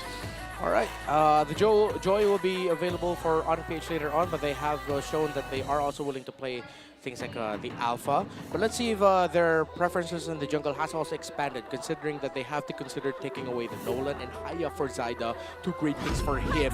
Kalea, of course, is going to be the first pick for TNC. And let's see what they decide to give Super Friends later on. Definitely, I'd want to see Onyx have a little bit of priority towards the Gatot Kacha. At this point, it has to come in through the first phase of the draft, considering that They play with it really well, and they need a strong, revitalized hero at the center of the map against a Kalea. If ever they're not going to lean towards that idea, though, they can still go Jawhead at some point. But for sure, the Granger is already in the minds of Onic PH. You know, Granger and Jawhead sounds great for Onic, because if we're gonna go back to what King Kong credits to his amazing gameplay is that the control Brusco and Super Prince has over the mid lane, but this time they opt instead to go for the Joy and the Granger. Oh, we might see the same beast back in action with his signature Joy. We might. Part of this too is, again, you know, we have yet to see, obviously, because Kalea just became available, what kind of compositions you can build around this to be exact. And at the same time, since the Harith is banned out, and that's the matchup we're so used to seeing the Granger and the Harith, what do you think will go in the hands of BennyQT here? He still has the Irithel as an option if he wants to match it lane per lane, the usual go-to. But they don't go for their gold laner yet. They decide to pick up the Hanzo, and that's what they're going to match up against the Joy. Considering that TNC or Onic Philippines have a very strong backline focus mentality with Super Prince and Kelra, I think the Hanzo is actually a fantastic choice. Meanwhile, you get the Badang for Lord JM, meaning it'll make TNC Pro Team, or Onic Philippines rather, think about banning out the Vexana, considering that's one of their go-to combinations with the Badang. However, TNC Pro Team are going to this with a flex. We don't know if the Kalea will go Roam or EXP, same for Badang. You know, the thing that scares me for the lineup of TNC, specifically for the Hanzo, is that it could fall off eventually if the scaling goes well for Onic, considering that they have the Joy and the Granger. And this time, the pretty much always contested Zushin has been selected in the hands of the Monster Mage. I operate under the school of thought that Jushin is a little bit more, how do I say this, friendlier to let through in the current metagame. And now going up against the Hanzo, don't see this a lot, but let's see how it's going to fare for the Jushin. Because I know the Hanzo will deal enough damage at some point to just blow that Jushin up. And Jushin is never happy with assassins on the board. A Hanzo is a ninja similar to Hayabusa. They have different kits, I know, but when you think about it, it's sort of pretty similar. So the Jushin usually isn't happy about that. Yeah, basically if you're alone, you can expect that you have to drop your phone and wait for the death timer. As we've seen with what MP the King was doing in game number 1 up against Aurora. Which is... You even mentioned this, Nice, that he was using the bite skill as an execute. He was taking souls, man. He was snatching souls. But that was Renmar. Oh, that was you, sorry. That was Renmar. But my point was, even when MP had that kind of game, where at one point he was like, what, 4-0 on the Hanzo? Again, this is still a 0% win rate. This is a hero that hasn't popped up too much. And yeah, it might be able to go ahead and get some pickoffs and everything else, but again, at the end of the day, if you get worked around to the point where you're just getting a kill, but your team is dying, you know, it's going to fall apart really quickly here. So Hanzo, for me, is still a big risk that teams are willing to take and see if they can actually make it work. Now, we haven't seen teams do that just yet, so maybe it's TNC in game 1. You know, after the adjustment to Beatrix, could this be the time that we start seeing Beatrix once again slotted in the meta? Attack speed Beatrix is an absolute menace right now. Let's see if they're going to consider that. With the Moskov taken away, last best options are the carry and the Irithel. Yeah. There could be a thought or an argument for Brody, but against laning against the Granger as a Brody is a little bit meh. But when it comes to the latter portions of the game, it might actually be okay. As long as they have another source of strong poke damage. With the Hilda picked up here, TNC Pro Team will now think about, okay, are we going to go Vexana or Farsa? I'd want them to consider the Vexana more because it's a proven and tested combo with the Badang. And then their gold laner, yeah, it's either just the Irithel, Beatrix, or asterisk on the Brody. Maybe. Again, we saw the adjustments. Right now, Brody has been phenomenal when it comes to positioning because of the adjustments of the added movement speed that he gets. But still, they're going to go with one of the signatures of the Storms, but the Storm in carry for BennyQT. Vexana is the call of Renmar for Lancy's pick, paired up with Badang might be a good option, but they still go for the Valentine. All right, they decide to go for a bit more close-range dive. This will provide a little bit more space for BennyQT, but risky for Lancy. Let's see if he's gonna commit on the ultimate of the Joy or the ultimate of the Jushin as what he's gonna get. To counter blow for blow, they might actually consider picking up the ultimate of the Jushin more for the Valentina. Especially if they can get rid of Super Fritz, utilizing the Hanzo. Yeah, exactly. Will Jawhead be a good option for Onyx, considering that... Either a Jawhead or a Gata Kacha is my consideration here for Onic Philippines. If you want to go greedy, go Jawhead. If you want to kind of more sustain with the Revitalize, Gata Kacha might be the job for Brusco. Final pick, we're just waiting for Onyx and the glow pick. What a swerve! Okay, so this is Rome Hilda? Rome Hilda. Yeah. Interesting. I wonder if will Brusco take the Revitalize on Rome Hilda? Or is he still going to roll with the sprint? I'd want him to consider Revitalize because he's up against a Kalea. Oof. Or maybe he will just commit on speed to get around the map so fast. And try to find the Hanzo, maybe? Yeah, and then also to not get caught by the Kalea. So that's why they had to pick up the glue. They needed the roamer substitute in the EXP lane as they go for a backline hunter roamer for the Hilda. It's kind of a gambit by Onyx because they need to snowball with this. They do have the early to mid-game potential. Late game potential leans towards them as well, considering that they have the Granger. But this is very execution-based. Although you can argue the same about the Hanzo, but the presence of a Kalea and Batang, I feel like it's an easier lineup to pull execute, off. Yeah. Honestly, you need to combine the Purify and the Flicker if you're going up against those two teams. But again, our highlight match is underway. It's going to be the defending champions, Onyx Philippines versus TNC Pro Team. Will the storm that is brewing for the Phoenix Army finally get the revenge up against the Sonics? Already. You know, you see this hero banned out so much because of that Lantern Flare that Jushin can go ahead and play around. And it's quite annoying for a lot of people to deal with, but so far, Lancy holding his own against Super Prince. And then again, you know, it's going to be like, how can they actually go ahead and deal with this Kalea? It is this time around, Yawi's running the, focusing mark. He's already going to burn the Flicker, actually, as I mentioned it. Okay, the aggression so far of Onyx is paying off. Major resource expended already from He went Yawi. Vengeance! Yeah. Brusco! Oh! All right, so he knew he needed to sustain. He didn't go for speed. He went for, all right, try to hurt me. I'll hurt you back. And just try to survive as long as possible. Yeah. I feel like Assassin for the carry to duel with the Granger a little bit better. Maybe because, you know, you have a lot of crowd control from Lord Jaime and Yawi. What's a sprint to the capabilities of one Kalea? So I do agree why Brusco went with the Vengeance instead. Little bit of a laning phase between BennyQT and Kelra. It's natural that you will see the Granger dominate the late game centered carry early on. BennyQT managing it a little bit well, actually. Nothing too crazy. Although he wasn't able to get the last hit on the gold minion. All right, center of the map, even, although Brusco and Super Prince are making the right move of being aggressive and being the ones to place themselves forward and get information. Super Prince covered the rotation out of lane by Lord JM. They're going to send the glue to the mid to get a bit more farm. Interesting. You know, we've been seeing this rotation even way back in SPS, wherein you don't know who's actually the main roamer of Onyx. Is it Brusco? Is it Kirk? Because they're really pairing up onto the mid lane. But now, with that kind of rotation, Onyx is actually has a good control over this first turtle as King Kong just working on his orange buff up top. Will Onyx still contest or will King Kong make it in time also? Title Strike, Super Prince. Yawi not level 4 yet, so no Tsunami Slam. So just kind of poking them down, seeing where things are going to go into here before they commit to this turtle. But Onic Philippines still trying to gain control. Brusco's almost level 4 too.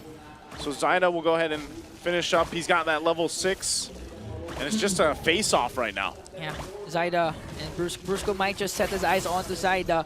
Lancy has the Lantern Flare of Super Prince as Kirk just working on the turtle. Look at the zone coming in from Super Prince. Oh, top. Preventing Yawi, but look at the top though. Kelra taking a couple shots from BennyQT, so having a hard time 1v1. Brusco trying to spot out. They're going to look like they're going to fight for the turtle. Already King Kong making his way to the turtle. They're going to crash down into it. And there's the Tsunami Slam on Brusco, but Kirk gets the turtle. And they're going to fight, force the fight under now the tier 2. Brusco won't be able to get that last hit on Yawi, and they disengage. No one going down, but objective secured for Onyx Philippines. Yeah, very textbook approach there by Onyx PH. Up in the gold lane, Keller was brought low. He was trying to go for the beetle, but BennyQT committed his ultimate so that he can bring Keller to the red point. That's why we didn't. That's why we saw BennyQT didn't have his ultimate once we saw him there. Once he got to the turtle fight, though, it was just a great zone out by Super Prince and Brusco. And Kirk actually decided to hold back from being in the front line. He stayed in the back alongside King Kong to help with the entry of Zyda, and miraculously, Kirk was the one able to get the last hit on the turtle. Let's see if Onyx PH will decide to commit into this line of thought even more. Oh, they're going to crash down. They get the flicker out from Lord JM. The beats already popped. Super Prince could be in trouble here. He's going to whittle down, and he gets his soul snatched out of him. A good response there for TNC. Not minding Lord JM anymore. They went for a bigger fish. Super Prince will fall down. He didn't pop his Purify, but still, Onyx has a 1.1k gold lead, and a lot goes to the fact that they have two chunky heroes in Brusco and Kirk that Redmar mentioned earlier can interchange roles, wherein Brusco, paired up with his Vengeance, actually zoned up Zyda by himself. And now Onyx Philippines, we haven't seen so far any amazing plays coming in from the Beast, but this might change though, because again, the control of the mid trio, and when I say mid trio, you don't include King Kong because Kirk is in the picture. There's the Retribution. They want to go for Super Prince again. Retribution used. They get the beacon out though. Yep. So that might be okay for them right now. Let's see if the ultimate will be back. 15 seconds on the timer. I think Super Prince will not have his ultimate in time for this turtle, while Lancy also doesn't have his. Trying to see what ultimate he has now. He does have the bottom lane. I think he was holding on to the beacon now. Fist crack, fist break, gonna be used. Lord JM could be in trouble. Oh! He's trapped under his own obstacle. Traded now for the turtle. Turtle will be secured by Zyda. Now looking for another fight. Vengeance gonna be popped from Brusco. Looking for BennyQT. Can't get the kill. So again, now Zyda picking up another one. All right, good decision by Keller to actually not show himself and join in that fight. Of course, a deceptive reach because of that rolling wave that the Kalea has in her kit when she jumps up in the air and can reposition. So even though it looked like Keller should have joined in so that they could have secured the kill onto BennyQT that Brusco set up for him, it would have been too risky to finish that off. Tower in the bottom lane broken by Onyx PH, and they go for their typical cross-map trade at the second turtle. Yeah, and still Onyx holding on to a 1.28 K gold lead despite the good attempt from TNC. But again, if it continues to pile up the way TNC is countering the aggression of Onyx, and if BennyQT continues to pile up kills as well, you're gonna definitely feel the carry later on in the late game. So now Onyx Philippines, they need to translate their trades more perfectly, because again, they can't let TNC go for the counter like this. There's the Tsunami Slam right on Brusco. Again, under the obstacle, Zyda picks up another kill. The combination from TNC right now is just on point, and they're able to get Brusco. I was wondering, because he picked up Vengeance earlier, I felt like he's just going to feel really kind of heavy, you know, around the map. Especially if Yawi doesn't hesitate to pick him off. Let's see how many more times TNC Pro Team will continue that. Zyda committing the ultimate so that he can get a beetle. I don't think he will, as King Kong will already be closer to level 12. So King Kong farming significantly faster compared to Zyda. 4.26k to King Kong's 5,000. Yeah, you know, the Joy still needs to scale up later on. Cannot afford to get traded out. Yawi goes right away. And the thing is, we already saw a glimpse of what the Kalea can do. It doesn't even need to pop the flicker or use the flicker. Because of the kit that Kalea has, it's easy for TNC to set up at any given moment. King Kong, it might be in trouble. King Kong could be in trouble. It's going to get slammed down again into the fight. They're going to try to get out. Zyda's pretty low, though. They might be able to find it as Kelra gets Zyda. He gets a double. He's looking for more. Lance the other side might pop the beacon. Does it defensively, though. And it's Onyx Philippines able to disengage with everybody alive.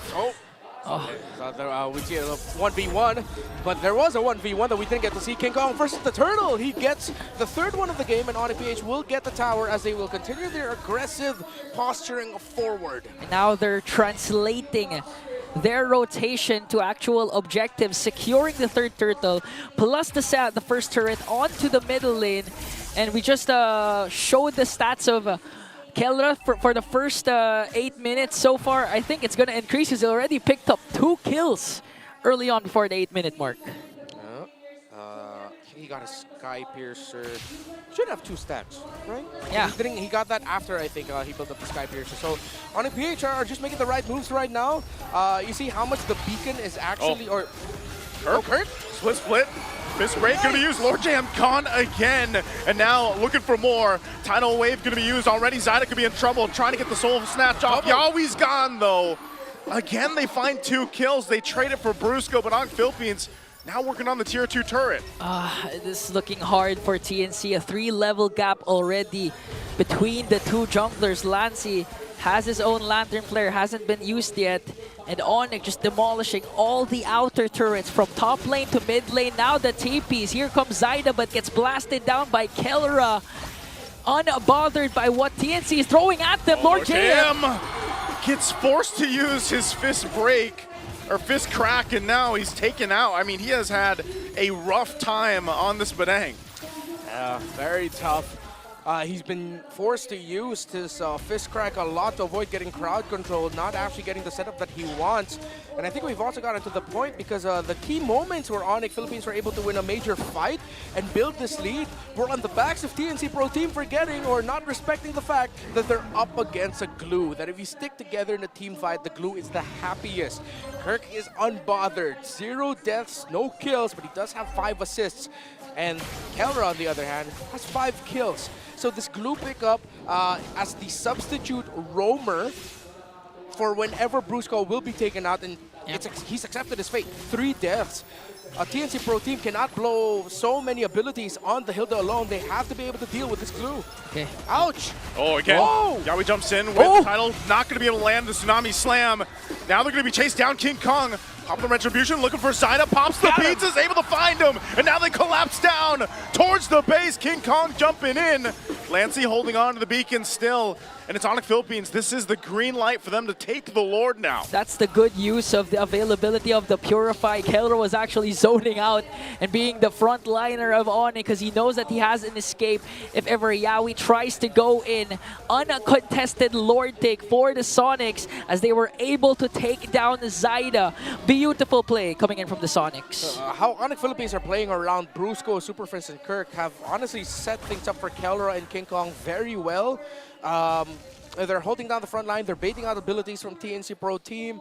Brusco doesn't mind getting sacrificed here because they know that they have the glue. Kirk isn't putting himself in danger so much. He hasn't been taken out. He's helping King Kong secure objectives, especially in the early game. Onic Philippines have just looked like they've really sharpened up and shapened up back to, well, the key to victory said, their old standard. Yeah. We're actually seeing it right now as they were in full control of the mid lane. A lot, of course, goes to the credit of Brusco and Super Prince. We're seeing a lot of action coming in from the XP laner and roamer, but we tend to forget the importance of what Super Prince has been doing, the constant pressure of that Lantern, continuing to put TNC out of position, even if it doesn't connect. That's why it's hard for Lord JM and Yawi to actually find those proper angles for a potential comeback. Lord sieging in onto the middle lane. Lancy has his own Lantern Flare as Super Prince leading the charge. Here comes Yawi. Yawi again with Tsunami Slam is going to bring him back. Flicker, Kirk not going to be enough, but King Kong in the back line. Already popping the beats. Kelra unleashing with Rhapsody. Lord's still going to be up. It should go down before it works on the base. So right now, TNC stays in the game after finding Kirk.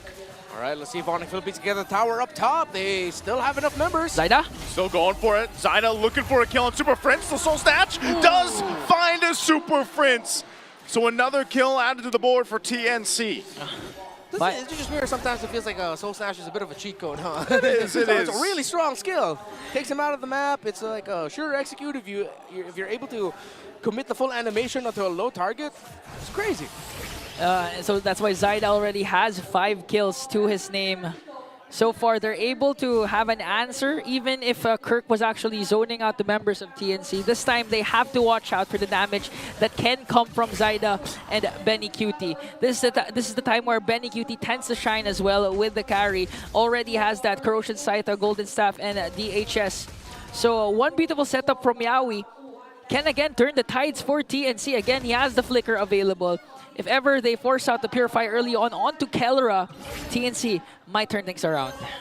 They're starting to gain some ground here. I think still, even when it comes to it, this next objective, TNC can win a fight if they're able to go ahead and just not get outmaneuvered. That's the problem, because when they start to get in this side of the jungle and more towards that Lord pit, that's where you can see Onic Philippines take an off angle and kind of surprise them. So they really have to rely on that set, like you mentioned, from Yawi, but also just keeping Zyda protected in a way. It's like you got to protect not only Zyda, but also BennyQT. But as the game goes further, we might see TNC a little more capable of actually just winning some of these team fights head on. You know, considering that TNC has Yawi, Zyda, BennyQT, we can actually expect a different kind of angle. Okay, the Pinnacle Jutsu already worked on Zyda quite low. This might be a go signal for Onyx to just go and burst down the Lord. That's a beautiful pick-off from Onic Philippines, and TNC has not even a sniff on the second Lord.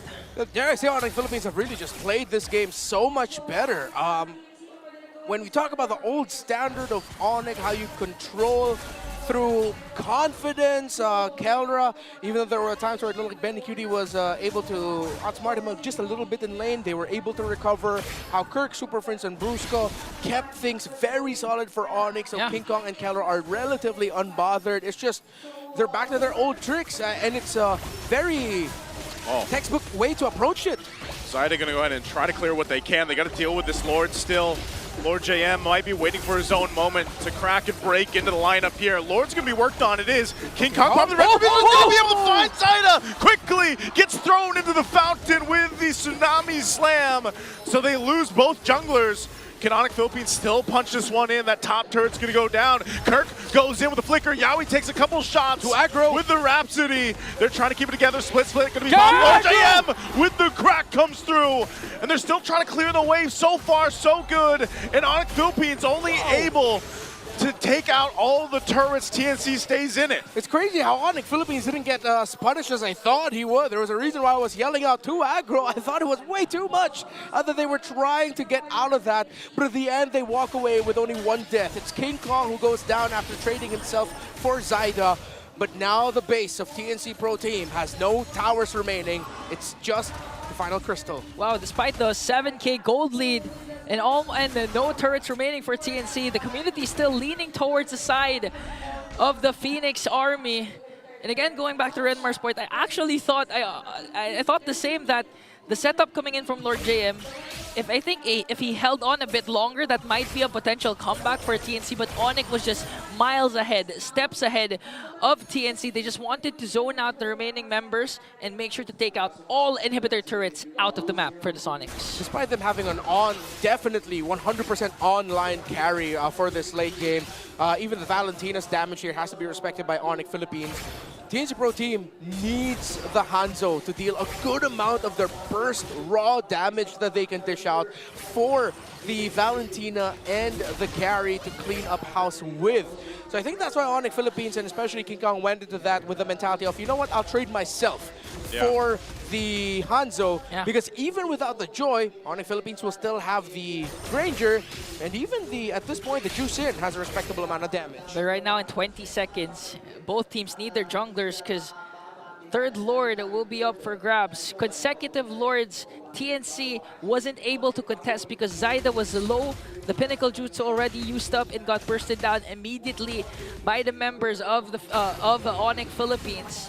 But things might change this time. They might go for a risky play and try to contest for the Lord. Let's see what happens as the third Lord will respawn, and Onic is pretty much has a good hold over the Lord pit. Yeah, they do. They're going to go ahead and zone them out the best they can here. I'm not sure if TNC is actually going to be able to find an angle to contest, so it's just going to come down to, okay, base defense again.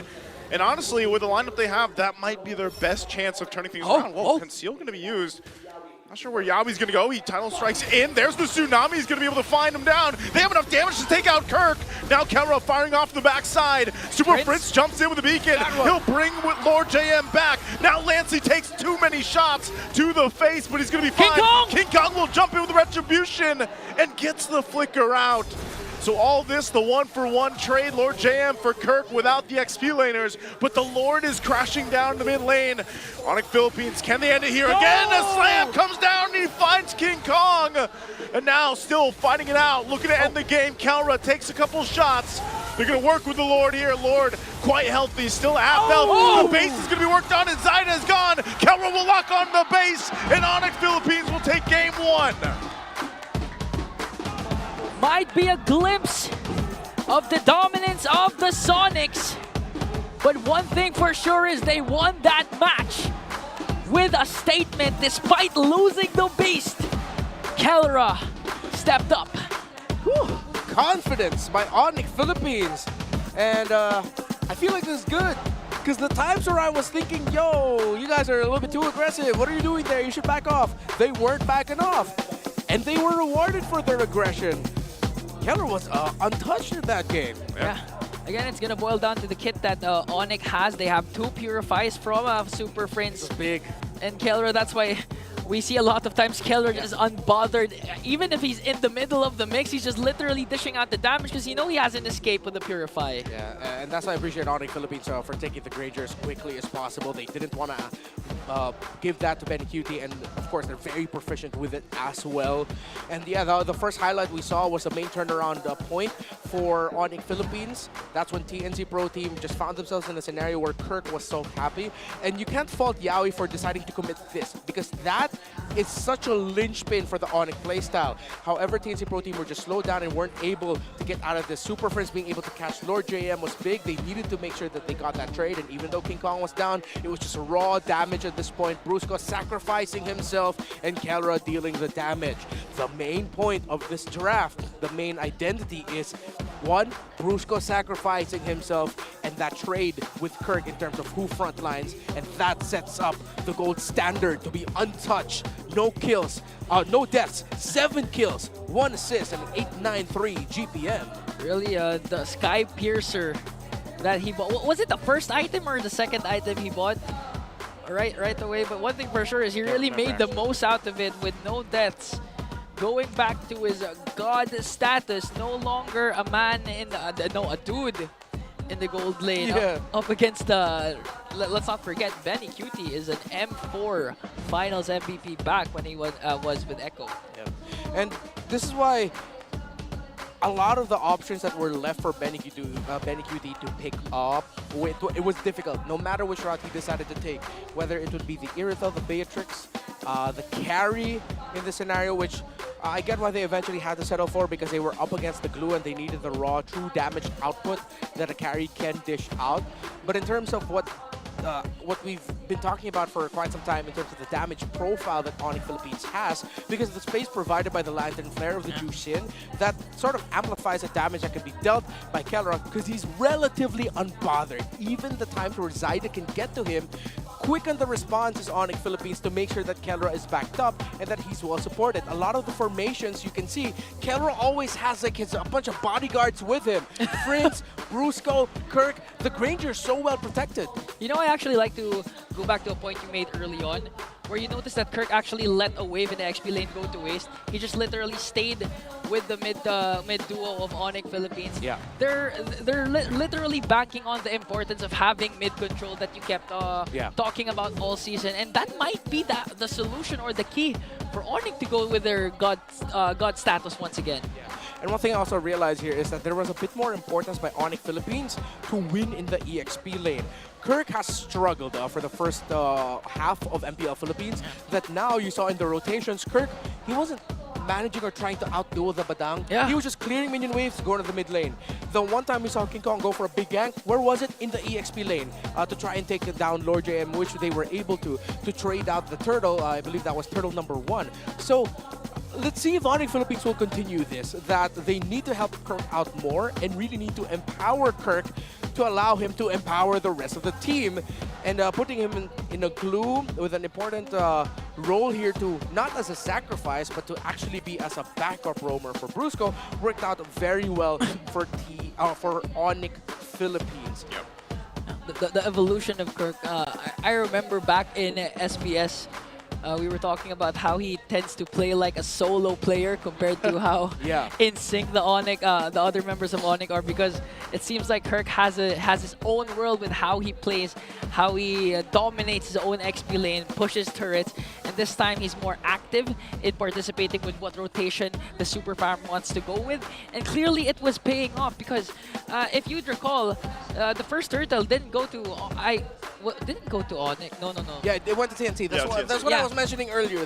They traded out the first turtle so that they could get Kirk win in lane with King Kong ganking Lord JM.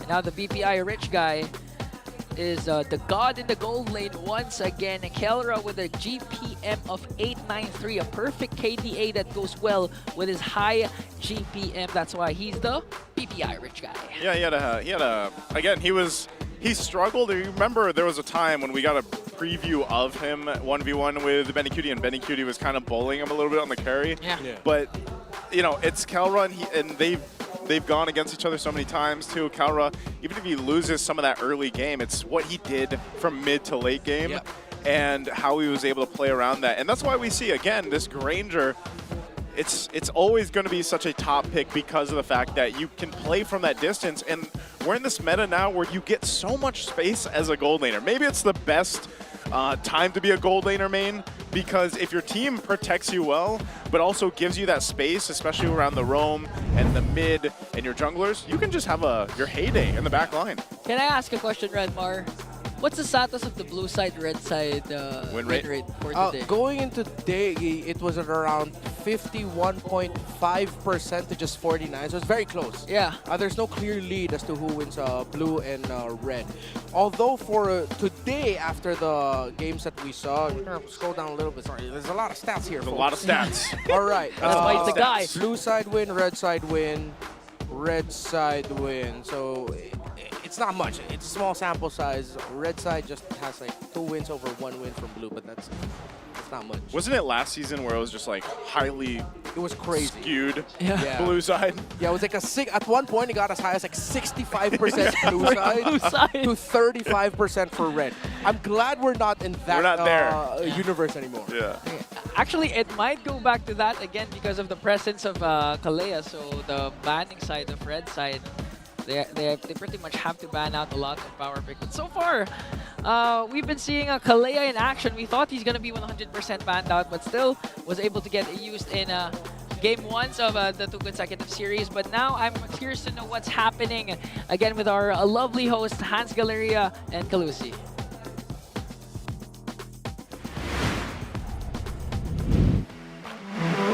Ang Super Fram ng Onic Philippines! You see the spirits. Oh, Onyx! Grabe. As in, mainit ang laban na nakita natin kanina. Much love once again to our casters. And of course, it's me, Kalusi. And of course, we are together with 2 lovely ladies here. Please introduce yourselves. Go ahead.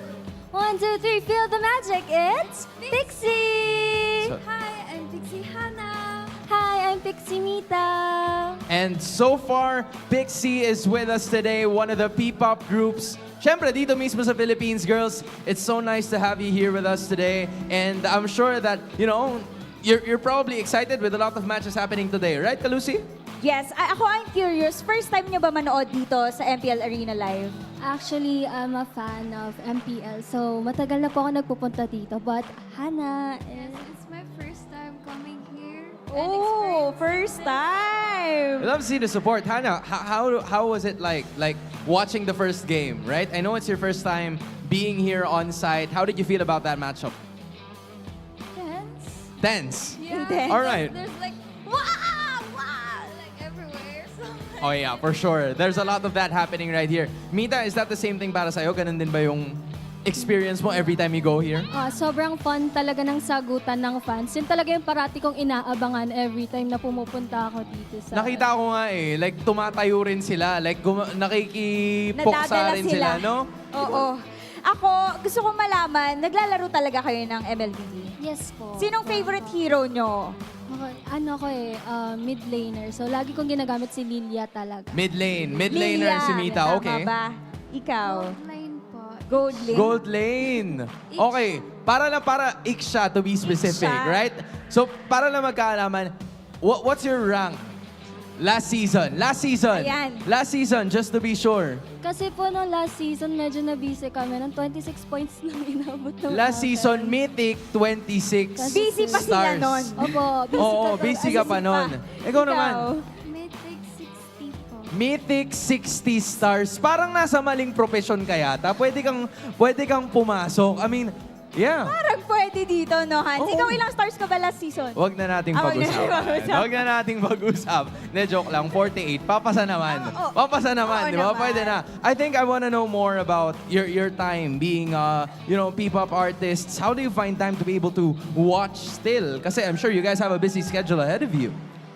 Actually, we do have like 1 day day off, right? Okay. Rest day namin na we can do anything. So, today is Friday. So, it's our day off. So, nakapunta po kami today. Usually kasi may events kami ng weekend and weekdays is our training days. That's fun. Grabe, Hans, sinispend nila yung day off nila para lang manood dito ng live. It's so nice to have you girls here. How can the rest of our MPL fans actually find you? Like, where can we follow you on your socials? Because I assume you have a lot of events, right? So, go ahead and tell them everything. Well, you make sure to follow our official accounts, social platforms at Pixie Official PH on Facebook, TikTok, Instagram, and YouTube. And also, stream our debut single, Iced Coffee. We just reached 200,000 views right on social media. So congratulations, ladies. And I am sure na mainit pa rin ang ating mga fans na nasa likod. Buhay pa ba ang Super Family? Everybody is A-OK. This is still Onic Philippines going up against TNC Pro Team. Casters, balik sa inyo. You know, that all-access segment just goes to show that the Philippines is the strongest region, because even our P-pop, our even the influencers, P-poppers. artists have higher ranks in Mythic. Might even be higher than you, Redmore. Yeah. Why you gotta put me on blast with that, bro? You know what? They Nah, higher than me, I too. I take that personally. Watch me hit 100 by the end of the year at some point. But by the end of the year? By the end of the year, not the season. I just dude. I gotta stop playing solo queue. It's bumming me out. Solo, you get better in solo queue. No, you don't. You do. There's No. nothing to learn in solo queue. No, you get better. I play all the roles. No one knows how to play around me. I'm done. You turn into let me do it. Like Yeah. that's What? how you play. I'm gonna set up for a Hanabi Layla priority pick. What's that? How is my juicing supposed to be happy with that? I'm done. Dude. Guys, if you want to ease Renmar's pain, just make sure to hit him up and play with him. And don't prio Hanabi, please. I mean, you can. You can, yeah. Just play properly. Just play I have no problem with the picks. No, I there's have problems with the players. There's literally something about it where if you have a Layla or Hanabi on your team, you know what happens. But on the other team, they're somehow MVP. Yeah. And they're so good, you can't catch them. They're playing like it's the M6 World Championship, the grand finals. It's like we're playing against hidden gems, but right now we have to look for the power pose. You have to copy the M6 Finals MVP and the Game 1 MVP for the series, the gold standard, the God of the Golden, Kelra. Hey, he even has Kelra's face with him. He does. He's got the pose down. He's got the tongue. Oh, no. You guys are missing the braces. I just want to say, all these people are spending their Friday night with us, by the way. Yeah. That's crazy. That's if a the heated child matchup. doesn't win it, I will be quite sad. I mean, this guy is a... I love that there's a coach why not face out yeah, there, too. it's cool. Yeah, it's not just the players. It's not just the players. 100%. Oh, it's a face-off. It's a power pose off. Yeah, I mean, the guy on the right keeps moving. That's what gets me. You let the kids win, man. You let the kids win. No, and No, you don't. No, you don't. No, you don't. Things don't come easy in life, children. That's the harsh lesson taught to us. Yeah, you know what? Stop giving consolation prizes everywhere. Let them know the true test of Participation awards. competition. I'm sure that child, though, will still get something. Because we're generous. Yeah. We're nice. Are we? We take care of the kids in our community. Yeah, not to mention. I know you are. You used to be a teacher for a Yeah, special I know. ed, man. I did. You have a good heart. He's taking care of a child right now. You? Me. Oh, yeah. See, I like how you admitted that. You're a child. He is a child on the desk. I am a child, but again, we are experiencing a lot of freebies even on the booths. Because BPI is giving away a lot of freebies, because Vengeance said we're giving out prizes, right? Yeah, there's a lot of freebies available here in MPL Philippines. You just gotta participate in the activities. You just gotta buy your tickets online. Yeah, buy your tickets online. Go ahead. And Buy actually, it. go here. MPLPH.com. No, It's .ph. It's .ph, guys. Okay, If you just type in Google MPLPH, it's gonna pop up regardless. Nice of your age is showing. MPL.com. Drink. What did Benny say earlier? Drink your water. Yeah, drink your water. Guys, drink Stay your water. hydrated. Stay hydrated. See, I like how sometimes I come into this saying things wondering, is it going to be correct? And then BennyQT got to back me up with that. How the whole Daddy Benny thing's actually a thing. Yeah, that's right. What kind of teammate? Foreshadowing. Close to your age tells you, hey, drink some water. Stay hydrated. Whew, okay, blue side this time will be for the Sonics. Again, Kalea still in the picture, as well as the... Is Granger 100% win rate so far today? I think he is. Today, yes. Today, yes, yeah. That must be the most powerful picker right now so far. So Cecilia is out of the picture, respecting the late game capabilities that TNC can pull off later on. A final ban for TNC. A lot are still on the board. The Chip, the Granger, the Kalea. Honestly, if I'm TNC, ban the Joy so you can pick the Granger on the first two picks. For a real fight. Okay, they take out the Kalea. This happened last series too. You Second go game Granger. she was banned out. Just go Granger. Kelra, I know you want it. What about the Suyo though? Give the Suyo, get the Joy. Yeah. Same lineup a while ago. Yeah, no, but if Onyx Philippines get the Granger, TNC can go for the Joy. The main trade I'm looking for here is Granger and Joy. So they go for the Suyo. TNC Pro Team will 100% get the Granger. If we do not get the Granger here, I'll be asking questions. There we go. And they get the Cho for Yaoi too. Oh. Let's go. Okay. Just literally clapping every time he picks it. Even the super fam cheered for that. They're like, "Alright." That's how hype it is. Yaoi gets a Cho. Yeah, last time we saw Yaoi with the Cho. I mean, one of the last times was up against Aurora, where we witnessed the Cho down. He won one game with the Cho. Now he's looking to make it 2 up against Onyx.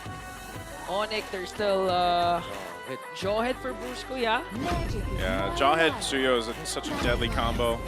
There's the Hereth though, and the Jushin again. Yeah. I'm getting my wish where Jushin keeps getting that through. I just have to keep reminding myself that Jushin exists now as a pickable hero. We're so used to it getting back. Exactly. I keep forgetting to call the Jushin. So it's Hanzo still. There's something about Hanzo that teams are What is it leaning about on. Hanzo, man?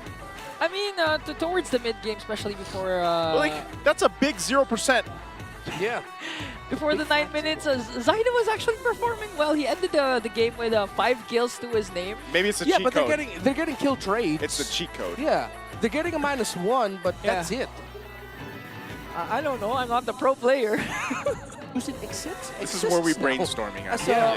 Before the 9 minutes, Zaida was actually performing. Exactly. He ended the game with 5 kills to his name. They're getting kill trades. They're getting a -1, man. Towards the mid game, I don't know. I'm not the pro player. That's a big 0%. This is where we brainstorm. Before the 9 minutes, Zaida was actually performing well. He ended the game with 5 kills to his right now. Maybe it's a cheat code. Yaoi has the Cho, so it's not just Zaida who has to use the pinnacle to ultimate. The initiations can come from about the Hanzo, because he gets the cooldown of his ultimate is so short. Yeah. You get it so quick. So maybe that's why Hanzo's coming up in the big right now, considering that the ultimate of Jushin is one of the best things about her kit. But it's not the best thing. The best thing is still her second skill. Yeah.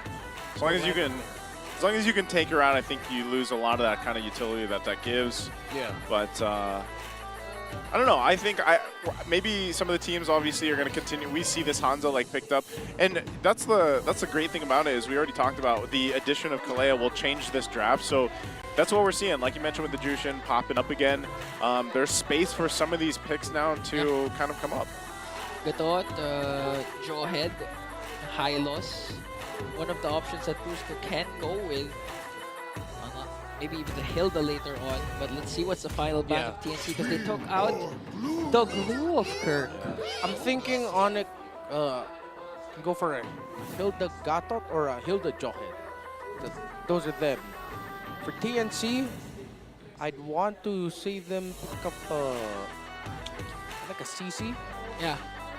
And then for the mid laner, I wonder if they have it in their hearts to play Vayne. For Lancy? Yeah, he hasn't played it yet, but I want to see them consider that. Maybe.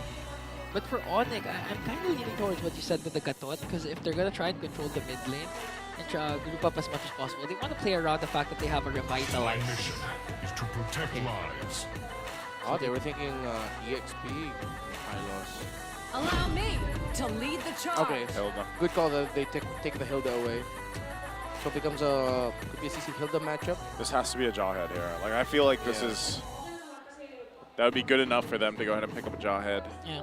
Jawhead CC for Brusco and Kirk. It's a little bit more offensive minded. However, that might be...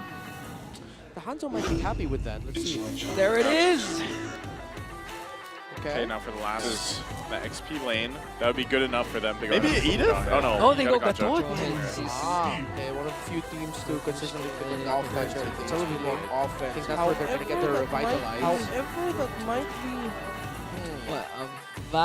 Farsa, Valentina. I hope they consider Aurora here. If you're quick enough, can you technically use the Unbreakable Taunt to like go ahead and taunt a Hanzo to the point where he accidentally like soul snatches you? For him to soul snatch you... You need the stacks, right? You need the... Ho, ho, ho, ho, whoa. Whoa, is that... Whoa, debut pick. Zask? Okay. Question mark? Whoa. In the hands of Lancy. Is this a debut pick? Yeah, it is. Yeah. Debut. For the first time as Zask. We saw a couple of Zasks last season during Season 14, but this time it's the first time and will be played by Lancy for the side of TNC. Match point for Onyx, and they decide to go for a debut pick. That caught me by surprise. I get it. Yeah. One of the reasons why I suggested Aurora is one of the mid laners I look at if you want a mid laner that can deny at least one pick-off attempt because you'll have your passive. Similar to how Nana also has her passive in that way. But the Zask goes with that line of thought too. You toss the Zask and you're not able to blast him fast enough, he'll just be able to dominate their descent and cancel out the pick-off that the Brusco will set up. So I like that thought. Let's see how it plays out in practice. Yeah. Game number 2. Welcome to Mobile Legends. Underway, match point for the defending champions. Will TNC this time flip the script and try to extend it to game number 3, or will Onyx finally ride their momentum and continue their winning streak? There's just something about Zas that just doesn't look right. I mean, I don't know. It's like he's in a costume. Like he's not actually an alien or whatever he is, but... The true aliens are the friends we made along the way. What? That's true. Don't forget to grab the new skin, by the way, for MPL. Prismatic Sentinel. I like how he went straight into a plug for a promotion. Whoa! Oh, he gets caught! Oh, Lancy. Already popping the flicker. Okay. Yeah, he does get caught. King Kong is level 4 now, though. Oh, they are tearing through the jungle of TNC Pro Team. Well, we got to move the... we got to take a look at this. They are just... And this is maybe the plan against the Hanzo. Just put as much pressure as you can. Yeah. And you see where Kirk went to immediately going to the Beetle so that he can spot out the info and see if they can try to deny a Beetle away from Zyda. Is he even going to be able to hit level 4? Oh, he will. He used the red tree. Yeah, he did. He's behind in terms of the farm. He's losing the rotation. He's like a level behind at this point. Yeah, you can consider that. Zyda right now having such a hard time up against that. Brusco. Brusco with There's the right into the hands of King Kong. First blood for Super Prince. That's the combo we're used to seeing every time the Suyo and Jawhead combo comes through. Yeah, unlike the Zask that we're seeing right now, a first blood drawn onto the debuting pick in the hands of Lancy. That's an aggressive play. We always want Onyx to be constantly doing early on to apply pressure once again and control onto the mid lane. Kelra going up against BennyQT, catching a couple of Rhapsodies there. The difficult thing about TNC Pro Team's lineup is they're very farm heavy. Mid lane, jungle, gold laner. Yeah. All want farm. It's a greedy lineup. Very expensive lineup. Now for the turtle. for the taking. Yawi not level 4 yet. Kirk charging up the Unbreakables. Going to be able to taunt Zyda, though. And now still working for it. Zyda's going to jump in. Does get the turtle. Already the Avatar Guardian comes down. They're going to force the fight. Brusco's gone out of the picture. And Yawi is still alive, admits it all. So now TNC gets an objective. They get a kill. Yeah, good commitment there by TNC Pro Team to not let go, even though things look hella shaky for them. And Zyda being able to win the retro battle against King Kong, who I believe let his retro go a bit too early. There was just less than, I believe, 100 HP left on the turtle by the time he used his retribution, and Zyda was able to use his to get that. Not to mention, Yawi was able also to escape this, considering the fact that Yawi wants to go for Super Prince, though. Oh, Yawi. Outplay. Focused down, thrown into the air, under the turret. Can't escape that. Zyda now, though, trying to go for Brusco. Should be able to soul snatch him. Brusco takes a couple shots, and it goes down. So again, a 1-for-1 trade. Yeah, roam for a roam, but a great little outplay by Super Prince against Yawi. Able to use the dash shot from the Crimson Beacon so that he wouldn't get comboed in a good angle by Yawi. Kelra. Taking a couple shots there from Benny. Benny's been pretty good in the lane, at least against Kelra so far. King Kong now here. Yawi's just around the corner. Doesn't have a flicker, though. That was close for the gold standard. BennyQT just dishing out that Sonatas in hopes of trying to reach Kelra. 30 seconds still before the next turtle will be spawning. But Onyx, it seems like the TNC found their groove again, and they're able to control Onyx aggression.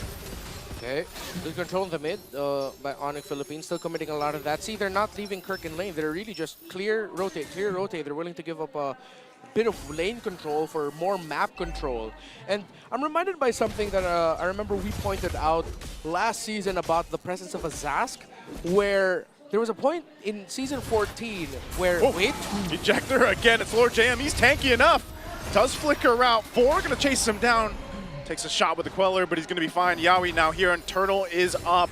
Yawi jumps in, finds Liberty Kondo. Avatar of the Guardian gonna go in. They Unbreakable. Zyda's looking to cap off the kill on King Kong. He stops him though, and Zyda goes back. Kirk gets the Turtle, and now they're gonna be on the chase. Super Prince keeping them at bay, and TNC really bad fight there for them. Oh, okay. They might set their eyes on Yawi here, Super Prince. Yawi jumps in, still Super Prince. Zyda goes in once again. From the flicker, ejector, but it's Lord JM. He's tanky enough. I'm not sure if that's who you want to focus down. Lantern's going to be there. And here's Kelra. Comes in to pick up the kill. Finally taking out Lord JM. Good control by Onic Philippines. And miraculously, Kirk got that last hit of the turtle, so the great efforts of TNC Pro Team were immediately squashed. Kelra sacrificed a bit of control in the gold lane. He got a kill, but BennyQT was not able to take down the tower. As I was saying earlier, before I was interrupted, Lancey with the Zask. There was a time last season where the Zask actually made Hariths have a hard time in team fight. So let's see if that comes into effect. Yawi again with the Way of the Dragon. They're going to crash down. He's going to be in trouble. Super Prince can't last. He goes down. Great setup from Yawi. Oh, it seems like a Cho Hanzo combo is almost a sure kill, especially with a Soul Snatch on the right target prepared by the Cho. So that's new learning for today. Yeah. So far, TNC still finding ways to even out the score 3-3 as we look at the Infinix hand cam. So this time, this is a good sample of Infinix hand cam because there was an instance last week. We saw an Angela, a hand cam this time in the hands of Zyda as well. And going back to Renmar's point, the aggression of the wall. Wait a minute. What are they going for this time? Brusco won't be able to survive. The Zyda is on a point. It's the combo we were just talking about, man. It's almost a guaranteed kill. Yeah, Hanzo and Cho, okay. So Hanzo really shines well with the pick-off style heroes. No wonder why they went for that Yawi, Kalea paired up with a Hanzo earlier on, and they're trying it this time around with a Cho. Okay, so Skypiercer just built up by BennyQT. We can start counting his stacks easily. Doesn't have a kill just yet. Zyda with the golden staff already. This Hanzo is online, and Onic Philippines needs to watch out for it. Okay, 1-for-1 in terms of turtle takes, but now TNC Yawi's might got a be able to flicker. take it away. Yawi! Goes in, gonna kick the wrong way though, and now he's gonna be punished. Zyda also jumping on in. Kirk trying to get the jump off of the Avatar of the Guardian, and won't. Dominator's Descent already gonna be used. It's gonna be enough to zone them forward. Kelra firing off under the Zaman Force. We'll be able to clear it. King Kong gets a flicker out, takes a couple shots with the Rhapsody from BennyQT. Zyda waiting, but the turtle secured by Onic.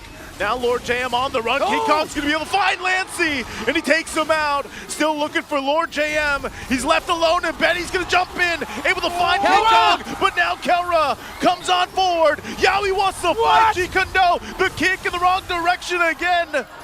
Not able to find Super Prince, and now Kirk joining the fight, jumps in with the Avatar, the Guardian, and Zaida, waiting for the rest of the team to follow on through and helps him escape. Zaida goes back, but he's not going to push any limits any further. That clash was long. Imagine Yaoi was the first man down. He was back on track once again, but 2 consecutive off-angle kicks for the show really spelled disaster for TNC. They were able to get a couple of kills, but you're seeing the effect of the greedy lineup. If the kicks don't connect, it's hard for TNC to answer back. Yeah, but they were able to hold on long enough. Kelra, a great entry. Have the Zaman Force come back just in time. Gonna get the right angle. Super Prince, if I'm not mistaken, got to flicker away so that the trajectory of the Way of the Dragon by Yaoi would get changed. So Onic Philippines are respecting the setup of the Cho a little bit more. You see how fast they were able to collapse onto Yaoi in the initial pickoff that he went for.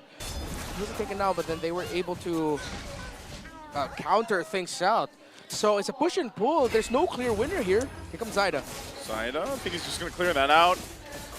King Kong just going to go ahead and go back to base here, but that seems to be the case. You know, again, Zaida hasn't died yet. He's cut it close a couple times, but there still has to be an answer. And you think about it, when this Lord does come up, Yaoi's obviously going to have that Way of the Dragon and the Flicker available, so they have to play against that. That is the most devastating combo that can break through. You know, just like what happened during game number 1, wherein we're starting to see or suspect moments that we think Onyx is staying a bit too long during classes, but it's actually paying off for them.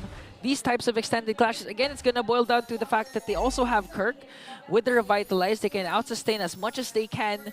And if the kicks don't connect for TNC, again, it's going to be hard for them. But now the Lord has spawned. Both teams are capable of taking away this Lord. Not much of a gold lead for Onyx as it sits below 500. Let's see if Zaida can out-retry once again the beast himself. One thing we also have to point out about the lineup of TNC Pro Team is that if Onic PH get caught in a bad spot of them running away, that's a very difficult lineup to run away from the TNC Pro Team has. Oh, it's getting both rushed! Shield's going to be used. They're going to rush the Lord. They sight King Kong go on the bottom side. They're going to push for it. Lord goes to BennyQT. They're able to secure. Super Prince jumping in with a beacon. Lantern Flare on Lord JM. They do catch Yaoi as well. Still looking for more. They get a flicker out from Lancey. And King Kong wants to run in under the turret. Zaida jumps on in. Benny gets a kill. Gets a double. Looks for another. Kelra's in trouble. Give the Storm a triple. He's looking for another. And he comes in with the Maniac. Can he get the Savage? Super Prince can't bob and weave away. The Storm is online. Sometimes gods can fall to the power of nature. The Storm is back with a Savage. TNC marching on. They have minions onto the middle lane. Lord sieging in at the bottom.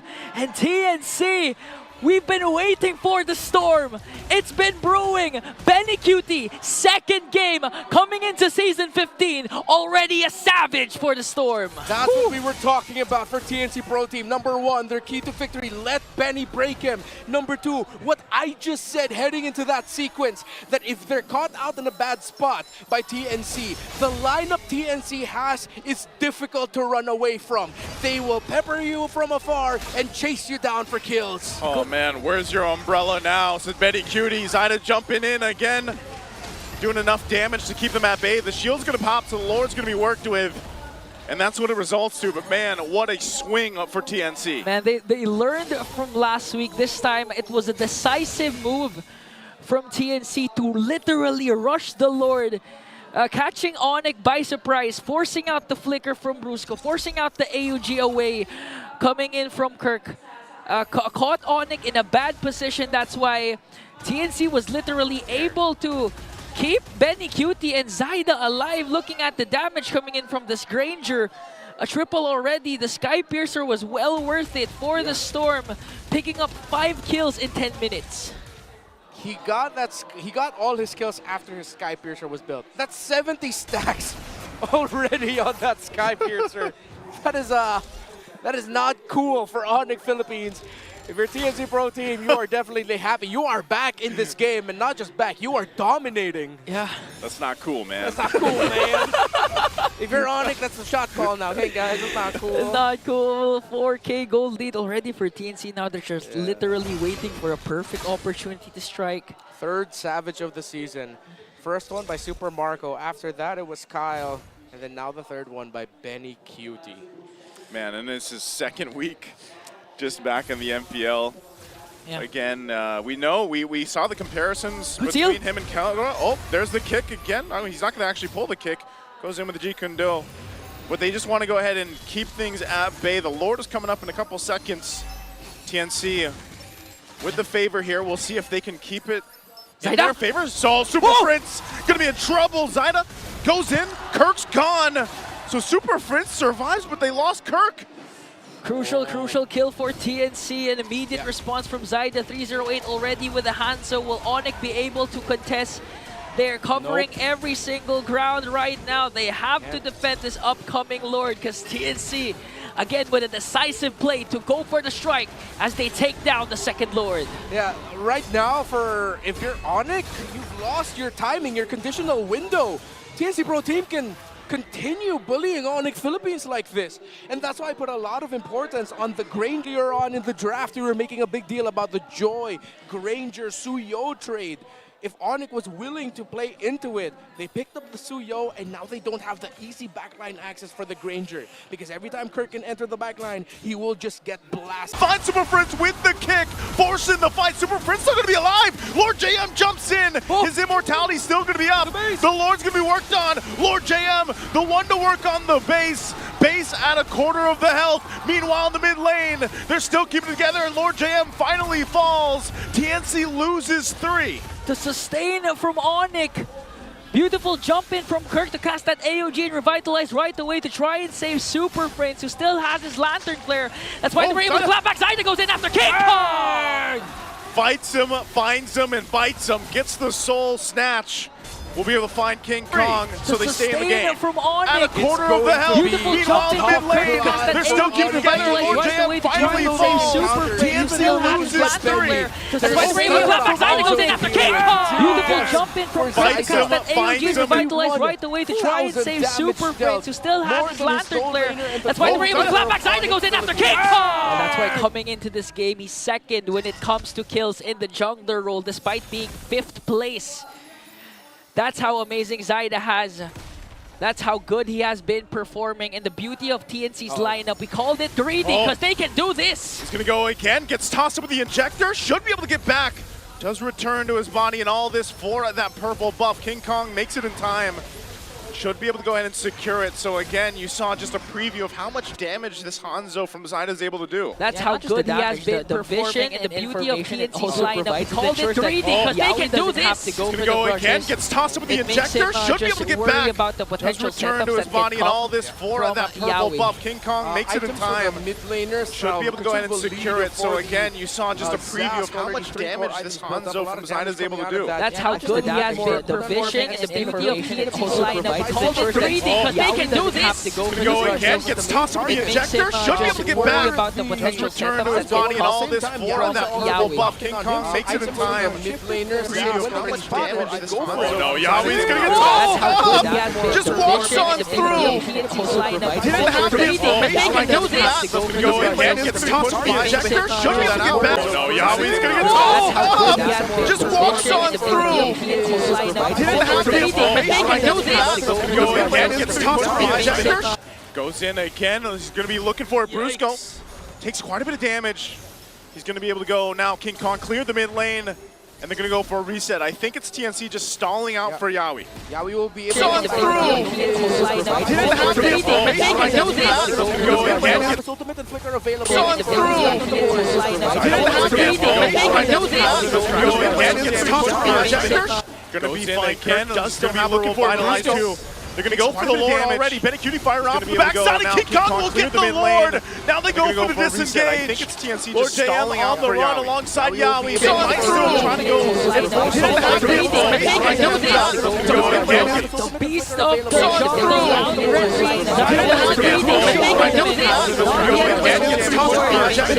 at this point, Onyx is just literally trying to get anything they can take away from TNC and mitigate the gold lead they've established.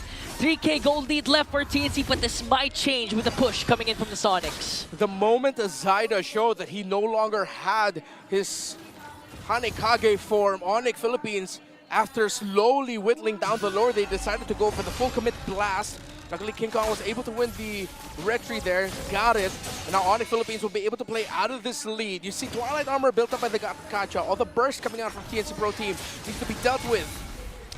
The Super Flag playing around together, trying to burst down the Pinnacle Ninja right away from Zyda, so there's no potential pickoff. Lord sieging in onto the top lane. Yeah, key item here for Super Phrase actually has the Winter Crown. That's what we were talking about earlier. Cooldown reduction and sustainability. Zyda trying to go ahead and focus down Kirk. Kirk popping the Revitalize. The top turret of the base finally going to go down. Still over half health on this Lord. BennyQT will go ahead and work on it.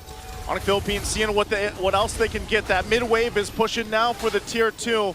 They might just try to go and be disciplined. King Kong too, taking a lot of damage actually, but he's going to be fine.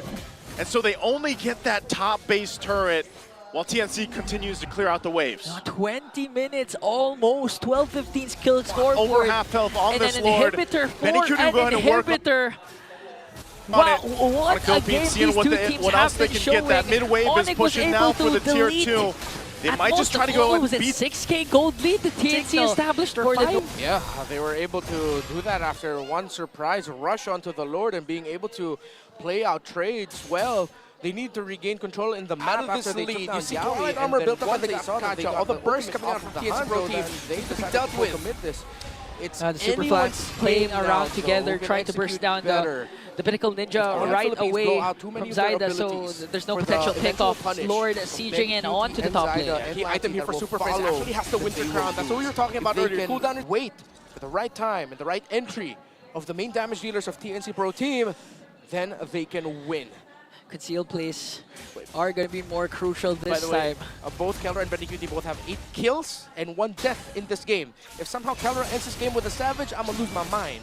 BennyQT already got 1. Come on, Keller, get him back. At this point, anything is possible. Bring out that umbrella. Bring out the umbrella. TNC, BennyQT reminding his members to drink water and try to take a chill pill right now because a major objective is coming. 3 seconds. That's the evolved Lord. The past 18-minute mark Lord has now spawned. Onyx decided to commit a full 5-man rotation bot because they thought they might catch 1 or 2 members of TNC to try and pick off someone there. Since no one was there, now TNC Pro Team has a bit of advantage around the objective, considering that they're using the spawn, the Nightmaric spawn of the Zas to get information while keeping their frontliners safe. Good usage of it. Yeah.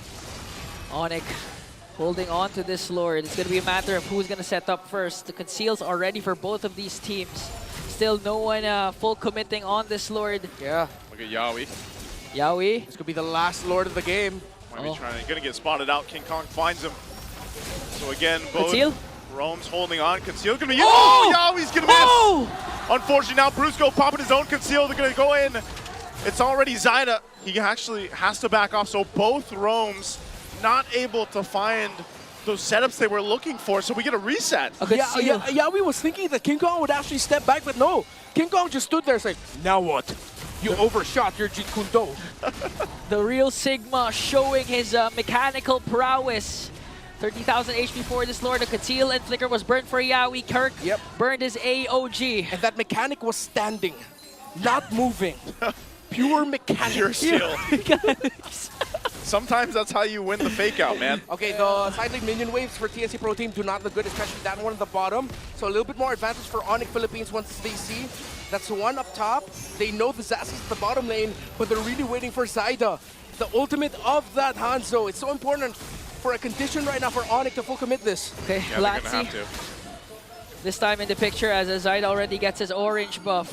Oh, resets again. Yeah, great handling in the map right now by TNC Pro Team, though. They're doing everything they can right now, although they see that the Hanzo, you already used the ultimate. Oh, they might burst this down. They're going to be able to go. Lancey trying to get the Dominator's Ascent out. They can't rush it. They're going to give the signal to go, but Zyda's now back for this fight. Yaoi.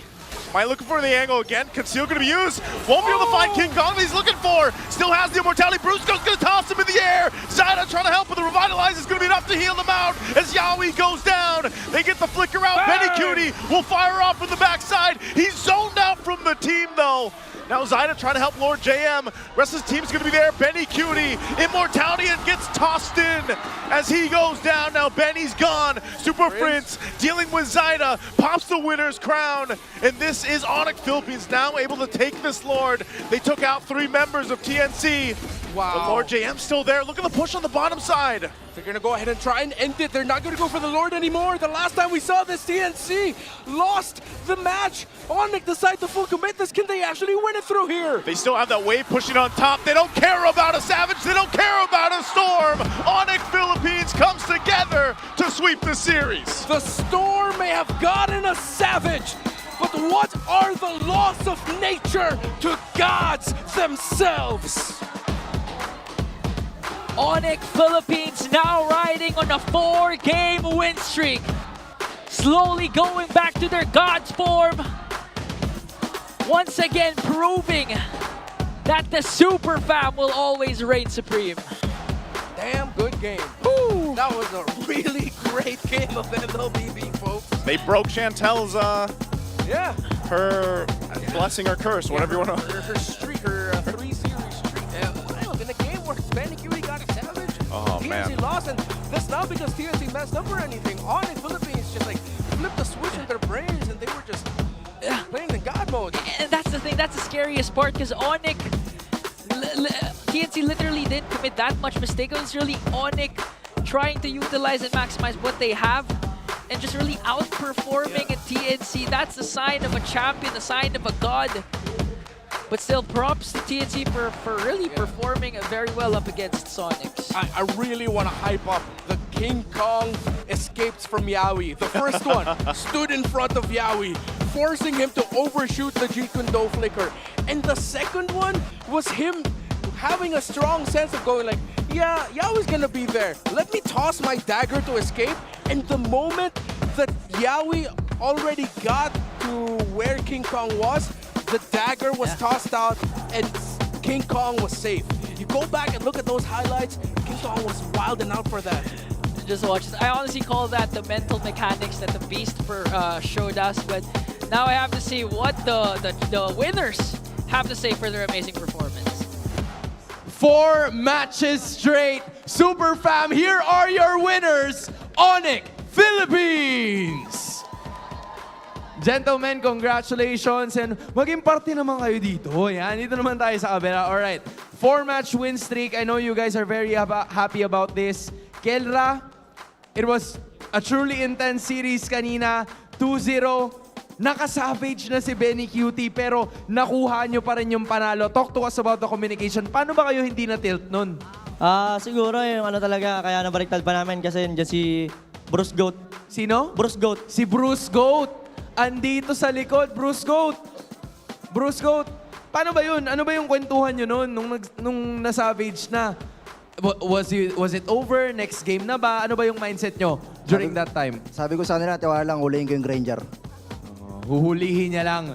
Tapos yun na yun. Actually, since nandito na rin naman kay Brusco, Kalusi, may nakikita kasi ako sa social media na parang may durugan na mangyayari bukas. Diba? Si ikaw tsaka si Rene J. So yung sabi niya nung nakaraan, dinurog ka naman daw niya nung una kayong nagkaharap. Gagawin niya lang daw ulit. Ano naman yung rebat mo dun?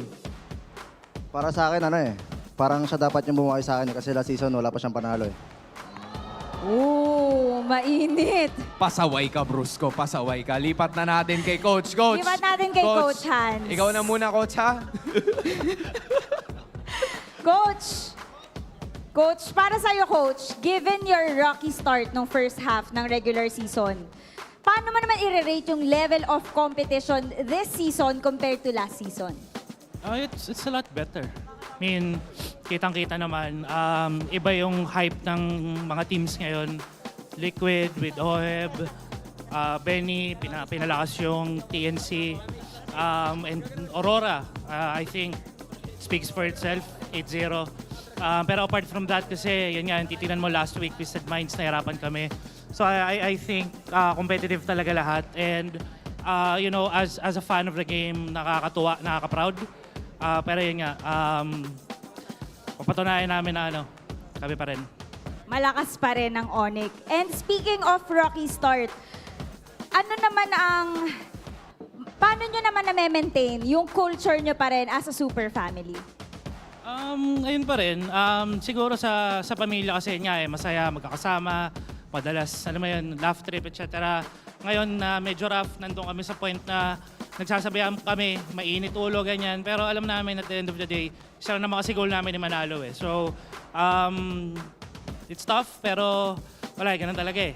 Lumakas lahat eh. Diba? Importante talaga ang bonding, Hans. Yeah, and they were definitely executing it dun sa laro. I have just one more final question kay King Kong. King Kong! King Kong! Ano ba yung laro mo kanina? Nakadalawang iwas ka dun kay Yawi. As in, sinubukan niya talaga lahat, conceal, flicker, para makuha ka lang. In those kinds of situations, kung ganun ka-tense yung sitwasyon, what's usually running through your mind? Ano ba yung dapat na ginagawa ng isang jungler to make sure na makukuha niyo yung major objective pag mga ganong klase na yung usapan na ikaw talaga at alam mong ikaw yung pinipressure? Kanina kaya mas naging aware ako kasi before mag-start yung game tsaka habang in-game kami, nire-remind ako ng mga kampi ko na si Yawi mahilig tumarget ng kung di jungle, gold lane. Kaya mas aware ako kanina. And you were just able to do that kamakailan lang. King Kong, napakarami ng super fam na sumuporta sa inyo para sa araw na ito. What is your message to all of the Sonics who came here today at sa lahat ng nanonood sa kanilang mga tahanan? Sa lahat ng fans namin, thank you very, very, very much. Lagi pa namin gagalingan lalo and mas gagalingan pa namin next time. Magpapalakas kami lalo. And welcome back to your black hair, King Kong. Once again, your winners, Onic Philippines. Gentlemen, you may now take your walk of victory.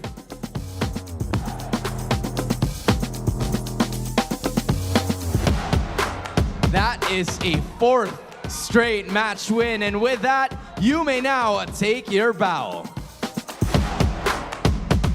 Super family not faced by the highlights, even though may mga times na hindi pumapabor sa kanila, they still find ways to be able to get those wins. Onyx is definitely back on their winning streak, and sabi nga nila, gagalingan at gagalingan pa nila sa kabuuan ng regular season. Pang-apat na sunod-sunod na laban na naipanalo ng Super Family. Pero ano kaya ang masasabi? Siguradong maraming pag-uusapan ang ating mga casters. Balik sa inyo. It's great to see the World Champions finally back on track with 4 amazing series wins. And I'd just like to go back to what King Kong said, because if you know that a lot of teams are looking up to Onyx in terms of their reading, they're trying to study how they play around. King Kong is also doing the same when it comes to Yawi. That's why he knows the tendencies of the lover boy. He said Yawi would always target 2 people. If it's not the jungler, it's the gold laner. And they played around that. And Kelra, the gold laner, comes out on top here. 10 kills, 1 death. No assists, just raw kill power brought out here by that Harith. And I like, of course, typical to what we've seen a lot of Hariths do, come to the late game, sell the boots, go ahead and just build up the Oracle. You maximize the cooldown reduction from that anyway, and that's what you play around alongside the shield regeneration.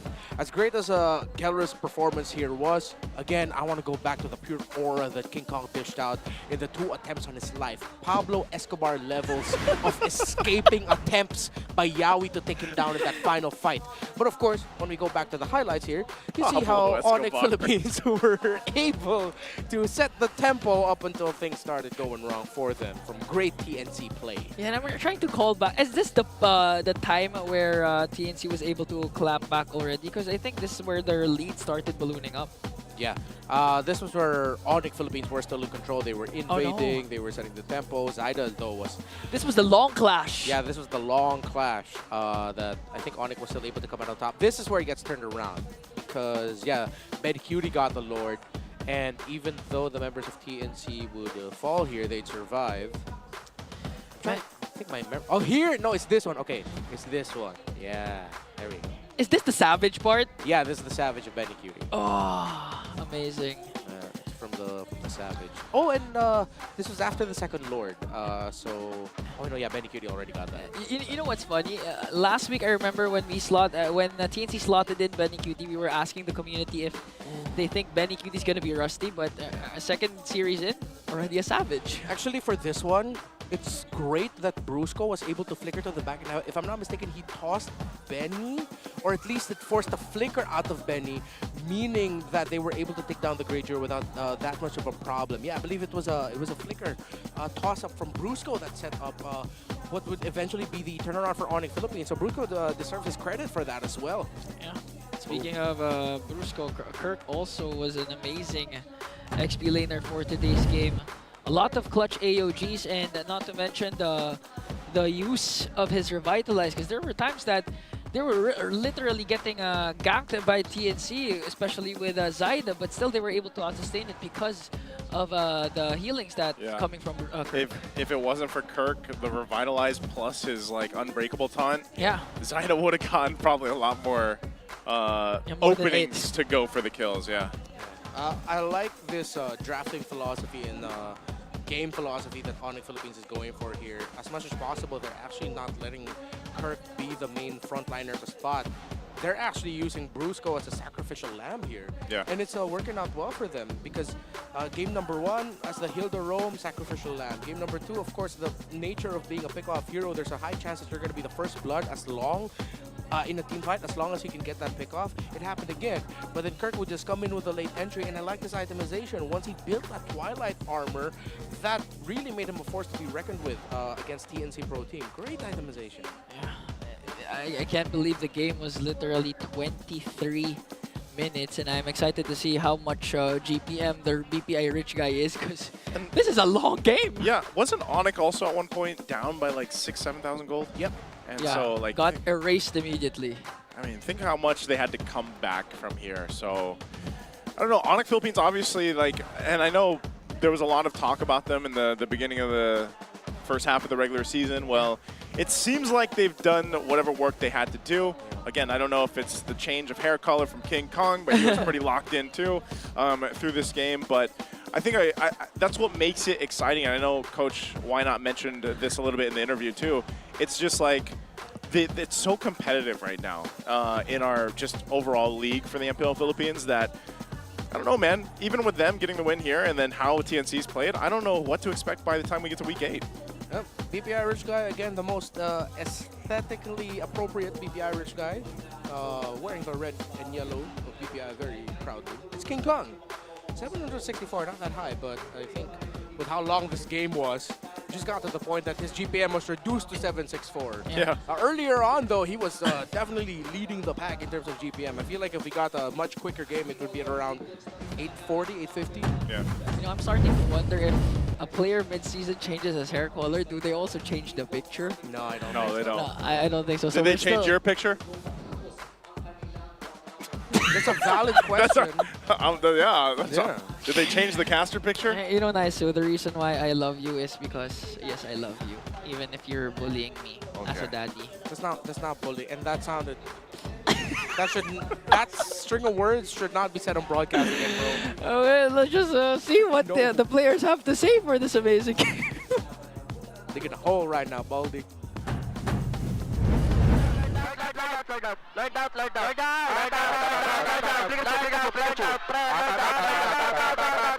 Wag niyo nakitin. Kalma, baksa. Hiro lang. Nasanan sa pre. May imo ko. Wala pa. Tapos na. Natatan ko yan. Tapos na. Nice boys. Tapos na. More than 8 billion people in the world. Please find me someone that says that's music to their ears. I'm sure there's someone out there who's gonna go, hey, that kind of sounds like math rock. That's one of the mic checks where we don't know exactly what they're saying, but we know they're saying something. It was a lot of coordinated targeting. This one, that one. Here. No, good.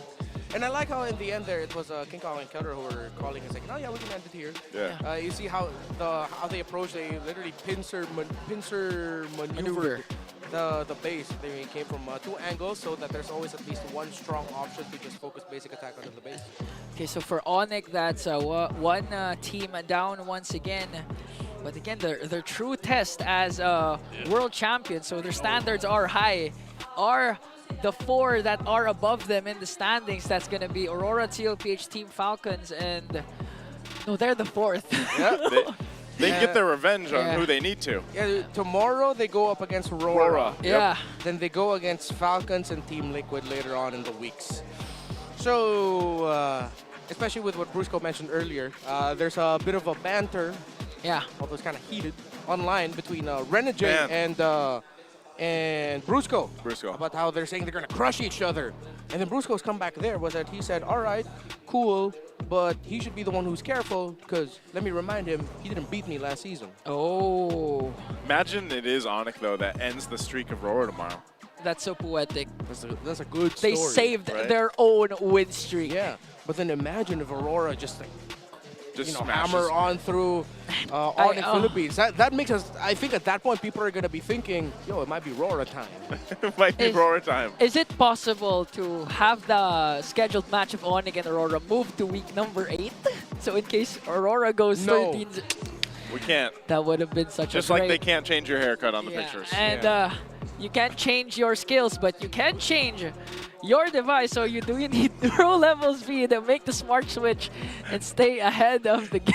You mean change your SIM? Change your SIM. Get your smart eSIM today for only 99 pesos and experience ultra-fast 5G connectivity on any device. No SIM swapping needed. Available now in the Smart Stores nationwide or online via the Smart Online Store. Don't miss out on this amazing deal. There it is. There it We're locked is. in. And of course, tickets are still available for the upcoming matchup of TNC and AP Brand. Notice I didn't say Aurora and Onyx because it's already sold out. Come experience the MPL live at the MPL Arena. Just go to, okay, this is nice too. This is the official website. Just go. MPL PH website. And get, I thought there was a URL. I was looking for the URL. mpl.com/tickets. Oh, You got excited. I was going to say, don't miss out on that amazing match. Don't miss out on that. And also, don't miss out on this, because are you ready to test your skills and show that you got what it takes? Because the MSL Collegiate Cup Season 2 is now nearing. It's the premier collegiate league for aspiring MLBB pros, featuring student athletes from Luzon, Visayas, and Mindanao, the regions of the Philippines. You can join now by heading to moonton/ph.org/MCC for more information. Don't miss out on this amazing opportunity. A lot has been happening so far. Other tournaments as well continuously on and going, but now the first acid gothic style. Acid gothic style. Legend Is that what we call it? Acid gothic style. Legend dual form. Sorry, Legend dual form skin alpha. Revenant of Roses skin trailer is here. I know there's a lot of people out there, you hear gothic, they think of something, you know, but I don't know if it's alpha or not, because as enemies flood towards the castle like a tidal wave, Alpha inside merely scoffs. Do it in a voice, do it in a voice. Bow your wretched heads before the Lord of Greed. The new skin will be available on, it's already available actually, and yeah, it changes when you get 10 kills in game into a really sick form. To Acid Gothic. Acid Gothic, alongside the new item dynamic portrait, Revenant of Roses. Get yours now, don't miss out on that amazing skin. Honestly, Acid Gothic sounds like a word font. A font. Yeah, it sounds like a font. It sounds like a font. Acid Gothic. Available in any word processing software. You're looking really Acid Gothic today, man. Even down to 5 weeks, the standings still look the same as Aurora remains unbeaten. We witnessed their first game after the break with a sweep up against the Twisted Minds. That's why they're currently standing at 8-0. Wow. Again, Aurora didn't expect that they'd be at this point, but they're confident. I think tomorrow's match against Onyx will be telling. And hey, guys, I was right about my prediction. What was TNC in 5. In 5. Still in the 5th spot. They're still at 5, man. Yeah, but they have to be careful against AP Brand. If AP Brand beat them tomorrow, then oof, that changes the story of the lower half of the table a lot. Wait, I have a question. Did the MP the King only use Hanzo early on? Let me double check. For like back to back? Games? Yeah, like back to back. No, right? Yeah, no. One game only. Yeah, he used the Suyo in game 2. Okay. So Twisted Minds might actually be trendsetter once again, led by Bonchan, because Hanzo has been picked by TNC twice, and now, unlike the Infinix standings we witnessed a while ago, the Minds are actually topping the charts with a 6-2 win record. Yeah, it's a bit of a flip. The top 4 teams of the league are in the lower half in terms of the fan tournament, while the teams in the lower half of the standings are ruling the world right now. The fans are on a different level, man. Yeah. The Bees so far still dominate. I think they're the champs also last season. The Bees led Were by they the champs? Yeah, I think Brent. so, if I'm not mistaken. I think that's why Brent is talking such a big game right now for the Bees community. Yeah, he has such a big aura because of how good he's playing MLBB. But now, guys, first day of the second half of MPL Season 15. Did you expect this to happen today? A savage right away. I didn't. I think we had a lot of kind of great things showcased here. It's good to see still debut picks. Kalea, got to see the Zask come up. So I think it was great. I didn't expect 2 sweeps though. Yeah, I like how the meta is shifting just a little bit. We're going through another phase of experimentation for the teams in terms of letting Kalea through, Jushin, even Hanzo. It's cool. Yeah, and we'll see tomorrow if the meta will continue to shift, because we have a triple header for Saturday. That's why, guys, this has been Ingan and Nice and Ranmar. We'll see you tomorrow. And that ends the first day of week number 5. And welcome to the MPL Arena, Kalea. Kitang-kita ang saya ng crowd nung napili si Kalea for the first time at sa kamay pa ng Hitman to Healman, Renegade. Parang ibang klase, no? Kasi hindi lang yun, nagtuloy-tuloy din ang win streak ng Aurora. 8 straight matches. Tunay nga talaga that the Northern Lights are burning brighter than ever. It definitely begs the question kung kaya ba nilang talunin ang record ng Onic Philippines. But of course, let's not forget the second match, Hans. You know, it was pretty intense because even when all of the odds are stacked against this team, they were able to prevail at makuha nila ang 4th match victory. Intense talaga. You know what? At this point in time, I honestly feel like everything is gonna be more intense moving forward. I agree with you, Hans. Kaya magkita-kita tayo muli bukas dito sa MPL Arena para tunghayan ang Lakas ng Pinas. Kita-kits bukas!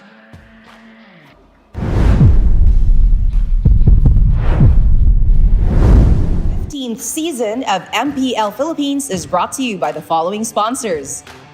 Infinix, the MPL official tournament phone. Lakas sa laro with Infinix. Smart, the official telco partner of MPL Philippines. BPI, the official bank partner of MPL Philippines. Mas magandang bukas, buksan sa BPI. Our partner in esports, Time Zone. Join the fun at Time Zone. TT Racing, for those who dream, work, and play. TT Racing has your back. Don't miss any MPL action by following our official Facebook and subscribing to our YouTube channel. Follow MPL PH on TikTok for more content. Experience the Lakas ng Pinas of MPL PH Season 15 action live at Green Sun Hotel. Grab your tickets now via official MPL PH website. All the regular season tickets are now available at 200 pesos. MPL Philippines is monitored and supervised by the Games and Amusement Board.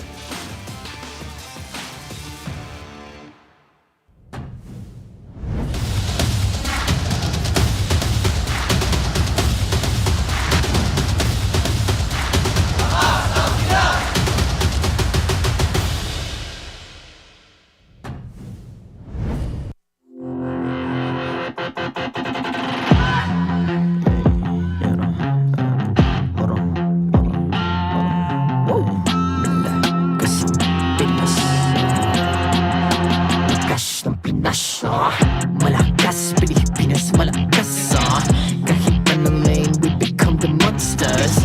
Malakas, Pilipinas, malakas, face the golden sun and ripping for the 3 stars. Look at us, to the top, no ifs, no buts, winning any game. Para to sa PNC, yes, di mo matitigil Pinakaming boses sa new level. Nasa kalye man o mobile, you know I become a legend. Open fire, we unite, we winners.